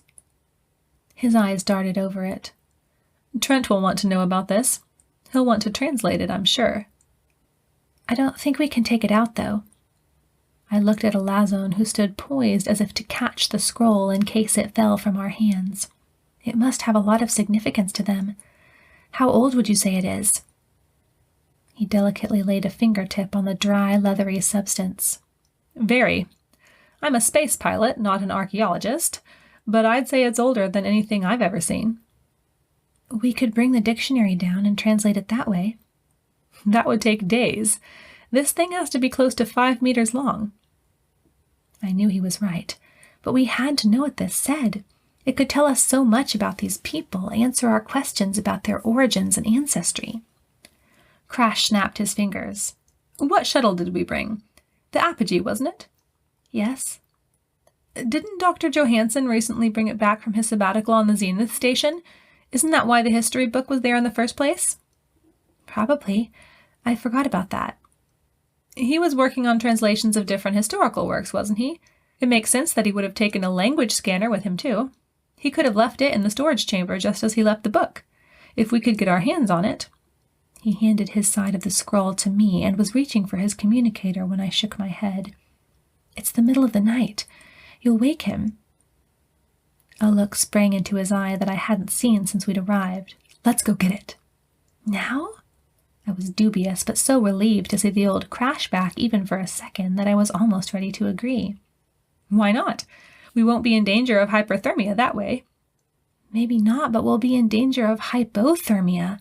Crash, it's got to be at least 2 degrees below zero right now." "All right, I'll go." I handed the scroll back to Elasson, who put it in the box. I can't let you do that. It's not safe. I'd like to see you stop me. I'll go get the doctor. Crash smirked. Oh, yeah? Well, you're going to have to run pretty fast. With that, he turned and dashed out into the main tunnel. See you later, cousin. Crash, wait! But he was already out of sight in the darkness. The light moved behind me, and I turned to see Elasson holding the torch, looking quizzically after Crash. Alhautos poi poroi? He asked. I sighed. Come on, Elasson. I need to get back to Dr. Lloyd. He understood the words Dr. Lloyd and slid past me with the light. Eltho, he said, and began leading me back the way we'd come. On we tramped down the long, dark, rocky tunnel. I tried not to look at the tombs on either side as I passed them. I hadn't minded them when I had Crash beside me, but now they made me nervous. I knew it was irrational, and I sternly told myself so, but that didn't make the goosebumps go away. A squeak from my shoes against the floor startled me so much that I forced a burst of speed and ran past Elasson, wanting just to get out and back to the surface again. Hey, comin', he called up to me. As he spoke, I spotted the ladder ahead. Shouldn't there be light coming from the opening above the ladder? Or had we been down here so long that the moon had started to set and the wall was casting a shadow over the opening? Looking up, I saw that a round patch of stars was faintly visible. I looked back at Elasson, who nodded. Then I grasped the rungs and climbed. When my head finally emerged into the open air, I stood still for a second, looking around at the pale hint of light that blanketed the colony. All was still and quiet, and the only sound was the thump of Elasson's shoes against the ladder rungs below me. I stepped up and pulled myself out, then turned and watched Elasson set the torch back in its wooden holder just below the rim of the hole and blow the fire out with one long breath. By the time he had hurried up and closed the door, the light had grown so that the last few stars were fading. I expected to hear the morning whistle any minute, and hastily helped Elasson smooth out the sand that hid the door. I didn't hear the footsteps until they were right behind me, and before I had time to whirl around, hands gripped my shoulders. I struggled, but the sound of the familiar voice stopped me. Where have you been? I've been looking everywhere for you. I'm sorry, Doctor. Elasson was showing me something. Crash was with me, but... He glanced around. Where did he go? And what does he think he's doing wandering off? I explained the whole story to him. How I'd been talking to Crash, how Elasson had led us down into the tunnels and showed us the scroll. He was interested by this and frustrated with Crash, both for leaving me and for going away without the captain's permission. That boy is going to get either himself or somebody else killed one of these days, he muttered, then nodded thanks to Elasson. Elasson inclined his head and said, Nain mi dea apianeai, eite deb kanare komayai. Then he hurried off into the throne room. I have a feeling it's not something Basilius would have wanted him to show us, I observed, watching his retreating form. So do I. Well, if my demon of a nephew ever gets back with that scannery deal, maybe I'll just have to go down and take a look myself. It's not hard to use, is it? Because you know I'm no technician. Yes, I certainly know that. I rubbed his arm and smiled. It's easy. You just have to move the end over the text one line at a time and tell it what language it is. Then you can plug it into a pad and get the English translation. He looked dubious, but before either of us could say anything, a piercing whistle made me jump. A few meters away, Pericon was blowing on the reed we'd seen the day before. Instantly, people flowed from the tents ready to start another long day of work. The doctor looked at me and jerked his head in the direction of our tent. Come on. He grasped my hand in his and began weaving through the crowd to get back to the others. Where have you been, Andi? Were the captain's first words once we were inside. And where is Mr. Crash? It's a long story, I sighed. He'll be back, the doctor answered. Are you and Wales going out to the shuttle to work on whatever it is that's going to get us out of here? I'm going out. I don't think I'll need Wales' help. Mr. Howitz and Mr. Ralston should be able to handle it. I want to examine a few more things before we leave, Wales explained. Just a few little things. I want a thorough report to take back to DeMille, the captain said. The doctor spoke up. What would you say if I told you that I have proof these people aren't originally from here? I looked up at him in surprise. The captain pursed his lips. What are you talking about, Jerry? The doctor's face was almost completely serious, but a careful observer would have seen that one corner of his mouth was just barely turned up. Elasson led Andi and Crash down into a tunnel under the city. He showed them a scroll. That's interesting, but I wasn't finished. Andi says that it was made of parchment. Surely you see the implications, Trent. I didn't for a second, but the captain did. He seemed to be speechless for a few seconds, and in those seconds I realized it too. Parchment was made of animal skin. It can't have come from here, Wales observed with interest. We waited for the captain's reply. Jerry, I would hardly call that proof. You didn't even see it. How do you know it's parchment? You doubt Andi's word? The captain shook his head. I doubt whether she knows parchment when she sees it. When Crash gets back with the language scanner, I'm going down to translate it. That will tell us something. After I'm finished with my analyses, maybe I'll go down and take a look at it myself, Wales suggested. I could tell you for sure what it is. I'd be very interested to know, the captain said, rising and scooping his cap off the ground. Would you, Trent? The doctor's half-smile broadened. Ignoring him, the captain settled his cap firmly on his head and headed for the tent opening. I'll be back. You all just try to stay out of trouble. We'll try, I called after him. Breakfast, the doctor said, looking firmly at me. If it weren't for me, you'd never think of eating. I'm out of food. I opened my pack and displayed it to him. I'm not.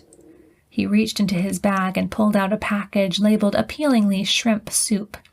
I wrinkled my nose. I hate shrimp. Would you rather have leaves and sticks? He asked. I opened the package. I'm going too, Wales announced, putting a final instrument into his pack and taking his log in hand. I shouldn't be long. The doctor nodded. Stay hydrated. Wales nodded and left the doctor and I alone. This state of things didn't last long, however, as Crash came hurrying in a moment later, sweat speckling his face but bearing a look of satisfaction. Got it, he said, waving a device clutched in one hand. Good morning, Uncle. Good morning, nephew. What do you think you've been— Not now, Uncle, not on an empty stomach. Here. He tossed the scanner to me and sat down, then grabbed a pad and began using it to fan himself. You're in a better mood than you were last night, I smiled. Probably because I haven't let myself worry about the stupid problem of who these people are. It's not a stupid problem, Crash. The doctor stood and brushed his hands on his shirt before rolling up his sleeve. The whole reason behind our existence, I said I don't want to think about it. The doctor took a step forward. Don't interrupt me. Crash shrugged and went on fanning. The doctor stood staring at his nephew for what seemed like a full minute, then turned away. Come on, Andi. We're going to translate that scroll. I rose and handed him the scanner. I think we better find Elasson. I picked up the history book and tucked it into the doctor's bag, which I threw over my shoulder. See if he can take us down there. All right. Turning to Crash, he jabbed a finger at him. You stay here. Don't be wandering off without letting somebody know where you're going. Okay. The listless fanning went on. Finding Elasson wasn't as easy as it had sounded. At last we spotted him helping a couple of other young men erect a tent near one wall. We stood nearby, waiting for them to finish, but Elasson saw us and said a few words to his companions before hurrying over to us. He looked from one of us to the other with curiosity. I laid my hand on the bag, debating whether or not to bring out the book, but the doctor's fingers clasped around my arm. No, not with all these other people around. Dropping to my knees in the sand, I again began to draw. It was fairly easy to communicate what we wanted. I drew first a round object with a stick figure kneeling awkwardly by it. Then I moved my finger up from the circle in an attempt to show that it was opening. Then 2 more stick figures walked over to the circle. Elasson dropped and slapped his palm in the sand, then vigorously rubbed out the picture. He looked at us with lips drawn into a thin line and shook his head. Chapter 19. He doesn't want us to go, I said, standing. I don't think we're allowed to be down there, and if anyone saw him, it would probably get us all in trouble." The doctor set his jaw. "We have to. Tell him that. I want that thing translated before Trent's ready to take off." I pulled on Elasson's arm in an attempt to communicate the importance of the situation. "Elasson, please." He bit his lip and looked around. "El vite mit amau," he whispered at last. We followed him through the tents and the rushing people, watching his coarse-clothed form weave through the crowd deftly and unobtrusively. In the past couple of days, the people had gradually stopped staring at us, and now only cast a tired glance our way as we walked by. What did we matter to them? We moved away from the hustle, and I recognized the area where we'd seen the trap door. Elasson looked around, his eyes darting in every direction before he knelt again in the soft sand. The doctor and I stood between him and the workers in hopes of shielding him from their eyes. It only took him a moment to get the door open, then he slipped into the hole, lifting the torch on his way down. The doctor stepped back. I knew he didn't like ladders. They made him nervous. But after running his fingers through his hair a couple of times, he plunged forward and began to descend. After he had gone a few steps down, I looked around once more and lowered myself into the hole. I reached up and knocked the door closed as soon as my head was below the rim and we were left in darkness. The doctor gave a cry of protest. "Why did you do that?" "If it just stands there open, everybody will know that somebody's down here. I'm just trying to be safe." "Don't come down too fast," he grunted. "My fingers are right below you." Before we had gone many more steps, we heard a striking of rock against rock, and a small flame lit up the tunnel. I could see the rungs now and climbed a bit more confidently.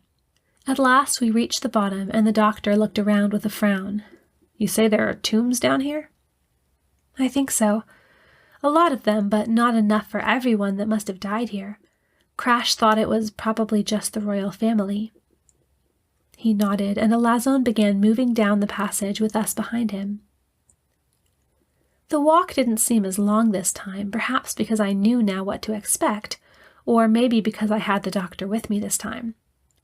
Regardless, we reached the little scroll chamber in what seemed like less than 5 minutes. After handing the light to the doctor, Elasson opened the chest and pulled out the scroll with both hands. He held it out towards me, but when I reached to take it, he didn't let go for a moment. I held onto it gently until he finally unclasped his fingers and let me take it, worry in his eyes. He gripped the torch tighter and stood watching. I knelt and rolled it out on the floor. It wasn't as long as Crash had surmised, coming just short of 4 meters.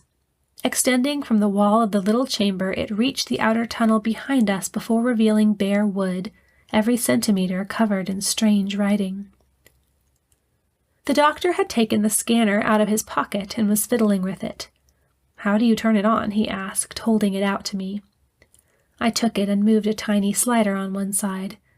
I had only used one of these a few times, but I remembered how. It was like a large pen, and moving it slowly over clearly written text allowed it to read, and from there to translate or simply transcribe. "Do you want me to do it?" He shook his head and took the scanner back. "I'll do it. Are you sure it will hold all of this?" Gesturing towards the long trail of parchment, he looked skeptically at the little instrument. "I'll make sure it's empty." I took it back and checked. "Yes, it's been wiped. It should be able to hold twice as much as this." "Alrighty." Without another word, he settled down on the ground and pressed the device against the words, moving it slowly across the first line of writing. I sat against one wall to watch, but Elasson clutched my shoulder in alarm. "Autos de typoiai?" he asked, pointing to where the doctor was working. I dug out the history book, turned on the dictionary, and asked him to repeat himself, which he did. "What is he doing?" the dictionary showed, and I typed out my answer. "He won't hurt it. The device will help him put it in our language so we can understand it." He nodded, but kept one eye on the doctor's hand, which continued moving the gray stick over each character. "Have you read it?" I typed, letting the dictionary speak it in his language. He looked confused, and I tried saying it a different way. "Do you know what it says?" His answer was translated as, "No, we have forgotten how to understand these drawings." This explained the change from inscriptions to pictures on the tombstones. With the constant work, it stood to reason that they would have no time to read. There was nothing to read except the scroll, anyway. They had neither paper nor time and inclination to write. "Why is it special to you?" I asked, pointing at the scroll. "Our ancestors brought it when they began New World." New World? What exactly did he mean by that?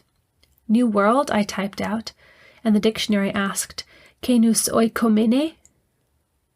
He shook his head and said the words, "Que nos ge."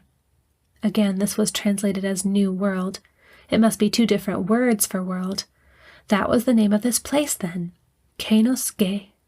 New World.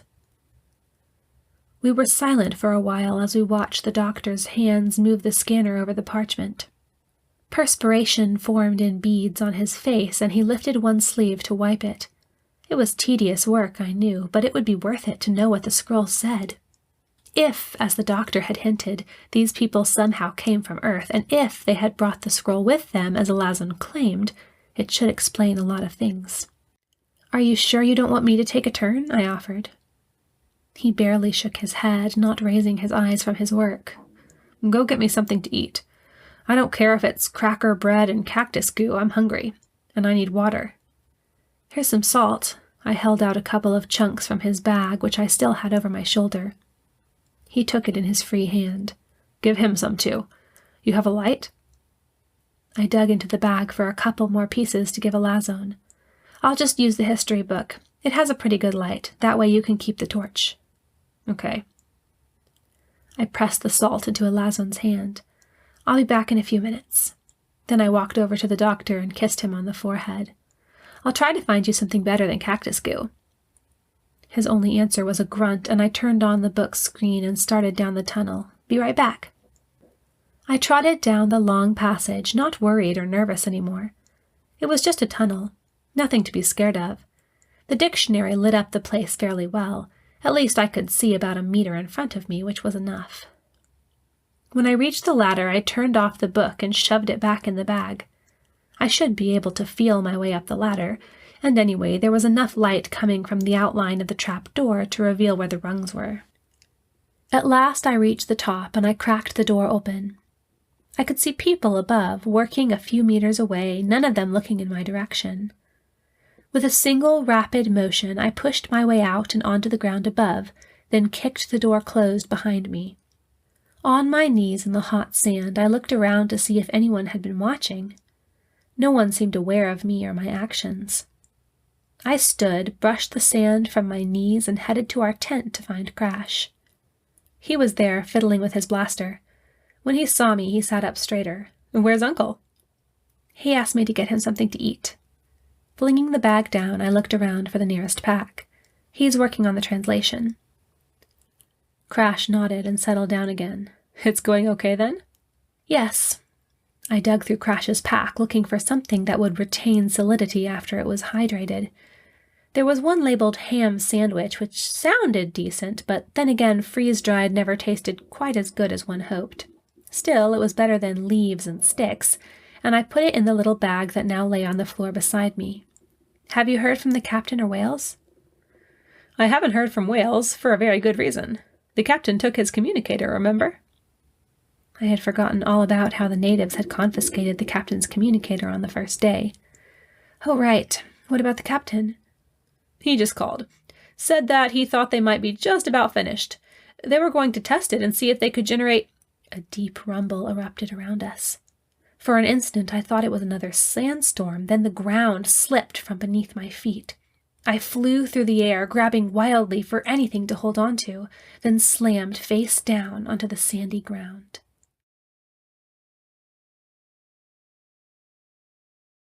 Chapter 20. I flopped up and down helplessly as the ground shook, sand flying into my eyes, my mouth, my clothes. A rumbling crash sounded from far away, then part of the tent collapsed. Another, more muffled crash tumbled behind me. Then the ground gave one final shudder, and all went silent and still. The silence lasted approximately 2 seconds. An uproar arose all around us. Afraid to move, I turned my head to the right and saw Crash lying on his stomach, gasping. He stayed there for a moment, then groaned and crawled over to me. "Are you all right?" I nodded, but before I could speak, I heard the voice of Basilius yelling outside the tent. Crash's eyes met mine, and we both scrambled to our feet. With a quick check at his belt for his blaster, Crash clamped a hand on my shoulder. "Do you know what that was?" I shook my head, still trying to comprehend the last few minutes. He took my hand firmly in his, set his blaster on low intensity, and said, "Come on."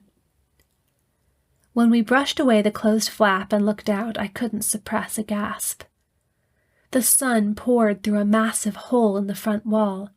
Sandy bricks lay scattered and piled around the gap. The top couple meters of a side wall had crumbled, and the broken pieces lay at its base. Only a third of the tent still stood, with another third torn or collapsed and the remainder entirely destroyed. Looms lay in the sand. Baskets had been toppled, spilling food everywhere. Some children cried, others simply laid in stunned silence. Many adults still sprawled on the ground, while some were trapped beneath the heavy tents. "Mater!" The wailing of a tiny voice caught my attention. Nama. Recklessly breaking free of Crash's hold, I plunged into the crowd. "Andi!" he called, but I pressed on, following the voice. "Mater!" It wasn't far away. I stopped for an instant to wipe the sweat from my eyes and looked desperately all around me. "Mater!" I turned toward the sound. A little hand protruded from a nearby fallen tent, and I rushed to it. The bulky wood and fabric mesh was heavy, but my frantic mind hardly noticed that as I lifted it and pushed it aside. Her tear-streaked face looked up into mine. She recognized me with a cry and reached for me. "It's okay, Nama." Dropping to her level, I clasped her in my arms. "I'm here." Black boots appeared in my peripheral vision, and I looked up to see Crash watching, his brow creased with worry. "What was it?" I didn't expect him to answer, but I had to ask. Nama clung to me, and I rocked her gently. He held up his communicator. "The captain just called in." "Are they okay?" The words left my lips just as I put it all together. "Oh no. Crash, was it?" "Yes, blast it." He tossed the communicator into the sand beside me. "The fools overcharged the warp coils. It sent such a jar through subspace that they probably felt it back on the surveyor. It's amazing it didn't blow out everything within a few thousand meters instead of just knocking down a few walls." I shuddered and held Nama tighter. Crash pulled out his blaster. "Listen, I have to go out and help. Howes and Ralston were the closest ones to the core, and it knocked them cold. I can't take you with me. It's the middle of the day, and I don't want you succumbing to heat stroke. Uncle wouldn't approve." He stepped forward and handed me the blaster. I took it, looking up at him as my heart rate accelerated. "These people won't be happy with us if they link us to what happened. You might need this." "I don't want to use it," I faltered, but he cut me off. "I don't care. It's set on lowest intensity, so if you're threatened, use it. Find Uncle as soon as you can and stay with him. Come out to the shuttle when he says it's safe and bring Wales. He should be back by then." "Crash, go find Uncle," he called, running off in the direction of the space in the wall where the door had been. Nama had stopped weeping and now looked up into my face with wide, frightened eyes. I closed my fingers around the blaster and felt a drop of perspiration drip down my back. "Come on, let's find your mother." I stood, keeping my arms around her, then let her go and bent to pick up the blaster and clip it to my belt. Then I took her little hand in mine and began searching. It wasn't long before I saw Nama's mother several meters ahead, darting around the fallen tents frantically, calling for her daughter. Nama saw her too and let go of my hand to run to her. The mother scooped her up and held her tight, looking thanks at me out of her dark eyes. I nodded, then left. I had instructions to obey. The doctor was still down in the tunnels. Hopefully the impact hadn't disturbed his work. In the tunnels. My heart beat a little faster as a nervous thought popped into my mind. The tunnels were secure. They'd stood for what must have been hundreds of years. Everything was all right. He'd just be a little startled, that would be all. I made myself believe it. Not worrying about being seen, I opened the trap door and made my way down the long ladder. It seemed longer than ever in my frenzy to get to the bottom, but my feet met rocky ground at last, and I dug out the book that was still in the bag I had slung over my shoulder. "Dad?" I flipped on the book's screen and started forward. "Doctor? Is everything okay down here?" The silence struck me as eerie in a way it hadn't that morning. "Doctor? I brought your food," as if he would be worrying about his food after the shaking he must have received, but I said it anyway. The light must not have been as good as I thought, for the blockage was upon me before I knew it. I stopped, a chill sweeping through me as a rocky, uneven wall rose in front of me. It hadn't been there that morning. It was made up of debris and rocks from the ceiling.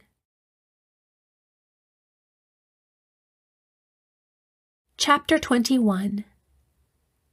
A scream rose in my throat, but I didn't let it out.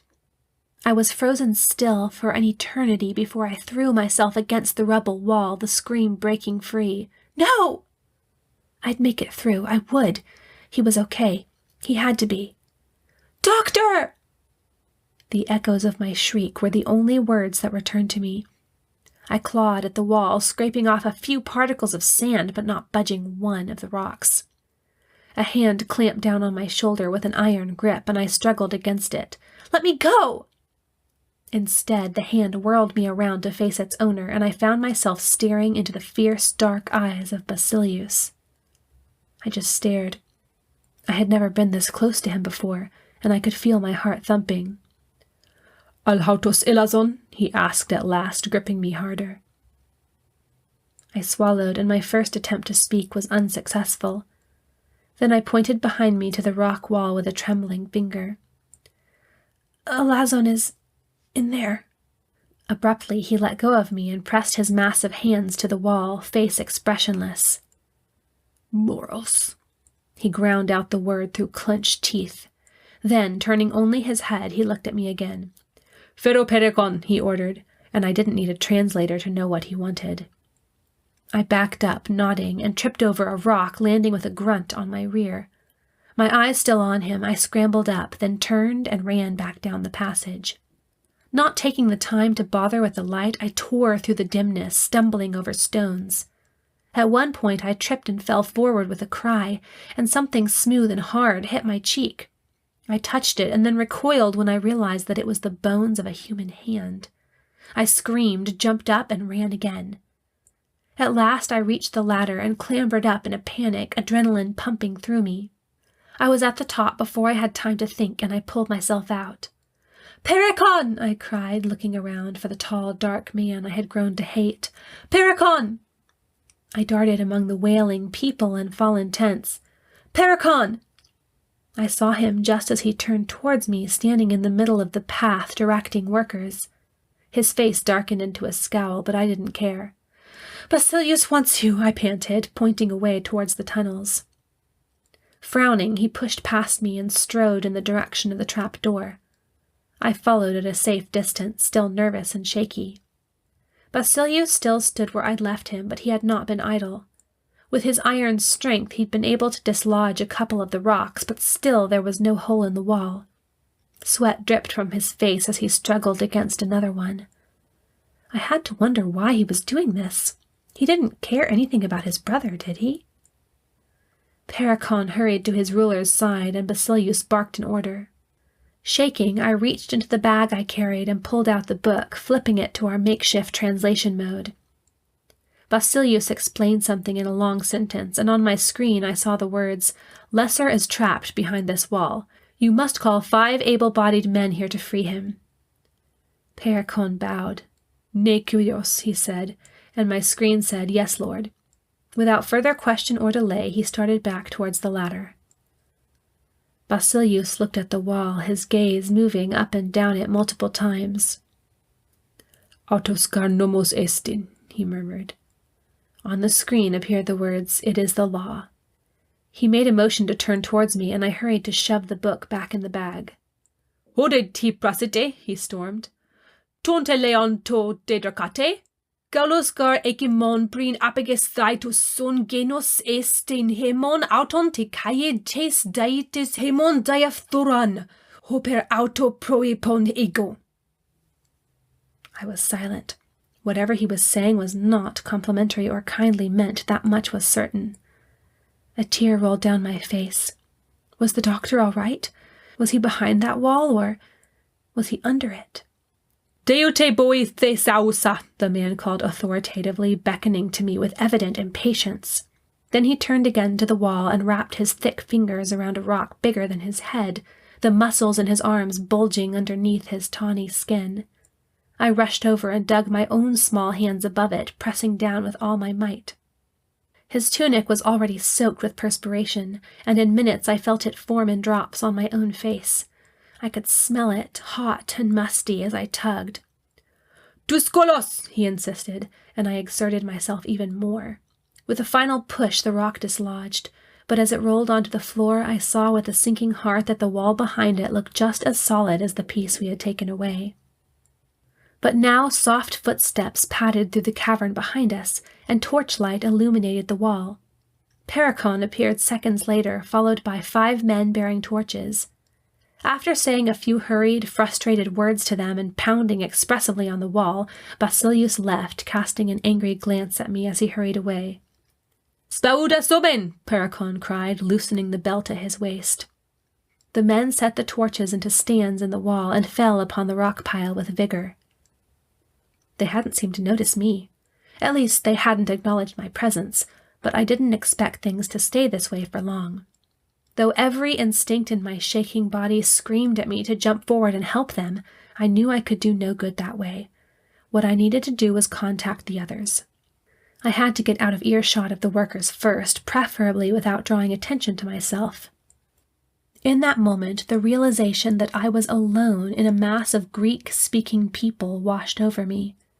People whose difficult lives we had just complicated. The doctor was trapped, Crash and the captain were out at the shuttle trying to get us ready to leave, and Wales was gone without his communicator. Edging my way along the side of the tunnel, I stepped softly until I was well out of sight of the men, then broke into a run along the debris-covered ground. I pulled out my communicator as I hurried along, switched it on, and called, "Captain, this is Andi." There was no response, just static. "Captain?" After listening to static for a moment more, I sighed and clipped it back to my belt. The transmission must be blocked by the tunnel ceiling. I barely waited until I had pulled myself out onto the sandy surface to try calling again. "Captain, this is Andi. Please come in." No response. There was not even any static. What was the matter? I turned the problem over in my mind, and the solution came quickly. The radiation they were working with must be affecting their transmission, and Wales didn't have his communicator. The doctor's communication would be blocked by being so far underground. I was alone. Even Elasson was gone now. What should I do? Heartsick, I dropped to the soft sand and let a few tears run down my face. God, show me what to do. I don't know how long I sat there, feeling anxious and helpless. It was like this was a dream. I couldn't seem to make myself believe that I was really sitting on an alien planet in danger with the doctor possibly hurt or worse. It was as though my mind had a threshold that shut off my sense of reality when things got too strange. Reaching up to wipe the sweat from my forehead was what finally brought me back. I needed to get to some water before I became dehydrated. Then there was one thing I could do, small as it seemed. I could go back to our tent and pack up whatever was left there in preparation for leaving. Whenever the doctor got free, we were supposed to go out to the shuttle at once. It was best to be ready. If, my mind said. I clenched my fists and shook my head violently. No if. He had to be all right. He just had to. I reached our tent, which was still mostly standing, then pushed the flap out of the way and stumbled in, falling to my knees. I had to keep myself calm and reasonable. If I let myself think about the doctor, I would break down. And Elasson, too. If he had been killed by helping us? No, I couldn't go there. With quick, determined motions, I picked up a half-full jug of water and drained it dry. Then I picked up the random instruments, food, and clothing that lay around. One by one, I put each article into one of the 3 packs that were still there, mine, Crash's, and the doctor's. I took Crash's blaster from my belt and dropped it into one of the packs. It probably only took about 10 minutes, and when I was finished, I stood and glanced around for anything I might have overlooked. One thing met my eyes, a small white object in the far corner. As I bent over to pick it up, I recognized it. I laid it open in my hand, letting tears drip down my cheeks again. It was the doctor's cloth armband, dirty but with the golden medical and rank insignia still clear. I clenched my fingers around it and thought about the tunnels. The cave-in was a long way from where the doctor and Elasson had been working. Unless the entire ceiling had collapsed, they were probably only trapped, not crushed. But then, what if it took days to dig them out? The oxygen wouldn't last forever down there. My heart sank again. Unless, could there be another way out?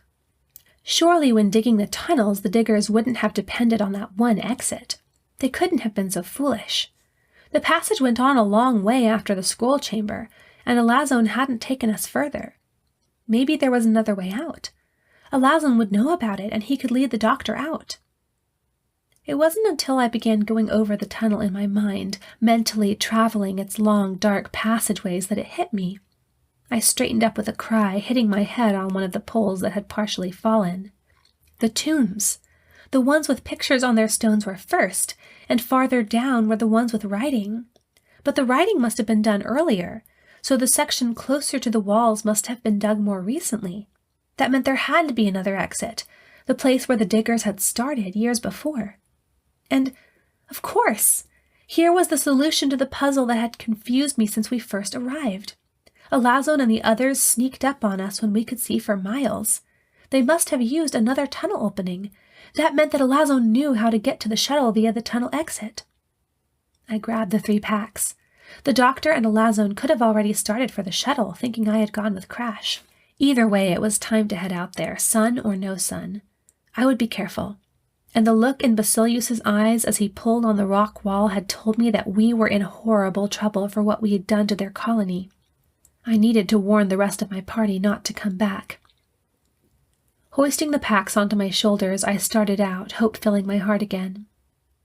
There was still immense commotion and bustle going on, and I wove my way through the people, steeling my nerves against the feelings of pity and sorrow. It was horrible, but right now I had to get back to the shuttle. Like the captain said, there might be a way we could come back and help them someday. My eyes were caught by a group of people standing around something I couldn't see. They each stood and looked, then moved away, heads down. Gradually the crowd thinned enough for me to see what it was they were looking at. Basilius lay stretched out on the sand, his eyes half closed, his skin red and blotchy, and his fists clenched. I understood with a strange pain in my throat. He had overexerted himself, and now had heat exhaustion. It was quickly progressing into heat stroke, and he would die if it wasn't treated.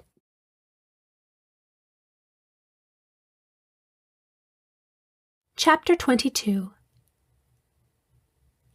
As more people moved past Basilius, leaving him lying alone, I bit my lip and brought my hand to the little bag at my side.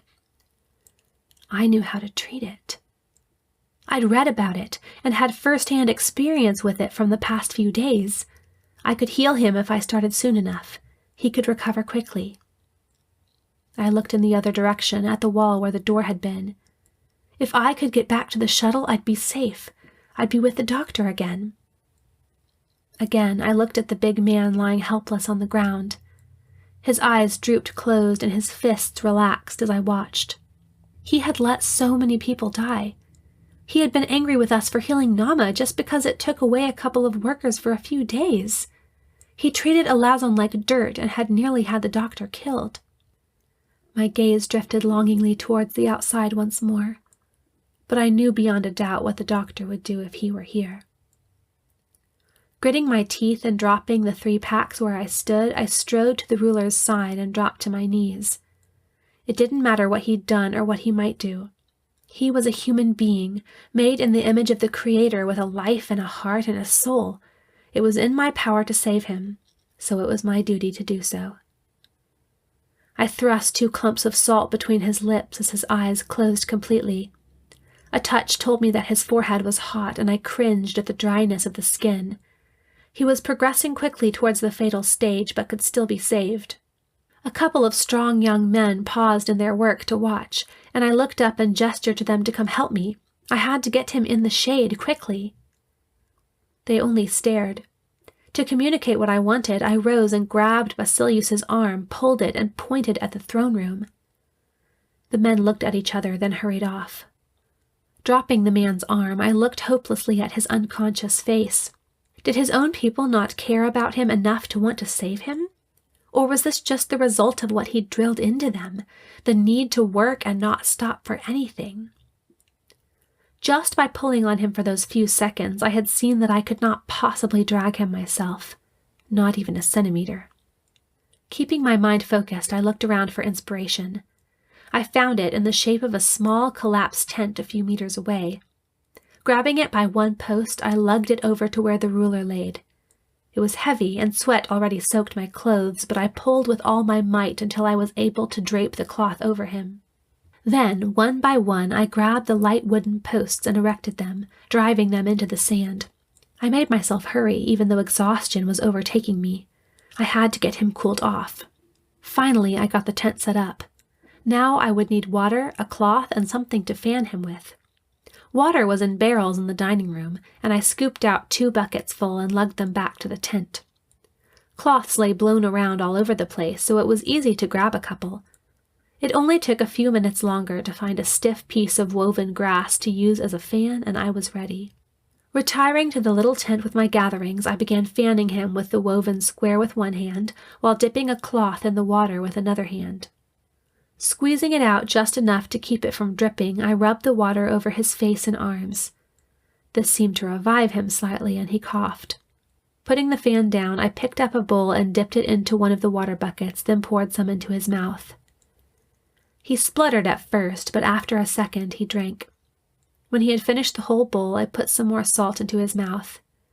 He still hadn't opened his eyes, but he was breathing hard, and laid still while I rubbed his arms and face with more water. I continued the monotonous routine, water, rubbing, fanning, over and over. When he at last opened his eyes and looked up at me, there was neither anger nor gratitude there, only confusion. I didn't stop to study or ponder his expression. I just made myself focus on my work. After an hour, I felt his skin again and found to my relief that it was cooling and less dry. I gave him another bowl of water, which he drank without a word. Despite the noises outside the tent, there was a curious silence between us, a stillness of 2 enemies in a truce rather than 2 friends. Our eyes met, and his expression seemed to say that he accepted my help, but that it did not change things. I looked towards the tent flap nervously. He was better now. With a little rest and lots of hydration, he would be all right. Perhaps it was best now to leave, to get back to the shuttle. He continued drinking, his vision obscured by the large bowl he had raised to his lips. Silently, hardly daring to breathe, I crept backwards, crawling toward the exit of the tent. I paused for a moment in the exit, watching him, and then scrambled up and rushed out. I couldn't have gone 2 meters when a strong hand grabbed my arm. I looked up to face Paracon's stern, dark eyes. I shuddered at the hatred on his face, and somehow I knew that whatever Basilius might think of me, he would not be able to protect me. Paracon pulled me by the arms into the throne room where 2 guards stood, armed with spears. He dropped me roughly on the ground between them, then spoke a few words to them before leaving. I laid where I had fallen, trying to catch my breath. There had been plenty of time for someone to come back for me from the shuttle. Where was everyone? For an instant, my panicked brain concocted the notion of them having left without me, but I punched the sand with one fist and dismissed it. Even if the captain and Crash wanted to, which they wouldn't, the doctor wouldn't let them. He'd never go without me. What if I'd been wrong about the other exit all along, and he and Elasson were dying in the tunnels? What if everyone at the shuttle had been killed by some radiation leak? I dug my fingers into the sand and clenched my teeth, closing my eyes as tight as they would go. Stop. Stop thinking like this. Trust God and focus on getting out of here. Crash's blaster. I reached into the bag where I'd put it, and my fingers closed around the smooth metal. Looking at the two guards who stood on either side of the doorway, I slipped the blaster out of the pack and behind me, trembling all over. Crash said it was set on low intensity. I would fire it behind my back into the sand to check that before I used it to make my escape. I couldn't think. I couldn't afford to think. After a few deep breaths, I settled my trembling finger on the trigger and pulled. Nothing. I pulled again. Still nothing. Twice more, breathing more quickly, and still no sound or impact. My heart turned cold. The same neutrinos that had affected the reactor weren't allowing the blasters to work either. Footsteps approached outside the throne room, and a sudden impulse prompted me to drop the blaster in the sand and reach for the dictionary to turn it on before they entered. I could let it transcribe everything and then look at the translation later. I should at least try to find out what was going on. Pericon and Basilius entered, the ruler looking weak and hot but walking upright. His expression was still unmoved, and Pericon's was the same as ever. They appeared to be arguing, Basilius stating his position weakly. The argument lasted for only a few seconds. Then Basilius turned away in anger and barked an order. Pericon bowed and left. Basilius looked down at me, and I detected pain behind his eyes. His usual sternness was there too, but I was surprised to see a predominating air of helplessness on his face. He said a few words in a low, firm voice. Then he turned and left. The guards were still stationed near the doorway, and I turned my back to them and pulled out the book, my heart beating harder than ever. My fingers still trembling, I pushed the button that said Translate. It took me a few minutes to figure out who had been talking, but soon I was able to piece together the conversation. You know the law as well as I do, my lord. And yet she saved me. She cannot have caused this catastrophe. But her people did. It had never happened before they came. The rest are gone. Lesser is gone, the tents are fallen. And the wall, my lord. Yes, the wall. My lord, it is the law. You are correct. After you have dug out Lesser and whoever else is down there, she will die. The screen seemed to go blank, and my head reeled. Die? Die? Why must I die? Because the wall was broken? Because Elasson was lost? And Basilius could do nothing about it even if he wanted to? 3 words followed the word die. I read them with a pain tugging at my chest. I am sorry. I put the book back in the bag and looked out the door longingly. Where was the doctor? Chapter 23. I just sat there, digging my fingers in the sand, pulling up handfuls of it and letting it run through my fingers. Sand was lodged under my nails and clung to my skirt, my shirt, my hair. But I barely noticed. I kept digging, straining my mind to think of a way to get out of this. The guards' spears looked sharp. The doctor, the captain, Crash, and August were out of reach and had no idea what was going on here. Basilius couldn't or wouldn't help me. Elasson probably couldn't even if he was here. Even if I could get past the guards, everyone would notice me. I was too conspicuous. There was nothing to do but sit and pray. The lump in my throat wouldn't let me speak, but my heart didn't stop crying out. God, please get me out of here, if there's any way.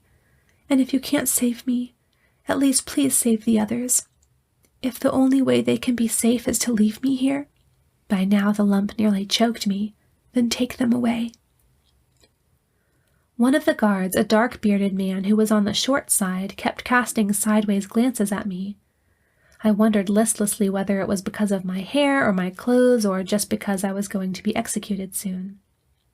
I was not interested when he turned to the other guard and said a few commanding but kind words. Why should it matter to me what he was saying? Nor did I care that the other guard left when spoken to. One guard was the same as a million to me. But I became interested when the remaining guard looked around furtively, then darted into the room towards me. He jabbered in Greek and pulled off his cloak. Idau tau to peribalau, he instructed and demonstrated his meaning by thrusting the cloak over my head. Hope lighted in my heart. I didn't know why he wanted to help me. I couldn't remember even seeing him before. But things couldn't get much worse than they were now. So I wrapped the cloak around my shoulders, tucking my hair away inside it. It covered my clothes, and I stood up ready to hurry out, but he pointed at my boots. I sat again, pulled them off, and tossed them into a corner. The sand was hot under my bare feet, but I'd just have to endure it. Laying down his spear, he took my arm without a word and led me to the doorway. When we reached it, he looked out, waiting for a moment when the dozens of eyes were all turned away. At last he saw his moment and dove into the crowd, pulling me with him. I struggled to keep up as he skillfully rushed through the throng, blending into the pervading sense of grinding toil. Keeping my head down, I tucked back a strand of golden hair that had fallen over my shoulder and hoisted the cloak further over my head. I focused on watching my toes in the sand as I walked and willed myself to be inconspicuous. We had almost reached what was left of the front wall when he suddenly ducked into a medium-sized tent nearby and dragged me in after him. Gasping, I looked up and found a woman's face looking into mine.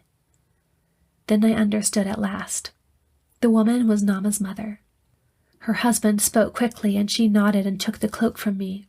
Tautis men epilemesomei ego, she said softly, laying a calloused hand on his arm.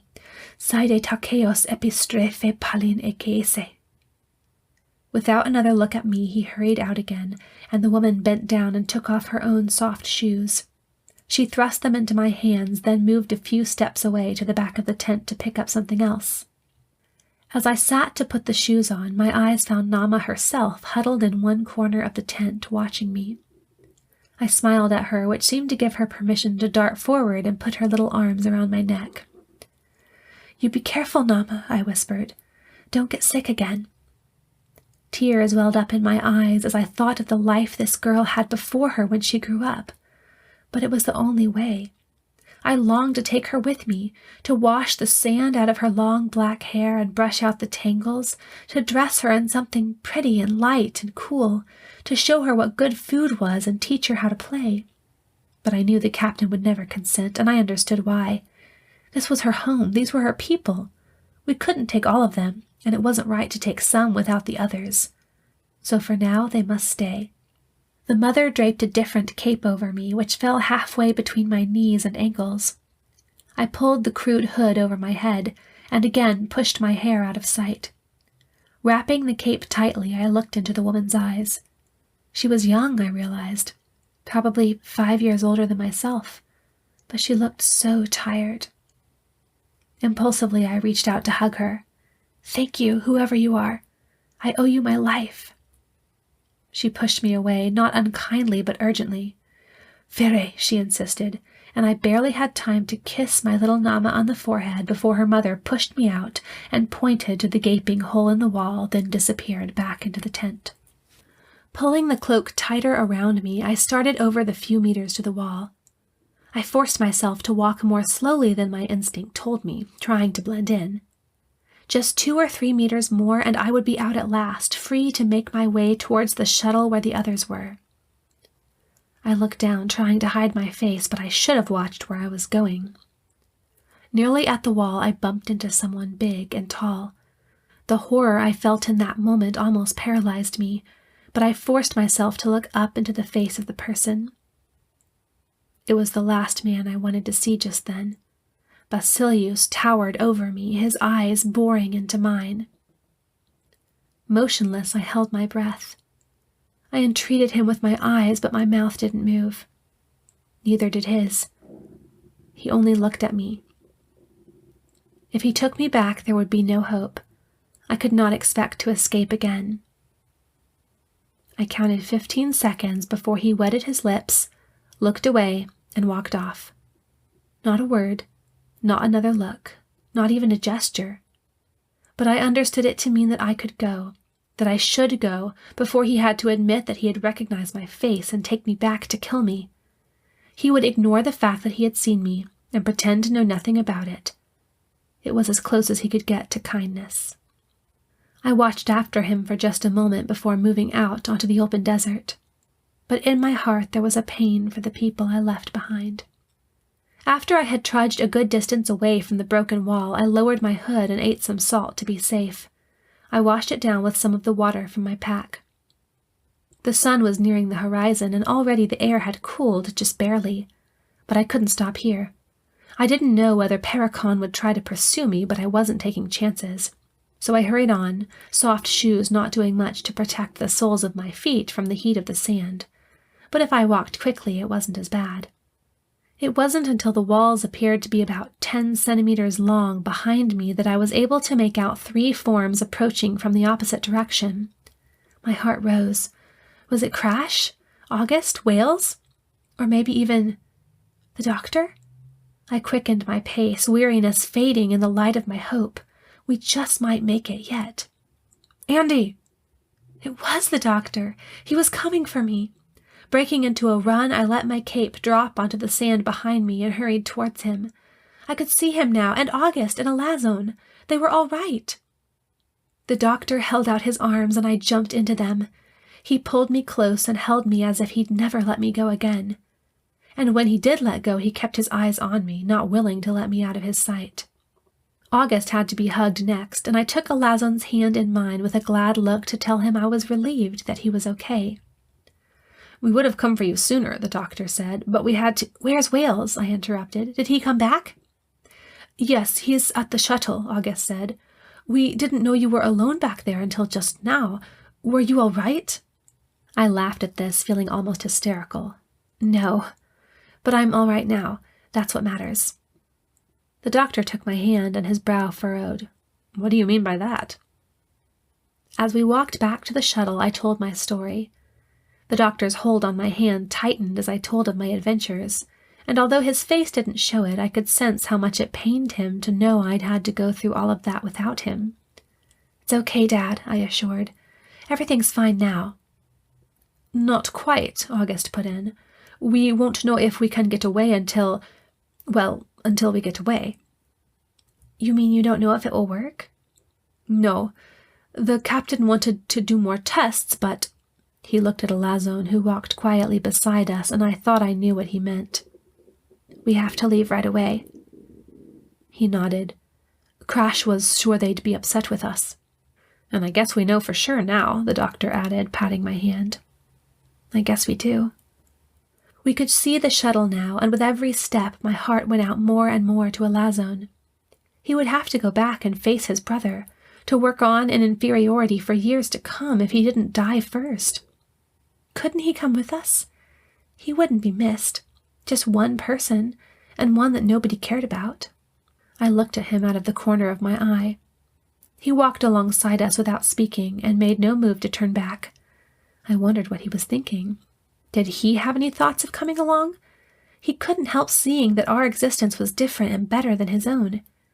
As his face had turned from curious to understanding in the past few days, I had seen him realize that there was more to life, more that he didn't fully understand, more that he wanted to understand. After we left him, it would make his life even more miserable. "Come on," the captain called when we were in earshot. Exhaust trickled from the thrusters. We moved more quickly. The sun had touched the horizon now, and though the air was still hot, it was no longer sweltering. Letting go of the doctor's hand, I rushed up to the captain. "Captain," I begged, but he laid a finger on his lips. "I know what you're going to say. I've been thinking it over myself." "Please," I went on. "There's nothing here for him. He wouldn't be missed. Just one person, Captain. Just one." He closed his eyes for a moment, then opened them and looked at Elasson, who stood just a couple of meters away. The captain looked at me with helplessness in his eyes. "You can ask him." My heart leapt. I had no doubt that he'd accept if we offered him the chance to leave. Pulling the book out of my bag, I hurried up to him. "Elasson," I typed into the dictionary, "will you come with us?" As the foreign words were pronounced in that strange, automated tone, he looked up at me. But his face held not hope, but pain. The shaking of his head told me his answer before the translation even appeared. "I cannot." I let my mouth fall open and for a moment could do nothing but stare. Then I bit my lip and typed out, "Why can you not?" After listening, he explained, "It is the law. I cannot leave my people." I looked helplessly at the doctor. The law, they keep talking about the law. What? He walked to my side with his fingers wrapped around the language scanner. This can probably tell us a little about it once we get the translation. But, Andi, I think I understand it. So do I. Crash's voice, strong and firm from behind me, made me turn my head in surprise. He walked forward and looked the doctor steadfastly in the eye, something he hadn't done in days. Man is made in the image of the divine lawgiver. He can't exist without law. No matter how perverted it is, the doctor nodded. Law of some kind is the basis of who we are, who they are. The harder the life, the greater dependence on rules, regulations, a moral code of some kind. In this place, he gestured around us at the barren, sandy world, law is all they can understand anymore. Crash nodded. But there's so much more to life than their law. There's beauty and love and hope. My voice failed me as I looked at Elasson. You know that. I know that, but he can't understand it. It's no use, Andi. But I wasn't going to give up. My eyes blurred with tears. He helped us, and Basilius chose to let me go. And they can't understand why they did that, the doctor explained. The extent of their disobedience is to not observe the law. I don't think they can actually bring themselves to violate it. My vision cleared as my eyes overflowed and 2 tears ran down my cheeks. Elasson took my left hand in both of his. "Au miso epilassomeai," he said. Then he reached up and lifted the little round cap from his hair. "Torige falasse," he said, and placed it in my hand. I smiled. "Elasson," I choked. Touching the book, he looked at me expectantly. I set it to transcribe and translate. He shook his head and said, "Ar existi moetain paxed take ekein ten magehotaiken?" On the screen appeared the words, "May I have the magic box?" I laughed, but the laugh made a little pain in my chest. "He wants the book," I told the captain. "Of course," the captain said. "He's earned it and more." He seemed to understand that the captain had replied affirmatively and received it gratefully from my hand. "He won't be able to read it," I said, wondering why he would ask for it. "That doesn't matter." The doctor's hands rested on my shoulders. "It's a symbol to him. A symbol of something more." "The engines are ready," Ralston's voice announced. Turning, I saw the captain standing in the door of the shuttle, August and Crash looking out from behind him. The doctor and I and Elasson were the only ones still standing outside. "Andi, Jerry, it's time to go." The captain's voice was understanding but urgent. "Come on." I couldn't seem to tear myself away. I didn't want to leave him. It wasn't fair. It wasn't right. He was so smart, so kind. He could have such a wonderful life waiting for him on Earth or in space. "Andi," the doctor's hands tightened on my shoulders. "We have to go." "If this works, then we'll come back someday, Andi," the captain called. "I promise." "Come on," said the doctor gently. I looked back into his gray eyes, which were echoing the captain's promise. "He has his people. You have yours." I knew it was true, and I knew he was right. Still holding the cap in my hands, I took Elasson's hand and looked into his eyes. "Goodbye, Elasson," I sobbed, and then turned and ran to the shuttle, not looking back.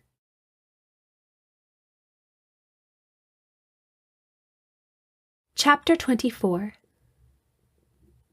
The thrusters spluttered, and the shuttle was alive with beeps and lights once again. Normally, the preliminaries to a takeoff would have interested me, but I just rushed to my seat and dropped into it. I couldn't think about anything but Elasson, stuck on a desert planet with such a dreary life in front of him.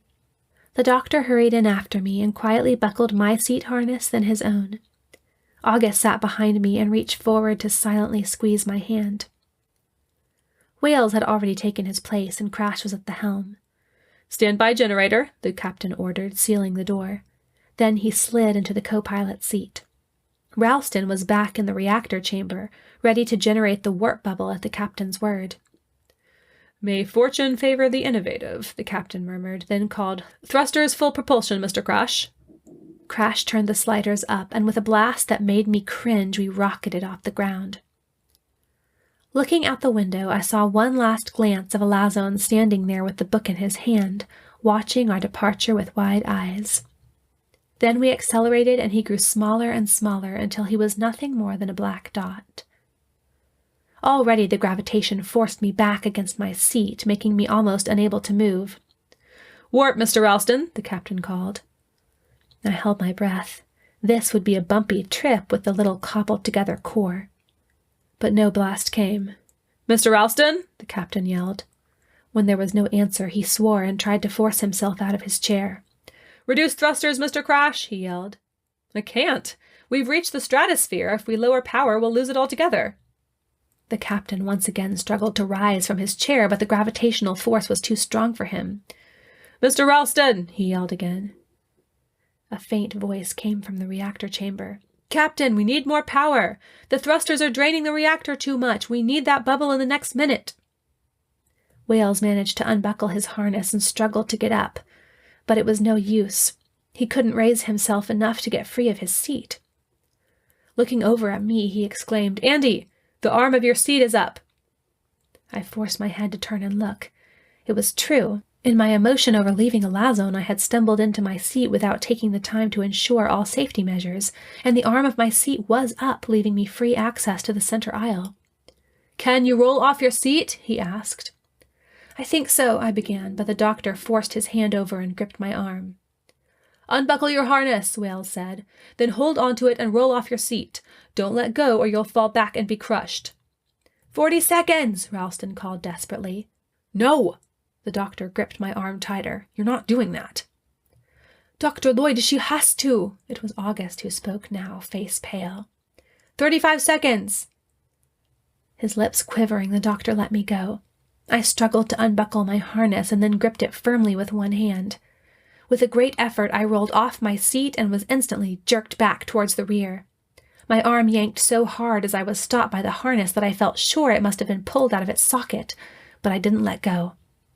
I dangled back in the aisle, pulled back towards the chamber, feeling like I was being sucked into a vortex. 20 seconds! "Here," Wales yelled, barely audible over the rumbling of the craft. He reached towards me, and in his hand was a small power converter. "Hand it to him!" I gritted my teeth as I forced my arm towards him, centimeter by centimeter. At last I gripped the device and let my arm fall back, which sent a searing pain through my limb and into my back. But I didn't stop to think about that. I reached toward Ralston's outstretched hand, straining like I never had before. I cried out in pain as something seemed to rip in my arm, but kept on reaching, praying, straining. Ralston, too, reached out, barely moving towards me. After what seemed like an eternity, his fingers grasped it and he pulled back, reaching his hand towards the power socket on the bottom of the reactor.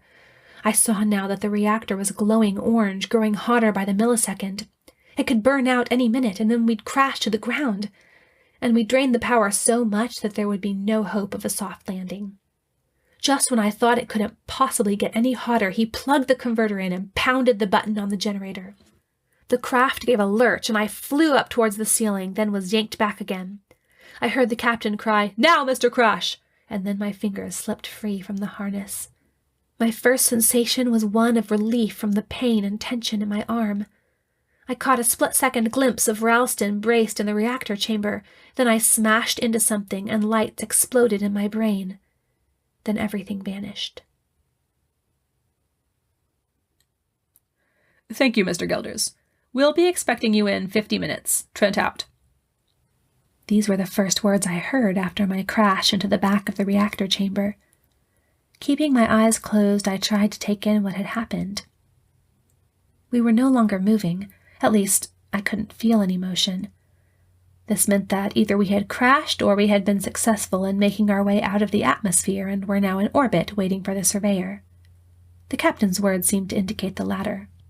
I also felt dizzy and nauseated, and there was shooting pain in both of my shoulder joints. Just as I was making these observations, a hand touched my left shoulder gently. I winced as a spasm of pain shot down my arm. She's conscious, I heard the doctor say. Then I heard a sigh of relief on my right. Andi, can you hear me? It's your dad. Everything's okay, sweetheart. I opened my eyes slowly. The doctor's face hovered above me, and I smiled weakly. I turned to see who had sighed, but the pain in both shoulders made me groan and go back to my previous position. Don't try to move, the doctor ordered. You've torn ligaments in both shoulders, and you have a concussion. How do you feel? I looked up at him and managed another smile. Sore, I said. He gave me a half smile. She'll be okay, he announced, not to me, but to someone next to me. Good. That was August's voice. Andi, you saved our lives. Good, I echoed with another smile, and I closed my eyes again. I didn't want you to get hurt, Miss Andi, Wales's business-like voice said, with as much sympathy as I'd ever heard in it, but it was the only way. That's okay, Mr. Wales. Are we in orbit now? Yes, August answered. The surveyor is a little less than half an hour away. She'll pick us up when she gets here. Why didn't you tell me she was awake, Jerry? The captain's voice demanded. Andi, if I thought you'd let me, I'd promote you. No, thank you, Captain. He'd been trying to promote me and get me up on the bridge for the last 2 years. I didn't mind visiting, but I loved being in sickbay best, helping the doctor. But it's nice of you to say so. I opened my eyes again and tried to figure out where I was. They must have taken some cushions from the seats and made a pallet for me on the floor. Without turning my head, I could see the captain settle onto a nearby seat and lay his arm over the back of it. Jerry, I guess this is as good a time as any to hear that translation. You finished it? I asked. Yes. I don't know how to work this thing. Oh, give it to me. The captain took the scanner and then pulled a pad out of his jacket pocket. You just plug it in and click OK. Then tell it what language you want to translate and what you want to translate to. He demonstrated by doing all of this, then handed it back to the doctor. Go ahead. The doctor took it, cleared his throat, and began. Here follows the history and law of the people of New World, who have come here to explore. There were 12 who came, and 6 died in the first week. They came from Greece at the bequest of Pericles to try to reach the gods. They came in a metal-flying ship, a deep secret that only the very wise knew. They found then a hole of darkness that pulled them in and threw them far away from their old world. A wormhole, Wales put in. Almost impossible, but conceivable. August nodded thoughtfully, and the doctor went on. They were lost for 3 days, and then were thrown to New World. They had to learn to survive here, and began erecting our walls. The walls were not finished until the 4th generation, and in that time many died. They learned to live on food that could be grown, and found soon of the importance of eating salt. If they did not do so, they soon died of the Red Death. Heat stroke, I murmured as the doctor paused for breath. Now there are 60 of us, and I have been ordered by King to write down these things so that we will not forget. This scroll was brought to record their findings for Pericles when they returned, but they did not use it, for they saw that they would never be able to leave New World. I have been ordered to use it now to write down our story and our law. The laws are few and known by all. These are they. Every citizen must do his part if he wishes to eat. No citizen may leave. Every member of the royal family must be protected unless they catch the Red Death. No one can be terminated without the approval of every living member of the royal family, with one exception. He who causes the wall to break must die. Here the doctor looked up and stopped. Is that all? Crash asked. I couldn't see where he was, but it sounded like his voice was coming from close to the cockpit behind me. After that, there is just a list of all the names of the kings. The captain stared. You don't believe that, Jerry. How is it possible? If that story is true, then these people would have had to come here around the 5th century BC. You don't expect me to believe that? If it's not true, Crash said in a voice that told me he was smiling roguishly, how did they know the words Greece and Pericles? The captain's silence was almost amusing. Wales' low voice spoke up. There is evidence that the Greeks of that period could predict solar eclipses with extreme precision and calculate the motions of the planets, as well as creating clocks and other technical apparatus. And I do have something to report, Captain. What is it, Mr. Wales? The terseness in the captain's voice spoke eloquently of his frustration with his inability to hold his position. It's why I was gone for so long, sir. I found, well, it's hard to describe, sir, but a few 100 meters away from the walls in the opposite direction from the shuttle, well, sir, I found what certainly looked like the remains of a very strange, very, very old... Yes, what was it, Wales? Wales hesitated. A craft, sir. A spacecraft, but unlike anything I've ever seen. I tried to find out its propulsion system for my report, sir, but I'm afraid it was just too deteriorated. But it was definitely a craft, and it was definitely metal, which does not exist on that planet as far as I could see. As I said, almost impossible. There was a long silence. I could see only 2 faces from where I laid, the doctor's and the captain's. But the quiet triumph of the one and the amazed bewilderment of the other was enough. I smiled despite my pain. At last the doctor had his victory.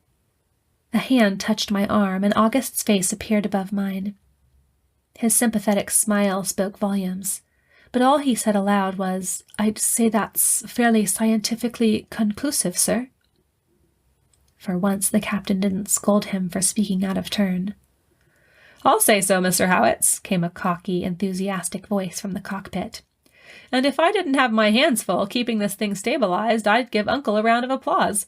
He's just about made a fool of the rest of us. He and Andi."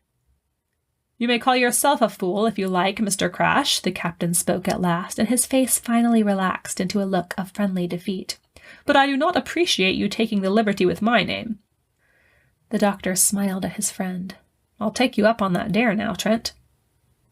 The captain actually laughed and put a hand out. "I suppose I must concede that you've won your verdict, and I'm sure you'll never let me hear the end of it." As the 2 shook hands, the captain held up his other hand and raised his eyebrows. "Mind you, I don't say there are no extraterrestrial life forms out there. I believe they exist, but these," he gestured out the window where I knew the planet must be below, "do not appear to be among them." "That's all I wanted, Trent," the doctor said with a nod that closed the matter. Chapter 25. The surveyor was as good as Gilder's word and appeared about half an hour later. A stretcher was brought for me, and as I was lifted carefully onto it, I remembered Elasson's cap. I had set it on my seat before I had to help with the generator. I tried to turn my head, but stopped with a groan. Before I could ask about it, however, August was at my side, holding it out to me. I smiled gratefully at him. "Take it to my quarters, please," was all I had time to say before I was carried off the shuttle and back aboard my home. "Do we get leave after all that, Captain?" asked Crash with a grin as I was carried out. "Precisely 2 hours, Mr. Crash. That should give you time to shower and shave, and then I'll expect you to report to me." He was exaggerating, I hoped. A gentle, delicate hand touched my arm, and I looked up to see Olive, the lovely nurse, smiling down at me. I smiled back. "Ready to get those arms back in shape?" she asked. "Yes," I whispered. She slipped around behind me and began wheeling me down the halls, and I closed my eyes. I wondered whether Elasson had gone back to his home and what he was doing now. The stretcher stopped, and I opened my eyes in surprise. We couldn't have reached sickbay yet. No, we were still just outside the airlock. Gilder stood there, and the sight of his face made me feel at home once again. "I'm sorry to hear about your injuries," he said. "I'll be okay," I smiled. The captain didn't look all that captain-like with his sandy, wrinkled clothes, dirty face, and uncombed hair. He reached out to shake hands with his helmsman. "Mr. Gilders, thank you for running things up here." "You're welcome, Captain. When do we leave orbit?" I watched the captain turn to look out the window behind us, wishing I could look too for one last glance of the desert planet. "We leave orbit in 2 hours, Mr. Gilders. Make preparations." "Aye, sir." Then Olive began pushing me down the hall again, and I closed my eyes. It felt strange to be lying on a bed in sickbay, the patient instead of the medic. I was glad that the doctor chose to attend to me himself and postpone his rest. He could have let Olive care for me. My injuries were not that severe. But he knew that I would want him close. He treated my arms and gave me some acetaminophen to minimize the headaches caused by my concussion and the pain from the sprains. Then he dimmed the light so I could rest and went to shower and change. I laid there in the dark, unable to sleep. I couldn't take my mind off Elasson and Basilius and Nama and the planet below us. While I was so glad to be back and already feeling rested, my heart was heavy. I heard someone approach and with some pain turned my head to see August. He smiled and sat beside me in silence. After a moment he handed me Elasson's cap. I took it and felt that small pain tug at my heart again. "Are you feeling better?" he asked at last. "A little. How are you? I heard you got hurt when you first tried to run the generator." "Oh, that. No, I was just knocked out for a while. I'm all right now." "Are you sure? Maybe I should have a look at your head." "My head's fine. In fact, it's a lot better than it was a few days ago." "In what way?" I hardly needed to ask because the calmer, stronger look in his eyes told me. "Let's just say that, even though I wasn't with you, I think I learned some of the same things you did. I had time to do a lot of thinking and reading, and I think I feel the same way your dad does now." "Does your Christianity have anything to do with your anti-alien views?" I asked with a grin. He laughed. "Yes, it does." The light went on in sickbay, and I looked to see Crash standing in the doorway. With a twinge of sorrow, I noted that he was dressed in his old red suit and leather jacket rather than a uniform. His week was up, and he would probably leave the next day at the latest. "Come on, And," he said. "We're leaving orbit, and I know you'll want to see." "But I can't—" "No, but I can." He walked over and scooped me up. "Don't worry. I asked Uncle about it." As he carried me through the passages and up the elevator, it felt as though I'd never left, as if everything that had happened down there had been a strange dream. The dull pain in both immobilized shoulders, however, reminded me that it had been definite reality. "Crash on the bridge, sir," Crash announced as the bridge doors opened. I thought I heard a tinge of respect in his voice that hadn't been there a couple days before. "Yes, put her down in the visitor's chair," the captain ordered without turning around. Crash obeyed, and August, who had followed us up, sat beside me in the other empty chair. Out the starboard window, the planet where we'd spent the past few days was visible. The door opened, and in moments the doctor stood beside me, his hand resting lightly on my shoulder. Barely tilting my head up, I saw that he had combed his hair and shaved, as had the captain, Crash, and Wales, and was back in his uniform, looking just as he had before the whole thing started. "How did you like your vacation?" he asked with a wry smile. For a moment I didn't understand him. Then I chuckled as I remembered our conversation of a week ago. "Fine, sir. But I still say the best kind of vacation is to be home again." He squeezed my shoulder ever so gently, and I relaxed in the chair. He was right. This was where I belonged. I couldn't imagine anything different. And with this thought, I began to understand Elasson's position. Maybe someday he would want to leave, to be free to make his own way. But not now. His place now was in his world, and mine was here on the Surveyor. "Propulsion to 10, Mr. Gilders," the captain ordered, settling his clean cap on his forehead and leaning back in his chair. "Yes, sir." Gilders moved a few controls, and the planet slowly fell away below us. Once again, a tear trailed down my cheek, but I didn't feel quite as dejected. We'd be back someday. The captain had promised. "Goodbye, Kainuske," I whispered. The doctor bent down. "What did you say?" "Kainuske," I said aloud. "That's the planet's name. I was just saying goodbye." He stroked my hair a couple of times, and we watched the planet fade away into the vastness of space. "He'll be okay," the doctor assured me, though neither of us had mentioned Elasson. "He's a smart boy." I nodded. "I know." We all kept our eyes on the blackness where the planet had been, as if by straining our eyes we could catch one last glimpse of the hot, dry world we'd left behind. "Where are we headed next, Captain?" I asked as the stars slowly moved by. His smile was one I'd seen 100 times. Where probability leads. The doctor shook his head but said nothing. I still held the cap in my hands, and I rubbed it between my fingers. I wouldn't forget Elasson and his kindness to a few odd strangers. Someday I would see him again. Take the navigator's chair, Lieutenant, the captain ordered August. Plot course to the Epsilon system. Aye, sir. The doctor settled himself in the chair next to me and squeezed my hand with a smile. We both turned towards the window to watch the Creator's handiwork.